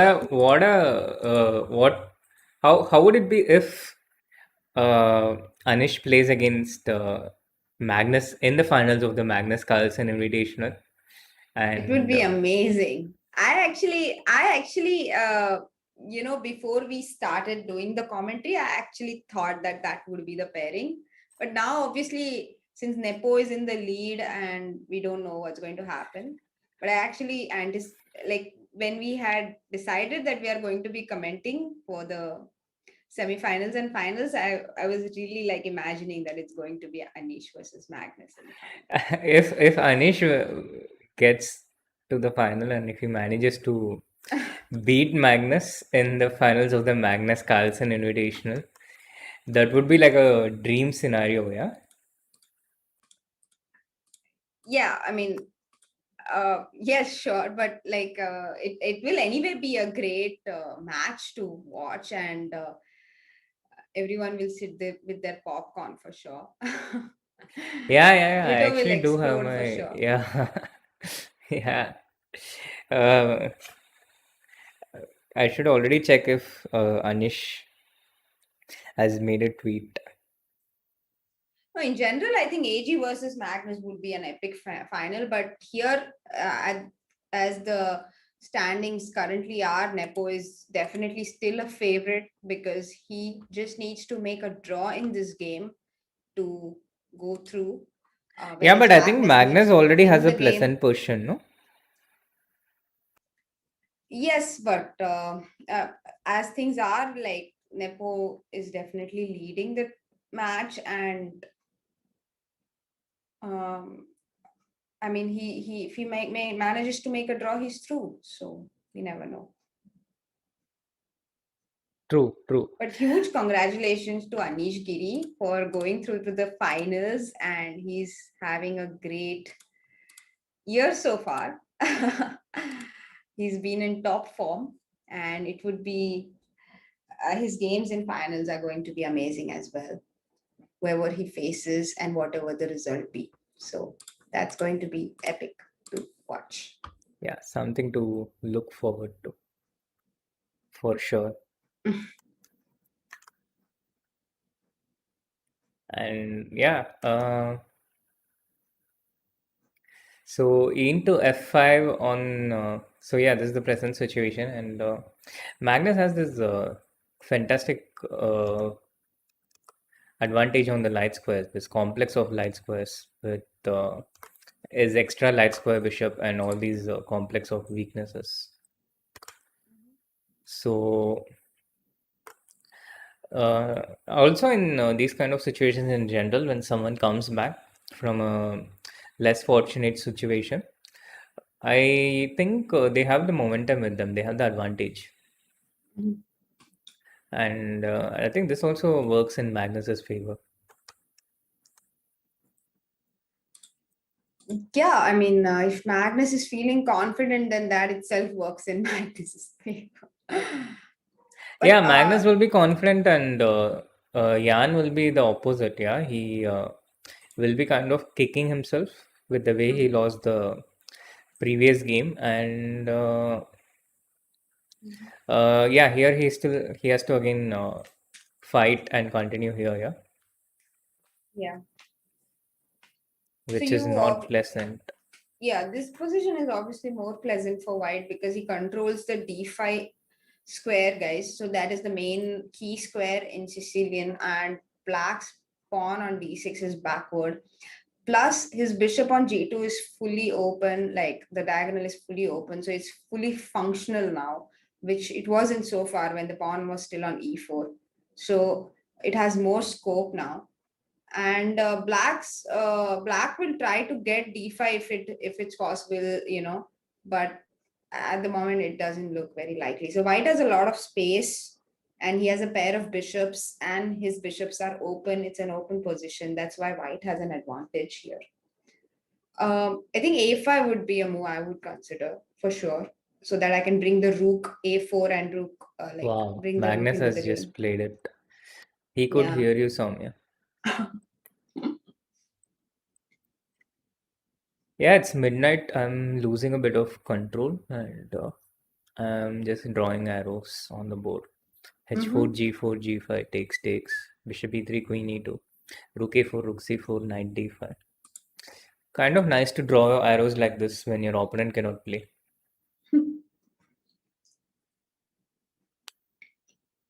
Rook A B8 on the board, and what do we do? How do we continue? Just G4 and H4 and G5, yeah? Mm. No bishop e3.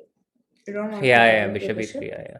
Yeah, no, my prefrontal cortex is completely, clearly not working. I usually take a short nap before the stream. For the midnight, yeah? Yeah, because otherwise I can't stay up. Like so basically my sleep schedule got completely screwed up after the first two CCDs. I used to be awake like till 6 in the morning in the first one, and then till like 4 in the morning in the second one. And even after they were over, like until February, I couldn't just sleep until 3, like completely ruined. And I had to like Same. really fix it. And now I started sleeping, let's say at 11:30, 12, and then we're back here. But so so far at least I'm able to at least wake up early. So what I do is I take a nap in the afternoon instead. And I think it's a really good if you can wake up at a certain time regardless of when you sleep, yeah? yeah, Then so your schedule kind of, yeah, like I just forced myself to wake up no matter how much I don't want to. And I just told myself that okay, I can have breakfast and do whatever, and then I can go to sleep. wow, So that's very clever. I used to do that when I was traveling, like whatever time the breakfast ended where I was staying, I used to Mhm. wake up exactly 30 minutes before that. So Mhm. because if I skip breakfast, then I would feel really hungry. And the Exactly. breakfast spread was really good. But back home, when I don't have that kind of a breakfast spread, then I don't have that much of a motivation to wake up for the breakfast. So now it's I it's think just yeah. no, I think for me, like the difference also is that I'm a very morning person. I'm not a night person. Like I cannot function very well if I'm awake the whole night.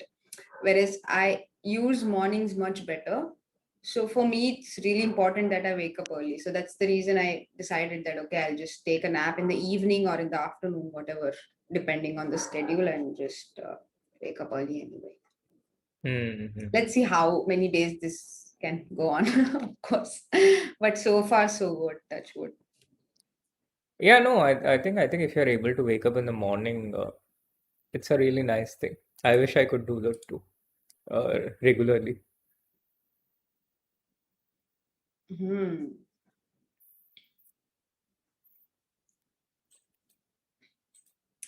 Bishop So E3 and Queen let's, D3 played. yeah, like I just feel like it's going to be a model game from white. You're I really have a rooting for feeling. Magnus's victory, yeah? No, I'm not, but I'm just like being very objective. I'm actually not like trying to be very unbiased this time and not root for anyone because but it's just that this position is so comfortable for white, and you can go to rook h4, even like rook a4, rook h4, and all kinds of happy But why rook things. to H4? Pawns, no? Pawns G4, H4, G5. Get that D5 square under control. Black has Yeah. limited space. Yeah, black might exchange queens at some point. I think he'll play queen c4. We prevented with rook A4. Like right here, play rook A4. Rook a4, knight c5. No. Rook A4, I think the problem might be something like B5. Not knight c5. Maybe b5. knight C5 also, but knight C5, to be honest, yeah, knight C5 is also an issue Because too because you a5 is don't want to, hanging. yeah, and you don't want to give up this bishop, Yeah.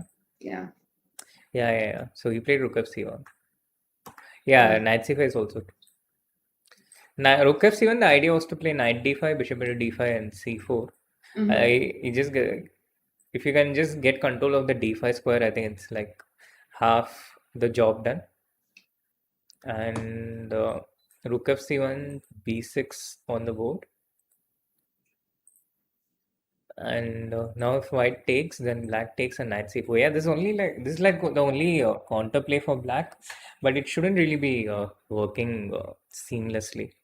Queen into a6, knight b5 is one option, but not my first option. Why not? I actually like mini 6. Why wouldn't you take it? It feels like the pieces are going in a direction which I don't feel comfortable with. It feels a bit disharmonious. So he took a into b6. A into b6, knight into b6, and now rook into a6, knight c4. Yeah, knight c4 and maybe just knight d5. Yeah, give up this pawn.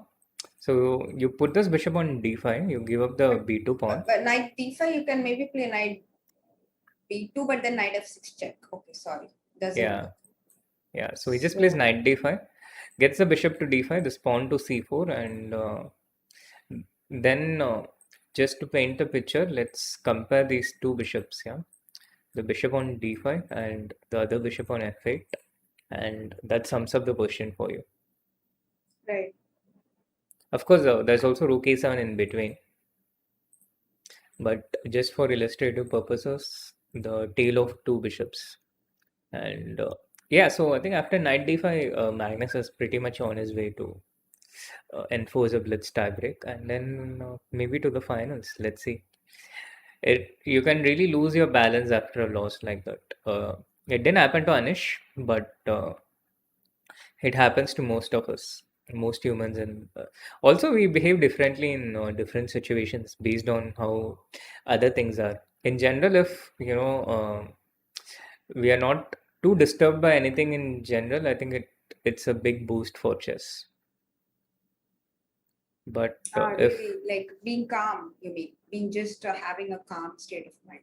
yeah, I mean, like if you're not worried about some other problem in some unrelated area. Life. Yeah, exactly. It can be anything, yeah, Unrelated relationship area like or life. Which yeah, frankly doesn't matter much in front of chess. Chess is so much more important. Like literally, yeah, like you'll be at a tournament and you are like, just let me win one game. I really don't care if there is an earthquake or whatever. Like, let me just play well one game and let me just win the game. You know, sometimes chess is like becomes, when you're in the tournament, it's just the only thing you think about. You just don't think about anything else. true, true.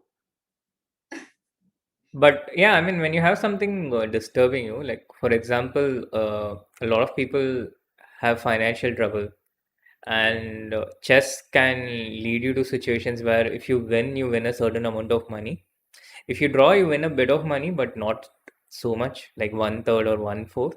And if you lose, you end up with literally nothing. These kind of situations are very common, and it's very easy to get distracted in these kind of situations. Happens in the last round of a lot of open tournaments.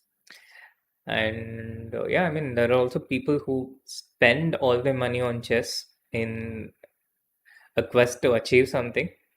And this can be a very harrowing situation when you're worried about things like this and you have to play chess because a part of your mind is always distracted. So, a part of your mental energy is always taken by it. So if you're aspiring to do something in chess, do make sure you have a good cash flow going in some other source or within chess itself, and only then try and play chess. Otherwise, eh, situation can be really bad, and a lot of people do that actually. Great advice by Shri for everyone watching. So he has played knight d5, knight d5 is on the board. I think knight d5, knight d5, bishop d5, knight a2, e3, queen e3, and queen d8 is something which we can expect to happen. Yeah, and knight to b2 is just really depressing. Yeah, the knight is offside, and white pieces are Yeah. dominating. the picture of central dominance. Black spaces not really getting any traction going, any coordination. So I told you, yeah, that's just the nature of CCT. It has to go to the tie breaks. You can never get a half day thing if you're working in the broadcast. You have to. By the way, but I think after knight e3, queen e3, queen d8, I don't think it's like so easy for white. But even though, of course, I understand like the bishop on f8 is dead and for now, and white's pieces are excellent, but still, it's not easy. Yeah, definitely. It's never easy, Mm. and any person you can never really rule out. He played queen d8 first, but yeah, another problem for Yan is that there's also this parser, outside parser. Yeah, so Right. on one hand he's locked here, and on another hand, white also has this dominance on the queen side and the king side, the f7 point as well as his queen side parser. Yeah, his bishop So is like super sad to be on f8. Imagine if it would be on c5 after knight e3, knight e3, and bishop on c5. You can magically place it there. Really, like just that's a imagine, lot yeah. of wishful thinking. No, the night time, I mean. Knight to c5, right? No, the bishop on c5. Like after, let's say, bishop into Ah, okay, d5, okay, okay. Yeah, bishop yeah. into Sorry, sorry, d5, sorry. knight e3, queen e3, and just imagine if the bishop instead of f8 was on c5. Yeah, yeah, yeah. No, no. Sorry, I misunderstood you. Yeah. Like makes such a huge difference in the position. The Definitely. bishop on f8 is completely miserable to be where he is now. Yeah. Just like Nepo. Oh, Kevin is still in the chat. Kevin, if you're going to be awake till this point, we would have had you as well on the broadcast. White Well, has an join us extra tomorrow. pawn. You guys didn't mention the most important thing, that white has an extra pawn. Yeah, honestly, I thought you were asleep, and that's the reason why I skipped mentioning that. Anish's tweet is out. Some quote of Yoda from Star Wars. Incredible. This scene is made for Anish. What is this? It's custom made for Anish.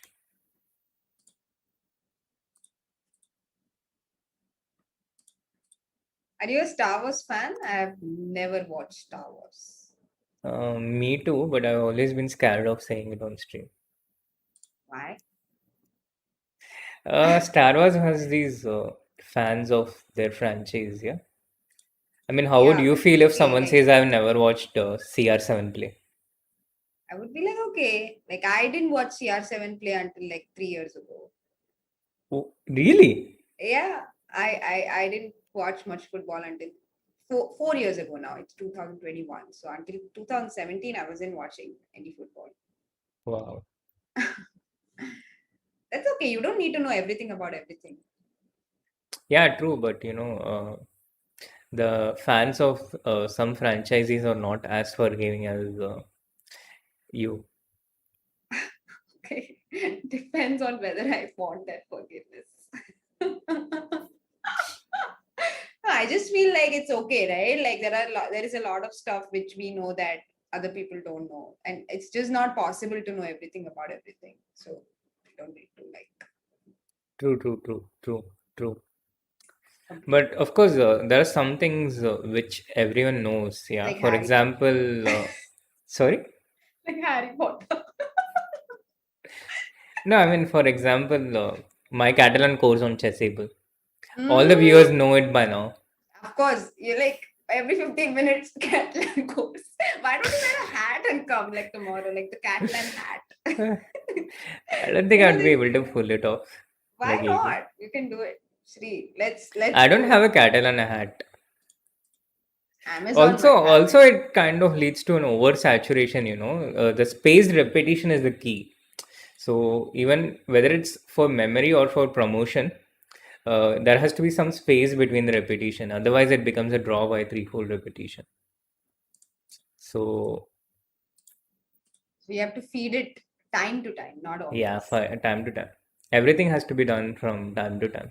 Physical exercise, working on chess, promotions, marketing, your social media posts.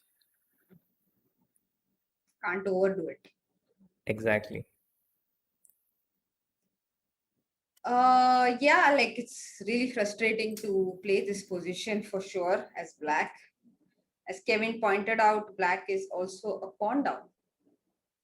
Fact that we did not mention earlier. Yeah, I mean, the things that you assume that people would know, that is one of the biggest mistakes I repeatedly keep making. The things that are obvious to us are not necessarily obvious for someone else. Yeah. Yeah, it's very easy to miss the fact that he's a pawn down because his position is so great that you don't count the pawns. Yeah. True, true, true. I, of course, noticed the extra pawn because we saw it being taken in front of our eyes right Hmm. here. Hmm. And then black did not take this pawn back. So, Hmm. yeah, I think Jan can kind of resign. I mean, not being harsh or something, but the position, I don't really see how he can fight back from here. But he's not going to resign because resign means tie breaks, and obviously, I mean, tie breaks will anyway happen, right? Whether he resigns or not. So he might as well play and put up his best resistance. Yeah, but you save energy and suffering and just gear yourself for the tiebreak where you can start on an even level, it starts with 0-0. So at least despite something unexpected happening, despite something unfortunate happening, uh,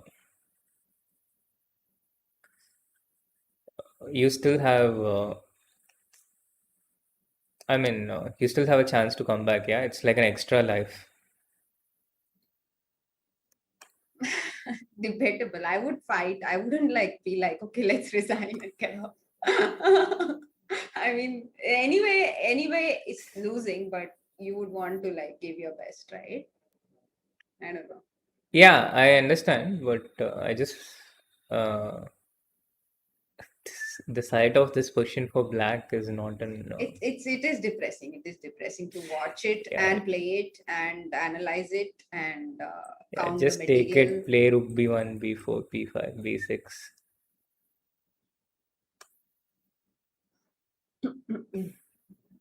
Right. No, but rook b1 anyway, rook b4. Yeah, true. Rook b4 and maybe rook a4. I think I might even take the queen on g5. No, he played rook b1. Kevin is just being hilarious on chat. Position is drawn. It's opposite color bishops and same pawns now.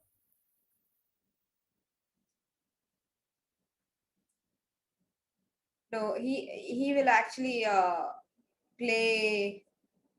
Do you think he'll take on e3, take, and just play h? No, maybe h5, But that allows b4, no? bishop h6, and king f2. Yeah, bishop h6, there's always king f2. So it's never really a threat. So he played rook b4, Yeah, I and played now rook rook b4. a8 maybe. Okay, Don't you just want to take the f7 pawn? I'll take it. Take it, play e4, maybe get the bishop to f5. Yeah, I'd take it and yeah, he took it and then play e4. So in the end, black has these pawns. Okay, he So goes now, bishop d5. yeah. So now rook f1, bishop g7. Fight till the end, yeah. I mean, you have to make some moves.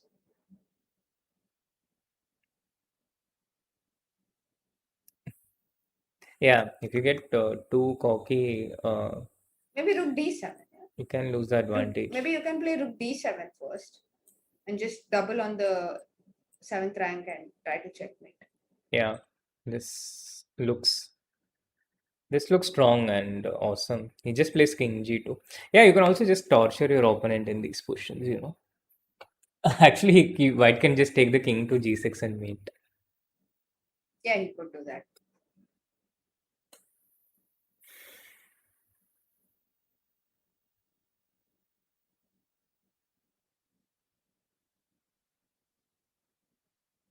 Rook f7 with the idea of rook a1 and rook a7. So he'll play bishop g7.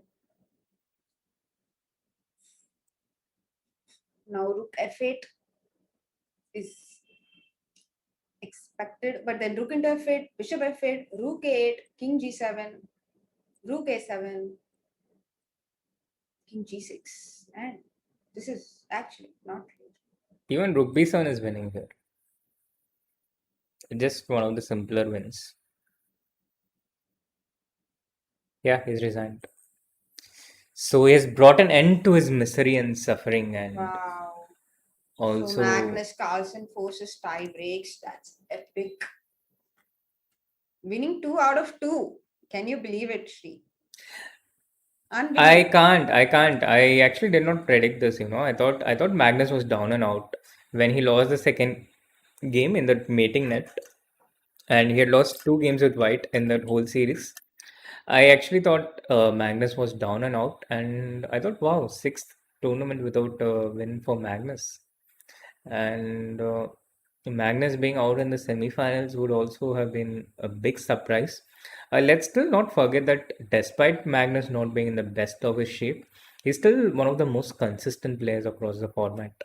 Just that he hasn't been able to land that decisive punch for a while. Yeah. But you know, I did predict that Magnus will win this tournament. If you I'm go so back to happy. the earlier streams, day 2, day 3, Uh-huh. and so far, all the predictions that I've made on Chess 24 India have been Wrong? correct. Oh. What was your prediction again? Please tell me. That Magnus would win this tournament. This tournament. Yeah. That's your prediction for this tournament. Yes. That was my initial prediction. The previous tournament, I predicted that Wesley So would win, and everyone was against me. Anish thought Magnus, you can't rule Magnus out. AD was rooting for Magnus. And we had a premium membership giveaway on our Discord. You know, all you needed to do was predict the player who will win the final. And it was the final. So imagine there were two Nobody won. players. Yeah. No, Yeah. yeah, not a lot of people won it because they took the other people's advice, and the Discord was filled with Magnus Carlsen, Magnus Carlsen, Magnus Carlsen. But if Really? they had listened to me and went with Wesley, so they would have all had premium memberships, and then they could have voted for whether to enter this tournament using their premium membership, and maybe we would have had Vidit playing here. Mm-hmm. So, moral of the story, yeah, listen, disobey me at your own peril. And, yeah, you will face the consequences. Everyone. So, first of all, I think for your prediction to come true, Magnus needs to win the tie breaks, which is going to happen. So, let's go to the tie breaks. Do you think there is a break right now? Yeah, there is a small break, and Mm-hmm. then we'll have 5+3, two games. If Mm-hmm. that ends in a 1-1 draw, then we will have the Armageddon. I don't know if it's going to be a toss or the higher rated player gets white. In the Vidit chess too, the higher rated player got white. But I think No, it's always the higher rated player gets to choose the color. He doesn't get white. He gets to choose the higher, not higher rated. It's higher ranked. Basically, whoever finished on top of the prelims gets to choose the color in the tie breaks or in the even in the, let's say, the match. So Magnus gets to hmm. because he won the prelims, he gets to always choose, and that's why he was so keen on winning the prelims as well, Yeah, because he you wanted to be able to choose. noted it, yeah. No, but it's the format since the first one. Like they didn't change the format at all. Yeah. You still remember from back in the days. Yeah, yeah. It was not, it's not too long ago. So it's okay.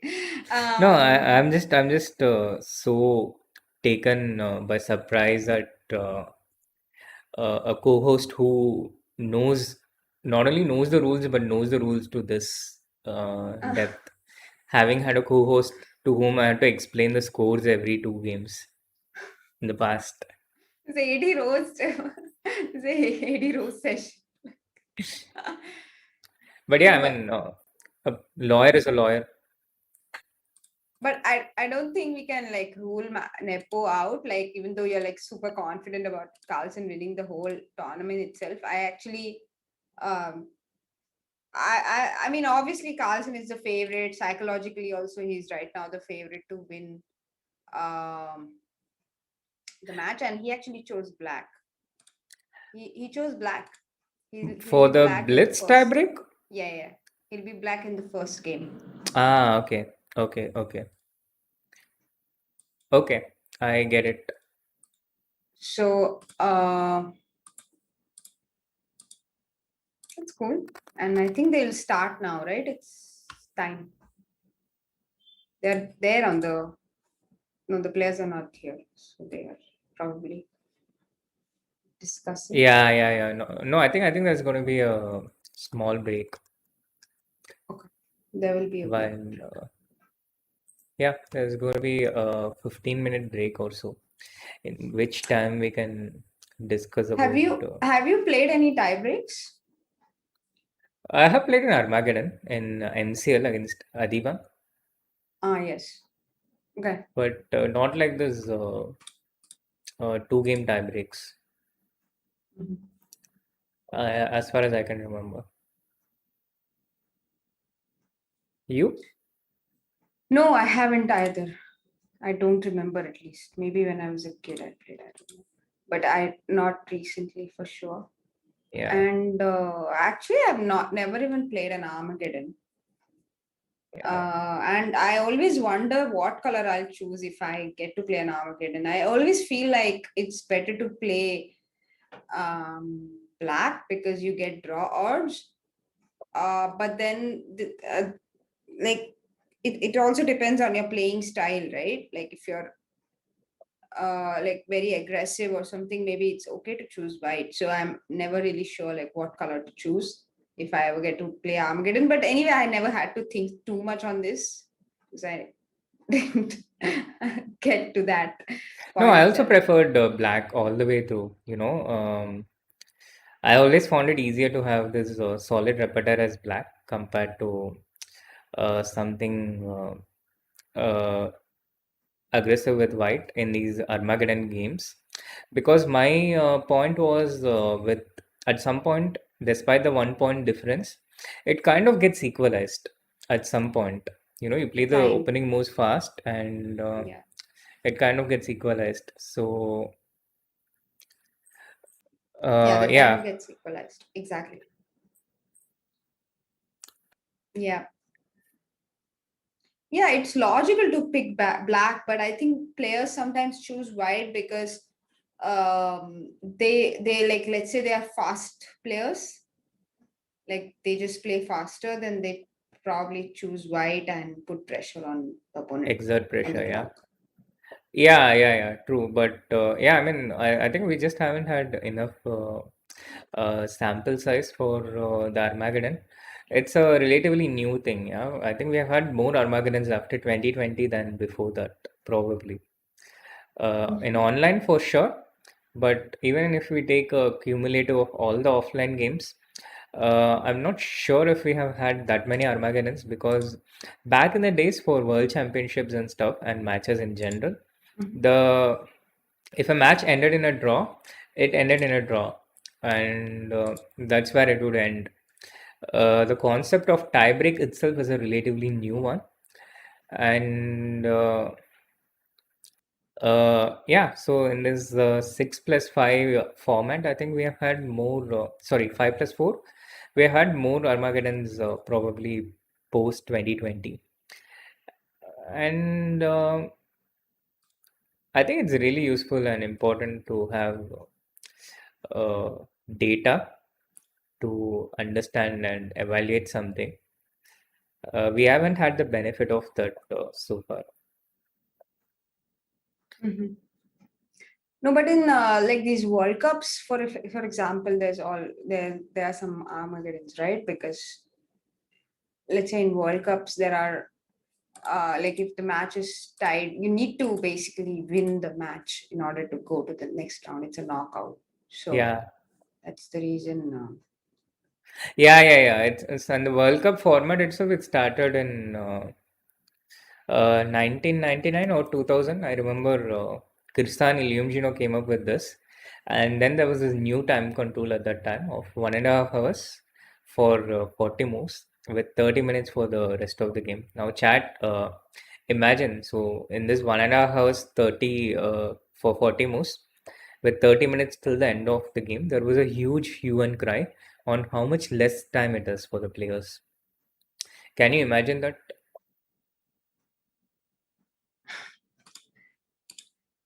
You mean with increment, yeah? But No, no, it was without increment at that time. what, 1.5 hours? For 40 moves Yeah, and 30 minutes for the rest of the game with no increment. there was increment. No, without increment. We had 2 hours for Yeah, 40 moves, and then yeah, half an hour, uh, 1 hour or half an hour, depending for 60 moves, and then yeah. finish the That was game. the traditional time control. Yeah, and then we had increment 1.5 hours for 40 moves. No, not at that time. Like when it was actually introduced, I distinctly remember. Um, we had this Russian clocks, which after 40 moves they changed the time, Yeah. and because of those manual clocks, there was no increment. The increment with 1.5 hours, 30 moves. Sorry, 1.5 hours with 30 seconds increment, but no additional time after 40 moves. This came into existence about 2002 or 3 or something like this. And back in those times in India, there was almost very few digital clocks, yeah, in 99 and 2000. And of course, now we have this time control with 30 minutes addition after 40 moves in certain cases. And in certain tournaments like Dubai Open and stuff, there's no increment after the 40 moves. I think also in a lot of Indian tournaments, we don't have the 30 minutes additional time after 40 moves. Yeah, it's just 1.5 hours and finish with increment. But increment really helps a lot. I mean, you basically uh, always have time to finish off the game. Otherwise, sometimes like you are like, I don't know, completely winning, but you don't have time to finish the game. Then what do you do? It's Yeah, super sad. it used to happen a lot in the olden times, you Yeah, know. yeah, yeah. I The think it, Russian clock, the flag would be like this in yeah. the last 1 minute. And I used to play quite fast in those days. My opponents used to take time. And there used to be these situations where my opponent has like 20 minutes to complete, and their flag would be like this with 1 or 2 minutes. And I would make each move and press the clock really hard in anticipation to see the flag fall. And yeah, it used to be common in those times.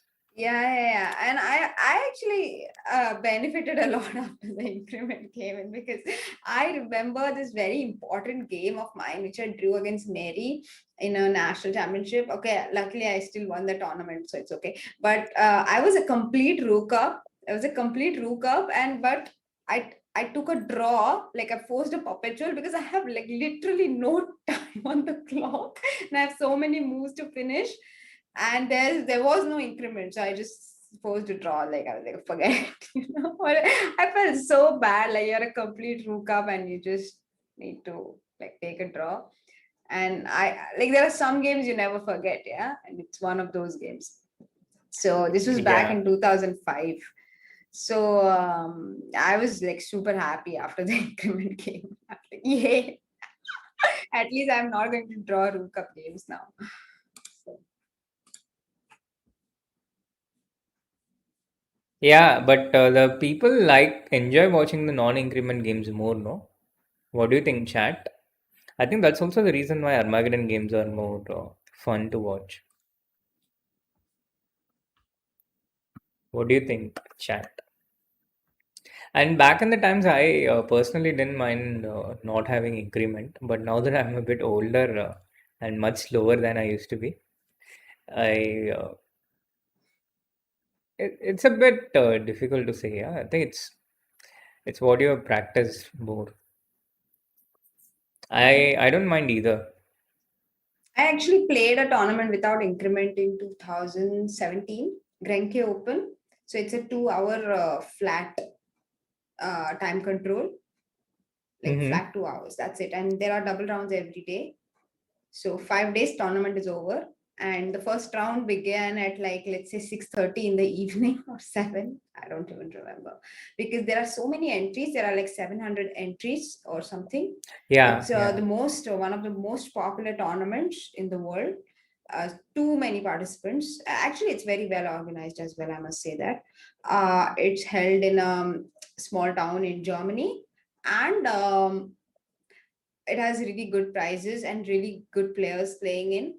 So basically, 2 hours flat. And the first day, I thought I like really struggle, right? Like first day, I was first 2 or 3 rounds I was playing really fast, because I thought array end mein time nahi bachega. And so I was playing really really fast, and then after like 4 rounds I realized I'm playing so fast for no reason. I have so much time in the end. So actually 2 hours is enough if you Hmm. sort of prepare Manage well it in the well. opening, and yeah, it's actually enough, and you don't really need to play very fast. You can play actually a decently well balanced game and still have time in the end. Yeah, increment So is only a problem when you don't manage time that well, you know. You spend too much time in the beginning and then towards the end you have no time. And chess players do this a lot actually. yeah, yeah, Uh, yeah. Procrastinate, delay our decisions. yeah, yeah, exactly. That it's also, I think, a type of pleasure-inducing thing to constantly keep calculating moves, constantly keep analyzing. We love doing that, and we really like to think about the moves on the board, and uh, we can really get lost into this. So, what do you think is a good, effective way to manage time, Shri? I think you need to be aware of it mainly. You know, you need to be aware of this time element. When I was growing up and when I used to play these games, I used to be aware of the time after every move I made. Partly because, you know, flagging was kind of part of my game at that time. I would put pressure on my opponents on the clock and I used to play really fast. But because I was aware of this time after each and every move, I was also able to plan it better. So I used to uh, except in very rare occasions where there was something really critical, I used to always ensure that I didn't spend more than a certain amount of time for certain move in a certain situation. And I used to do all these things automatically, you know. Okay, so it's 15 moves. I have like one hour remaining for 25 moves. So by around move 30, I want to have like 15 minutes or 10 minutes remaining. So from 10 to 20, I don't spend that much time. I mean, I spend like 30 minutes, and then 20 to 30, I spend like 20 minutes. I used to plan out these things during the games, and I think this only comes with an awareness of time. Okay, I it's a know good tip. it's also it's also some, yeah. Like to plan out what amount of time you want to have left towards, like say, let's say between 35 to 40, how much time you want at that moment. So you plan out 30 to 35. So you plan out 20 to 30. Yeah, yeah, yeah. And it's also something I do when I take on projects and stuff. Uh, I usually I try to be in situations where there's not a bottleneck at the end, you know, taking on so many things and you don't have time. So, for example, if you commit to doing a certain course or a certain book and you have a certain deadline, it's probably best to keep these mini deadlines, like how we have these little plans on the board. It's best to keep these mini deadlines and try and achieve them. So you're not under pressure in the end, and the quality doesn't suffer because of that. So the Blitz tiebreak has begun, and we have Jan on the board. Magnus still not Yes, back. it has. But Magnus is not here, so the game will not begin until Magnus makes his move. So chat can Yeah, his clock relax. will not start. Yeah. But yeah, e4 played on the board, and Magnus is here now. He sees the board. He sees the situation. His clock has not begun yet. Yeah, So what do you predict? I predict the Sveshnikov. tough one, tough one. Maybe e5, just to be different. Berlin. What? It's a two-game tiebreak. The tiebreak is two games, and if it is 1-1, it will go to Armageddon. So it's completely a blank slate from here. It's 0-0. He plays e5, Shri. He did play e5. Yeah, yeah. You're predicting a Berlin? Are you serious? Ah, thank God. Just miss. D3, B5, BB3, D6. Oh A3. yeah, This is the this is same what line. happened. Yeah, This is the same line from the first game. yeah. The Marshall. Yeah. These lines can be very tricky with either colors, but especially with black because white can come up with a lot of different nuances. And yeah, it's not yet the Armageddon, guys. It's a two-game blitz tiebreak, and if this gets equal at 1-1, then it's an Armageddon. So bishop c6 now and d5.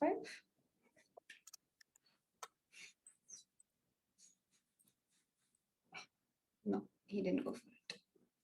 Yeah, he went for a5 instead. Goes for a5. So actually, white can play d4 now. Ah, but d4 allows like this stuff, yeah? ED, CD, and c5 stuff. Not really, yeah, because you can always take and get e5. Yep, that's true. So d4 is not out of the question, but against d4, something like bishop g4 is more of a worry, maybe. But h3 is always there, no? Yeah, h3 is there here, yeah. And And you can't go bishop h5 because g4. true. But Jan took b into a5 and rook a8, and here is where we are. Looks like Magnus has got a pretty comfortable position out of the opening as black, and yeah, a4 played. So the queen side is going to get liquidated. B into a4, bishop into a4, rook into a5, bishop into d7. I'm not sure if he has to take bishop into d7, but I don't think he has a lot to achieve by keeping the bishop. So it's taken. Queen into d7, Okay. rook Really b1. It's a fast. similar position to the Playing like so rapid fast. game they had. Yeah, Yeah. queen c6, and maybe he'll go g3 and h4. This is a good way to keep the Yeah. pawns in a situation like this with the Yeah. knight And on. also, Yeah, yeah, the knight on g6 mainly, like you can't contain it, right? exactly. But with queen c6, the threat is rook a8. Rook 8, Mm-hmm. white can of course go queen b2. Mm-hmm. So Please, knight d2. What is this? knight d2, possibly in anticipation of d5. And just to get the knight onto c4 in general.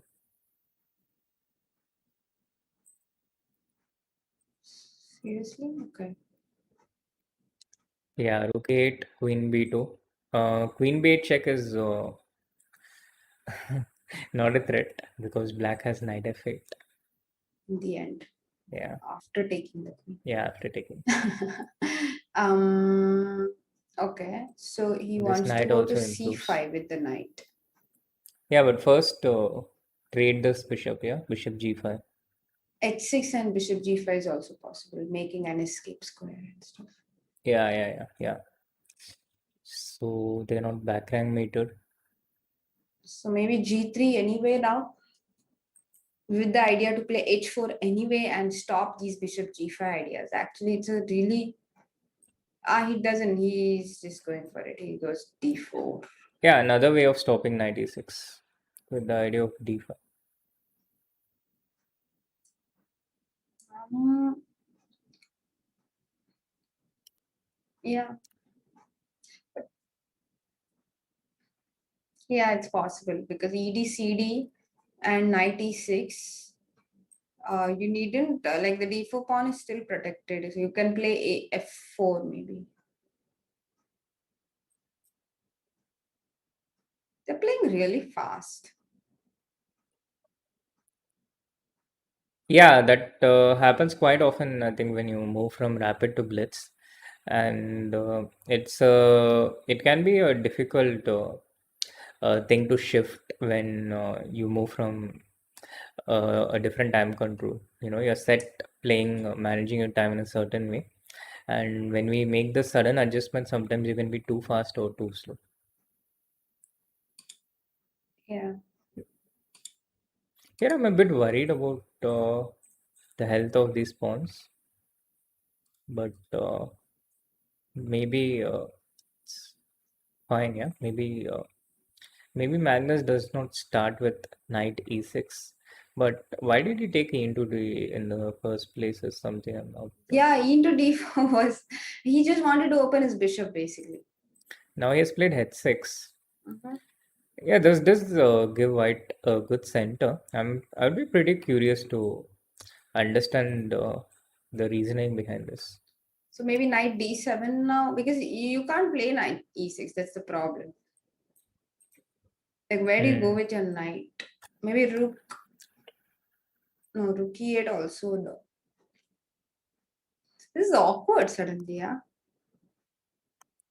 Like just imagine like queen a4 maybe. Yeah, queen a4 is nice. Queen f4. Attacking the pawn on d4 and But he anyway plays queen d5, but then you can go queen a2 maybe. But then you go queen c6. Oops. It is annoying. Ah, queen c6. Yeah, he played queen a4. And now he took on a4. yeah, takes d5.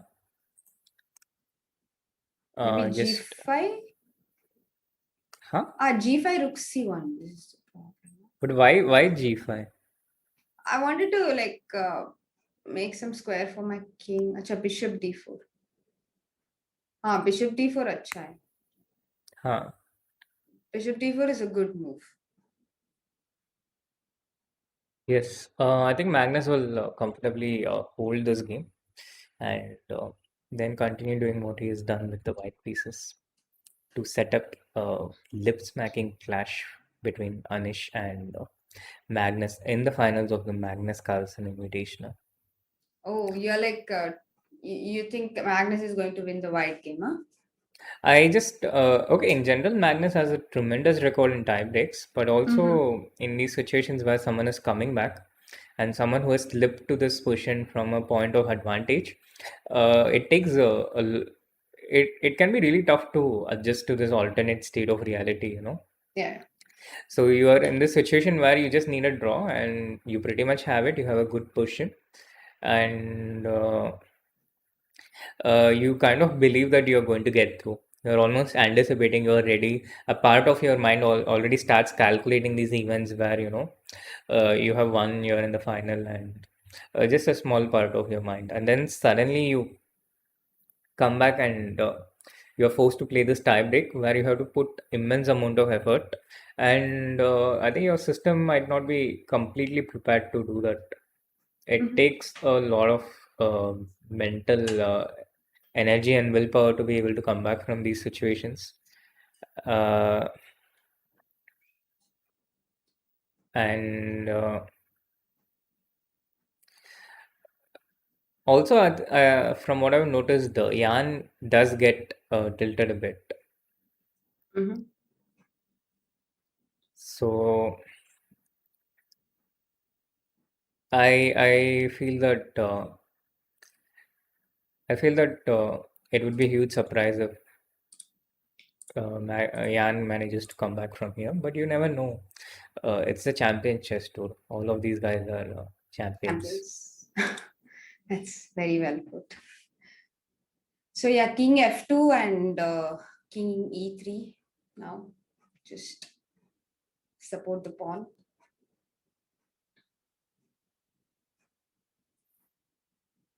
Yeah, rook d4. He's going for it. Yeah, it's going to be Repetition. a repetition. Yeah, Yeah, yeah, yeah. Okay. not spaced repetition, but No, yeah. no, he doesn't. I thought so, I thought so that why will Magnus take a draw even if it's a draw? You just keep playing. Yeah. Black has no risk at all. Yeah, it's like, his thing to not take a draw. So what do you think? Maybe rook b8, rook c8? Yeah, rook b8, rook c8 is definitely one option. Mhm. And He goes rook it's 5 b8. plus 3, not 5 plus 5. Yeah. He King goes rook f7. b8, king f7, rook c8. You can always come knight d7, knight e5, or knight d7, knight f6, knight d7, knight b6. Yeah. And then I also put my knight on d4. Now knight f6. Knight f6, knight d2 back, huh? Knight d2 back is one thing, but Jan is not really a big fan of passive defense. But He it's always tries forced. to. True, But true, it's true. It's forced, yeah. No, but I'm not, I wouldn't discount Nepo self-destructing himself. I've mm, seen that happen quite a few times. and this position is actually not easy. He's just going king g5 now. So rook f8 maybe. Yeah. Yeah, although the computer shows 0.00 in these type of situations, it's Really? Why is the yeah. computer so confident? Like what? No, but it's incredibly good at defending the computer. The humans Really? not as good. So maybe king g5 now, you play rook f8, right? That's the point, no? Yeah, rook f8 and rook f7 is a good way to defend and keep the black pawns under control. King h5, that's why he played. Yeah, keeping this knight g4 idea available. After rook f8, maybe knight g4.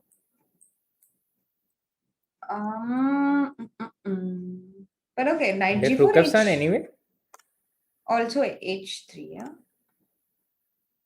Knight h3 there is knight e5, yeah. rook f5. Rook f5, king g6. Okay, that's Yeah. fine. That's completely fine. So knight g4, he wanted to play what? He played e5. I told you, he will lash out. He cannot defend passively for too Passively. long. But But I knight think he d5 now? has knight d5 into E into d6, d6, e into d6, rook d8. and knight e4, is it? Yeah, knight e4 and rook into Rook d6. c6, knight e4. Yeah. So knight d5 on the board. This is the position. Now rook d8. Still equal. It's a draw, right? Oh, yeah. Still pretty equal. Oh, maybe rook c6, knight e4, rook c2 check, knight d2, knight c3, but then king d3. But you don't have to go 92. Like even in a 2 versus 1 position like this, black is never going to win. Yeah. Rook e3 he plays. The idea of rook e6 maybe. Yeah, Knight and knight c4, there's knight c4. f6. Ooh. So maybe king Little things f4, king f1 was important, yeah? not sure because king f3, d5, knight e3. I don't think this is much for black either. It just keeps the game going. In these type of situations where you're pressing, you just try to keep the game going as much as possible with these Yeah. little things. Yeah, that's exactly why I thought king f1 maybe like was immediate draw instead of king f2. But okay. King f1, there's rook d3, yeah. Rook d3. But then king e2 back. Rook d4. Okay. Rook d6, knight c3 check. Yeah, eventually it's a draw in all these situations, but black keeps these little things to Right. keep the game going Right. and pose problems. King f3, d5, knight e3, probably rook e5, and king f4, rook e4, king f3, I think there should be a draw somewhere here. Maybe king f4. Yeah, king f4 on the board. Rook e4 and king f3. Maybe rook d4, but then knight f5. Now d4, pawn d4, Yeah, pawn d4 was what I initially but knight passed for, c2, but yeah? knight d5. Knight c2 even. Knight c2 also. True. Oh, knight g7 and rook knight g7. Where? In the Now game, yeah. knight into g7. Yeah. Now king g6, knight e6. Rook c2 check. Yeah, and then it's And then knight f4 and knight knight f4 and knight d5. f. Yeah. It's gonna be a draw. So that's a draw. Yeah. Yeah, so as expected, we have a draw in the first game, and now Magnus with the white pieces. In the past, Oh no! It's not a draw yet. Knight knight d5. There is rook d2. It's not a draw yet. Rook d2 and rook h8. Okay. Yeah, rook into h6 and But what do you think? They'll play for like 50 moves, yeah? no, I'm not sure. Maybe, yeah, but Why okay, I not? don't. Yeah. They will. Why not? But it will happen pretty quickly. Right. Yeah, with Jan, I would definitely play on, just to tilt him more. To put pressure because he tends to get emotional about these things. Yeah, I think so. I mean, I not see. about these things in particular, but emotional in general. Okay. And So knight d5 now. Knight b5 and knight d4. yeah, also someone had this hypothesis that in online chess, these positions with the knight can be tricky because Mouse slips. yeah, mouse slips or sometimes the way we look at things on screen compared to off the board. So on the board, it can be a bit more. Yeah, he wants to play king e4 after king g4.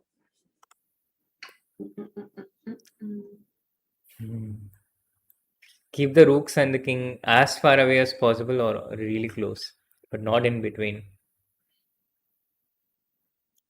So even in this position with king e5, there should be a major blunder, and these kind of things can happen with less than 1 minute on the clock. So Now knight d3, king g4, king e4 maybe, but then rook a4 check.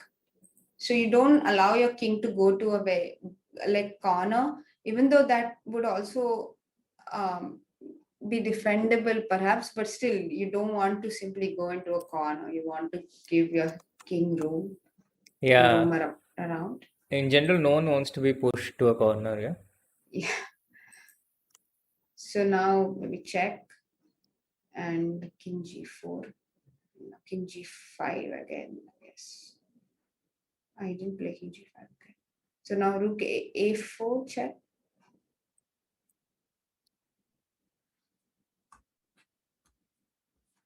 Rook a4. Yeah, rook a4 He is does possible. play. He does play rook a4. Okay, he's just giving checks. Knight d4 now. King g5. Yeah. So how many moves is it for the 50 move?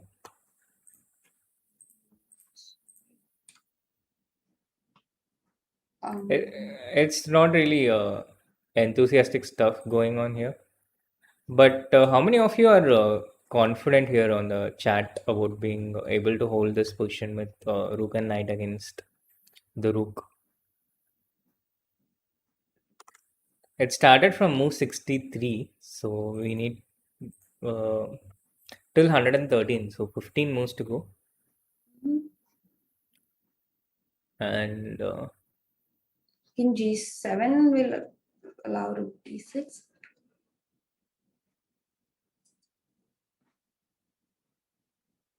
Check. Check again, perhaps. yeah, 13 moves to go. It's 11 moves to 93. go. King D 7. Yeah, anything. 10 moves to go. Okay, check. 9 moves to go. Srinath is just counting. Knight 8 c5, moves to go. 95, maybe. Knight e5, king c7, rook. Oh, b6? oh, yeah. Now we have to wait another 50 moves. Oh my Rook god. b6 you played? Yeah, yeah, mouse yeah. slipped. Yeah, Nepo's yeah, mouse yeah. slipped. Rook c6 check he wanted to go, yeah. Yeah. Now we have to wait another 50 moves. God. Knight c4.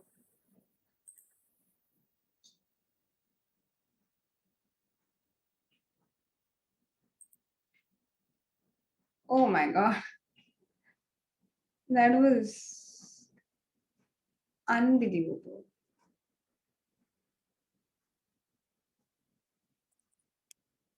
Could I just, yeah, now we wait for another 50 moves in an equally drawn game. Yeah. Yeah, no, Swam, nothing else. You just see that there are, you steer clear of the forks and also just see to it that your king tries to stay in the center as much as possible. Yeah. Like try not to put your king in a corner even in any case, then you just like avoid all these mating nets and keep your knight and king very close. If you have a knight, you cannot keep the knight very far, then it will be trapped and lost at some point. You have to keep the knight close to the king. And oh my god, what a blunder! But I can't believe it. Drama.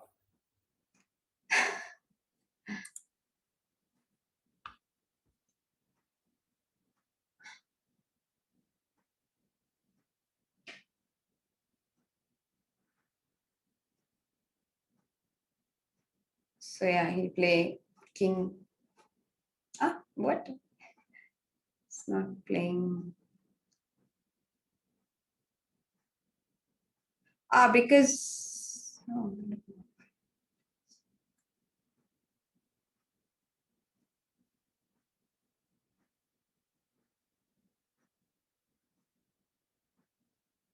So knight c2, rook d3, king e3.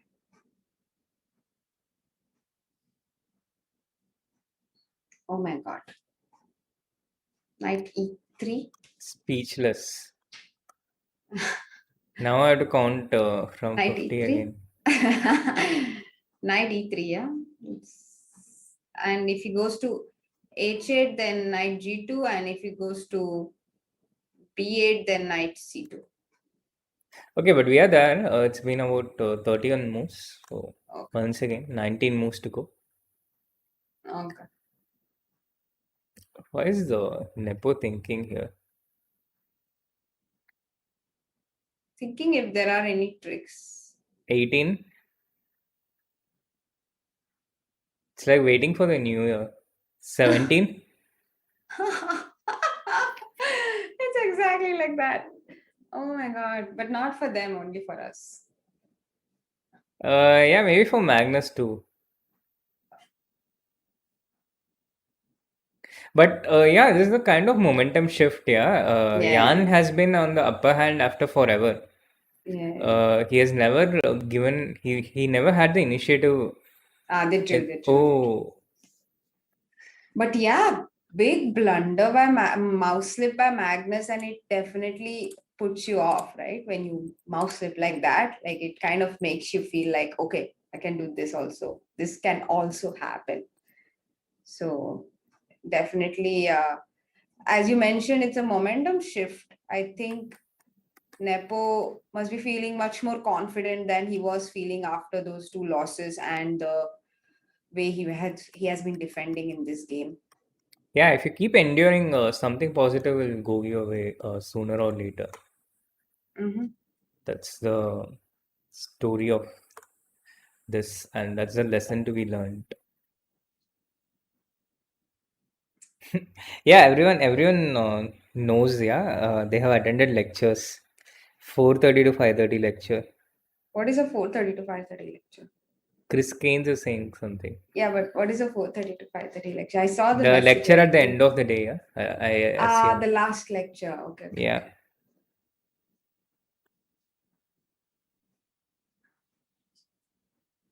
So there will be a 5-minute break in between this game and the second game. Magnus Carlsen with the white pieces. Let's see what he does.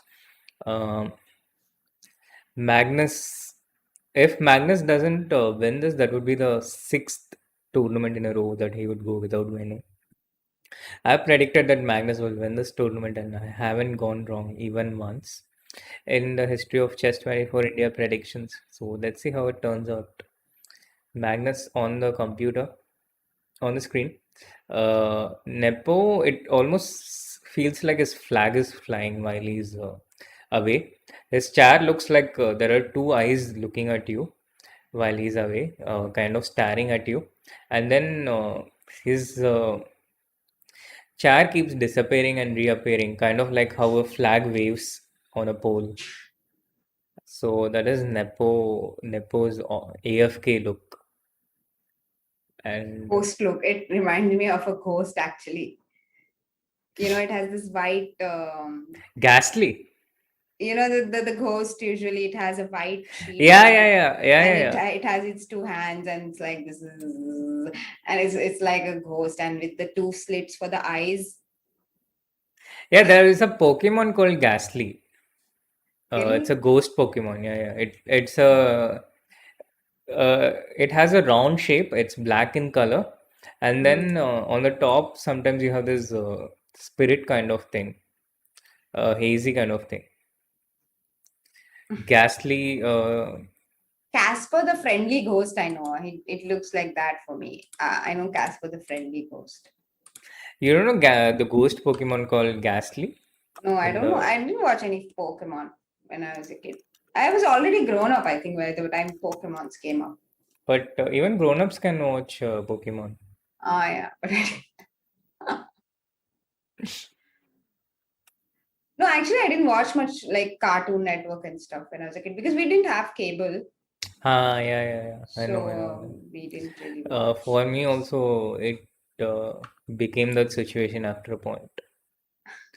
Ghastly would be a popular Pokemon in today's world because it's totally gender neutral. It was 50% male and 50% female What? in ratio. How can it be like the same person is 50% male and 50% female? It's not What? a person, it's a Pokemon. Yeah, but like it's a thing. It's a What? whatever. Like what It's is a it? What is it? Pokemon. It's a Pokemon is what? What is a Pokemon? Under Uh, what category does it of species does it come? it's not part of the animal It's kingdom, not a Soumya. mammal. It's not a mammal. It's not part of the animal kingdom. Pokemon is a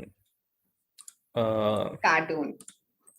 What is a Pokemon, guys? Can you answer this without Googling it? What is a Pokemon? Please tell me. Pokemon is a feeling.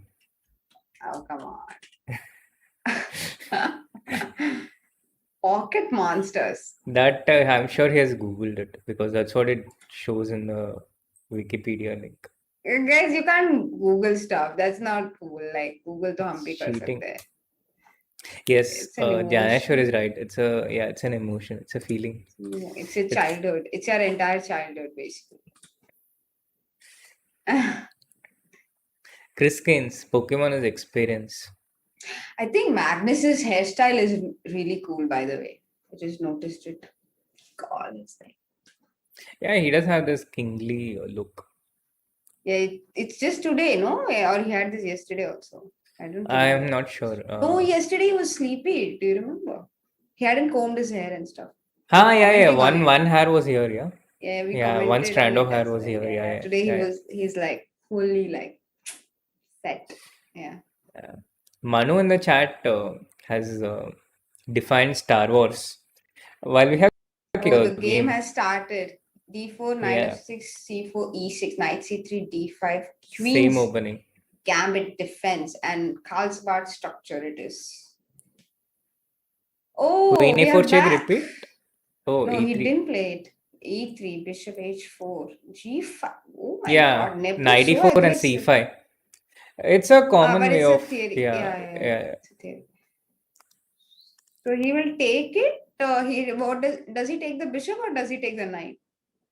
Um, I think he takes the well, bishop, no? with H5, yeah, I think you take the bishop, yeah. Hmm. I thought he would follow it up with C5 here. Because H5 is also played. I'm not too familiar with these positions in general, but yeah, I think now the knight comes to C6. You have to take because otherwise the bishop survives. H4 And knight Magnus seems H5. prepared. H4 knight H5. Bishop E2, Bishop G4, Knight G7, Knight F5. This is the idea. No, I Wow. think the knight on H5 will be kind of safe, and white will break with F4 here. So Bishop Oh. E2, short castle F4, or yeah, I think short castle and F4. So after J into F4, he can take rook into F4. Oh my god. Okay. So can you go back bishop d6 and just prevent your this f4 idea? Makes sense, makes sense. Also, I think maybe knight F6 is an idea. Just exchange of this Trojan horse, the enemy horse in Black's territory. Right. Queen B3 played by Magnus. Uh, I guess he wants E4 now. So the bishop goes back, he wants E4 with the black king still stranded in the center.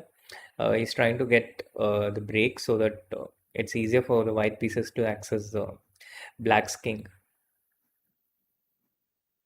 So queen b3 on the board, and I was sleepy when they were doing that 50 move dance, but now I'm awake.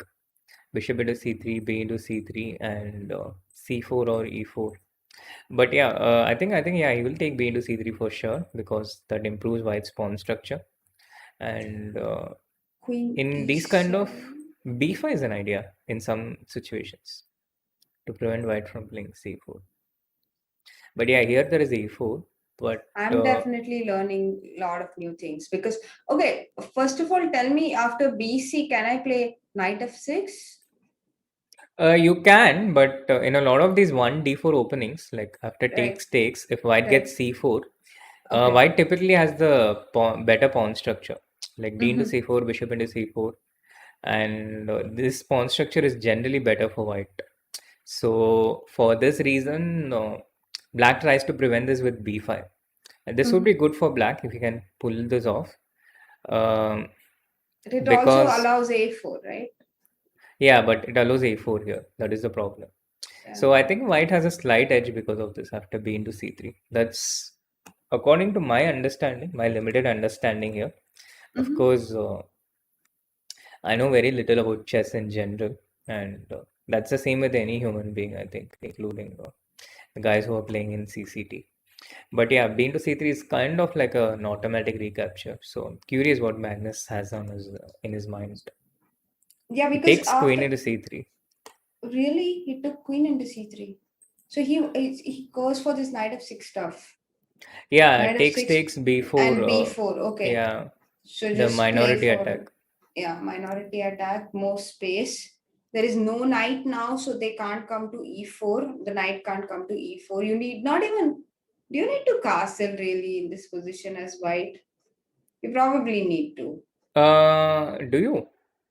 Like, let's say I short castle As white, yeah, as but black, then as black. black. I mean, Ah, as okay, black. as black you may. But also as black, you don't have to, no? You can just play No, rook g8 and g4, right? And no, I meant if black short castles, then does white short castle as well? That was my question. okay, okay, okay. Um, because the f2 Yeah, pawn. yeah. If black short castles, it makes sense for white to try and get this f4 in. Mm-hmm. Yeah, And yeah, but I don't think black will castle short. Both of them are going to play no castling chess in this. no castle chess and ab5. Okay, it's a. Oh my god, it's like so wide. Maybe king d7. Maybe king d7. Mm. Not rook a1. No, no, Queen no. a7. Not Oh, quite. oh, okay, Without okay, rook yeah, a1. yeah, yeah. King Sorry, d7. this is legit. The idea of rook b8 or just queen d6. Mhm. So king d7 maybe. But he has already taken AB. He castled. AB, AB, short castle is on the board. Queen And queen e6. e6. The So idea bishop of, h3 ideas coming in as well. But won't be so effective, I guess. G4 is better. yeah, it's also a preparation against f4. So f4 was a F4, threat here, and queen e6 prepares against it. F, yeah, because you take rook a1, and then pawn it. Yeah. So rook f7 on the board. Sorry, No, no, no. So maybe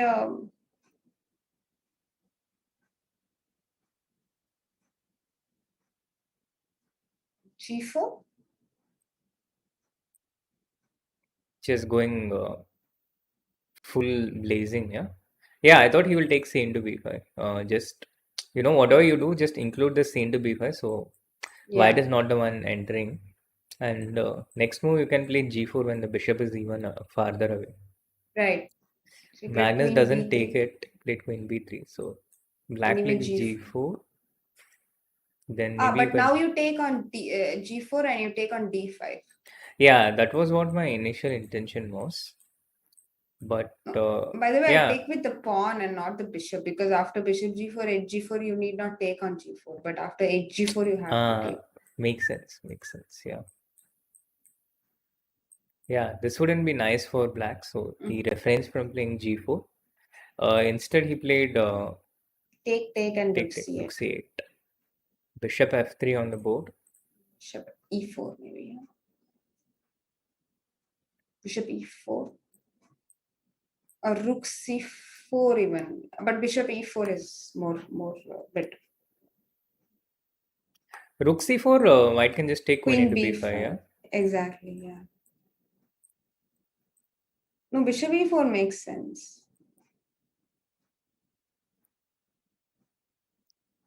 Yeah, bishop e4 makes sense.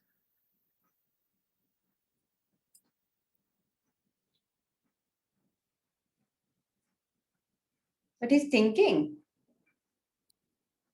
Yeah, he's thinking. Oh, you know what? I think he's thinking about what is Magnus' strategy, and I think Magnus' strategy is to just make a draw and go into Armageddon. No, I don't think so. If Magnus wanted to make a draw, I think he would have found a lot of simpler ways to do it. E4, e5, king e2 among them. Uh, no, I think he wants to He's pressing. pressing, yeah. Because the momentum is with him. There are a lot of situations where Magnus does make a draw and go into Armageddon when he's really tired. But I think here he has got that hit of dopamine with his two wins in a row, his comeback, and here I think with the momentum on his side, he's the one pressing, and here also he has more. He has just managed to achieve a bit more than black. Mhm. So he's managed to get black onto the defense. These pawns on b7 and d5 are clear-cut weaknesses. There is rook b1 and rook b5, for example, So more like or just queen to b5. I'm considering rook A5 here, but then rook C1. Is it very dangerous or only dangerous? I King don't know, to be H2. honest. Because there is no check on the diagonal, so that helps. And if I play something like queen e4 here, I have queen d8 check, followed Queen by e4, yeah. queen d8 Queen check, followed by, f6 also oh should be yeah, game yeah, over, yeah, yeah. this is also completely lost. So actually rook a5 could work. He plays queen a5. Yeah, he has a range of all these moves which some little moves which puts black under pressure. Queen Queen d6, d6 now. e4 is an option, yeah. Ouch. But yeah, rook b1. No threat in particular. He's just keeping things balanced.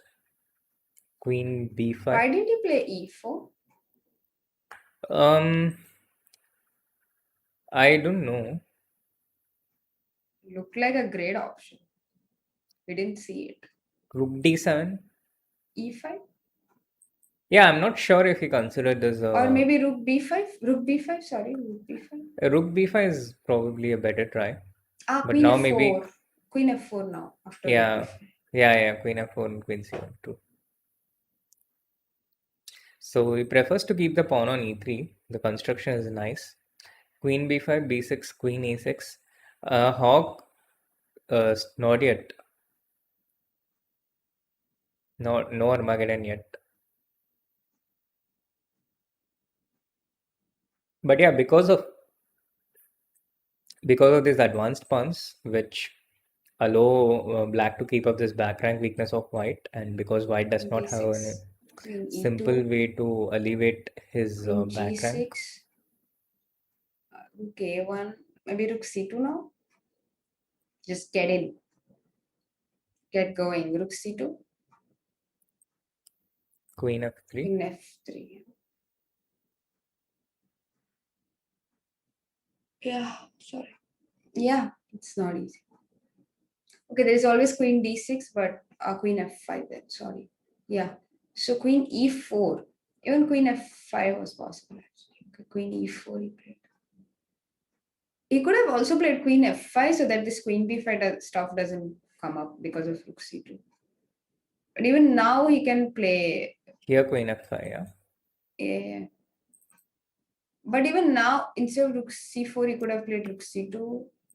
But then he has this rook a8.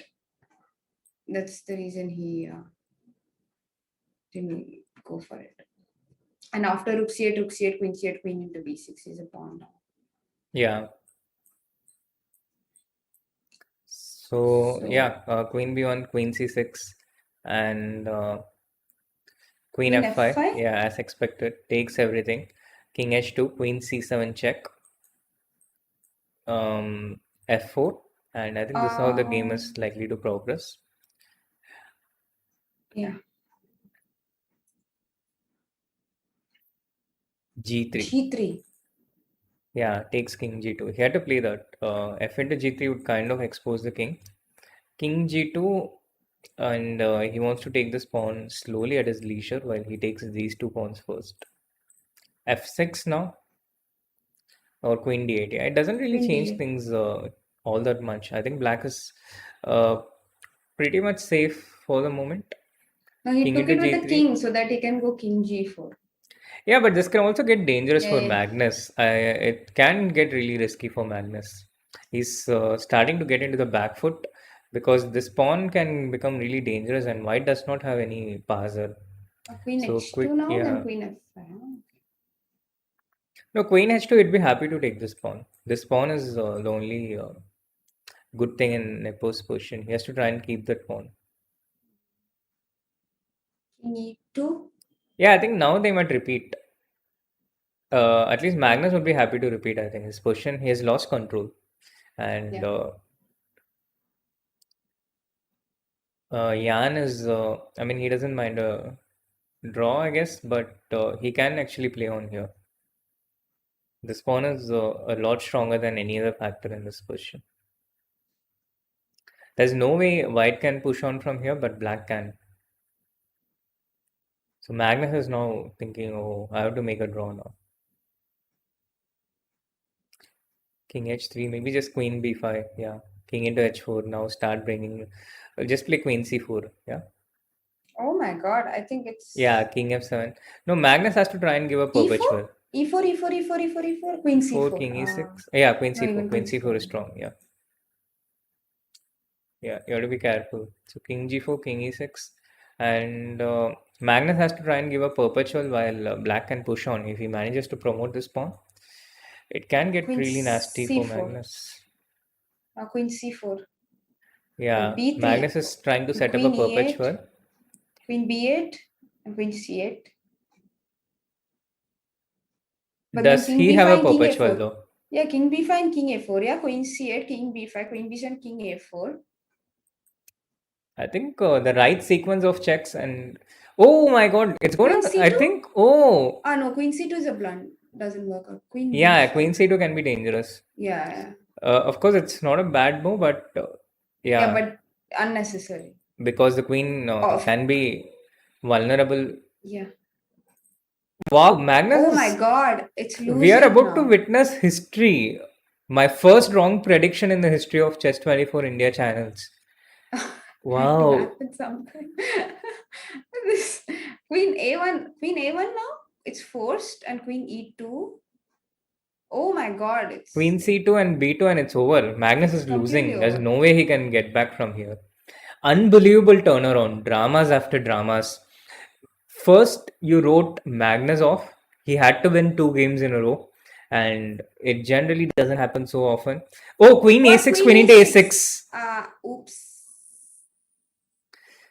That's Oops. rough. That's really rough for Magnus. That's a sixth tournament in a row without a tournament victory. Unbelievable. Oh my God, that was totally unexpected. Totally Yeah, yeah, unexpected. yeah, yeah.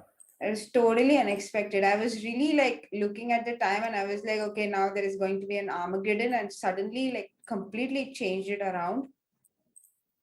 Oh my God, completely unexpected. And Nepo is so relieved. Congratulations to Ian Nepominachi to get that he's gone through the finals against Anish Giri tomorrow. That's, oh my God.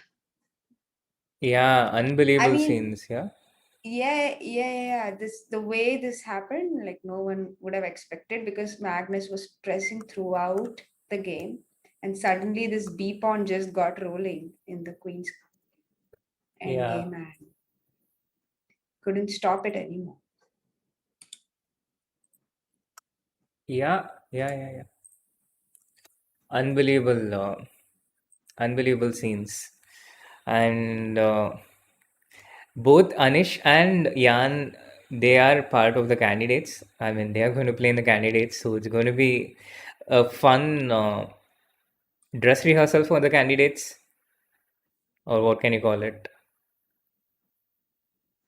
Wow, I'm actually completely shocked at the way this semi-final turned out to be. I mean, first of all, Nepo was leading 1.5 half, and then Magnus managed to come back with so much grit and determination. He just won both the rounds and equalized the match and forced a tie break, and then he was pressing throughout in the second game and to lose. Oh my God, didn't expect it at all. Me too. Me too. But yeah, Huge, that's what huge happened. congratulations. Yeah. And it's been a day filled with dramas in the Magnus Jan game, while on the other hand, Anish coasted through. Now, the good thing about this is that I can freely, shamelessly root for Anish for the finals without being scared that my prediction might turn out to be wrong.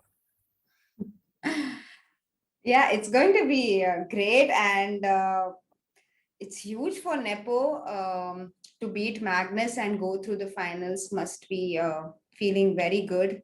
And Anish, of course, has been in great form as it is. He's been really like feeling it. He's been in the flow. Like all the moves are just there. So it's going to be fun to follow the finals, and let's go for tomorrow. Yeah. Yeah, so do join us for tomorrow or for the finals. Anish against Jan, the first set, first of the 2 sets. Anish winning both the sets 2.5, 1.5 in the semifinals against Wesley So. And Jan Nepomniachtchi won 2.5, 1.5 in the first set, lost 2.5, 1.5 in the second. But he won the tiebreaker 1.5 half, and he's through to the final against Anish. Meanwhile, Magnus and Wesley, who played in the finals of the Opera Euro Rapid, are also playing tomorrow for the third place this time. Not a fun battle, but it's still going to be a lot of high quality chess and a lot of drama and fun. So do join us tomorrow, Yes. same time. Yes. See you guys. Thank you so much for sticking to the stream so late at night. And good night. Good night, Yeah, guys. good night Good night, and Sri. see you guys See you at tomorrow. 9:20 tomorrow. Bye bye. Bye bye.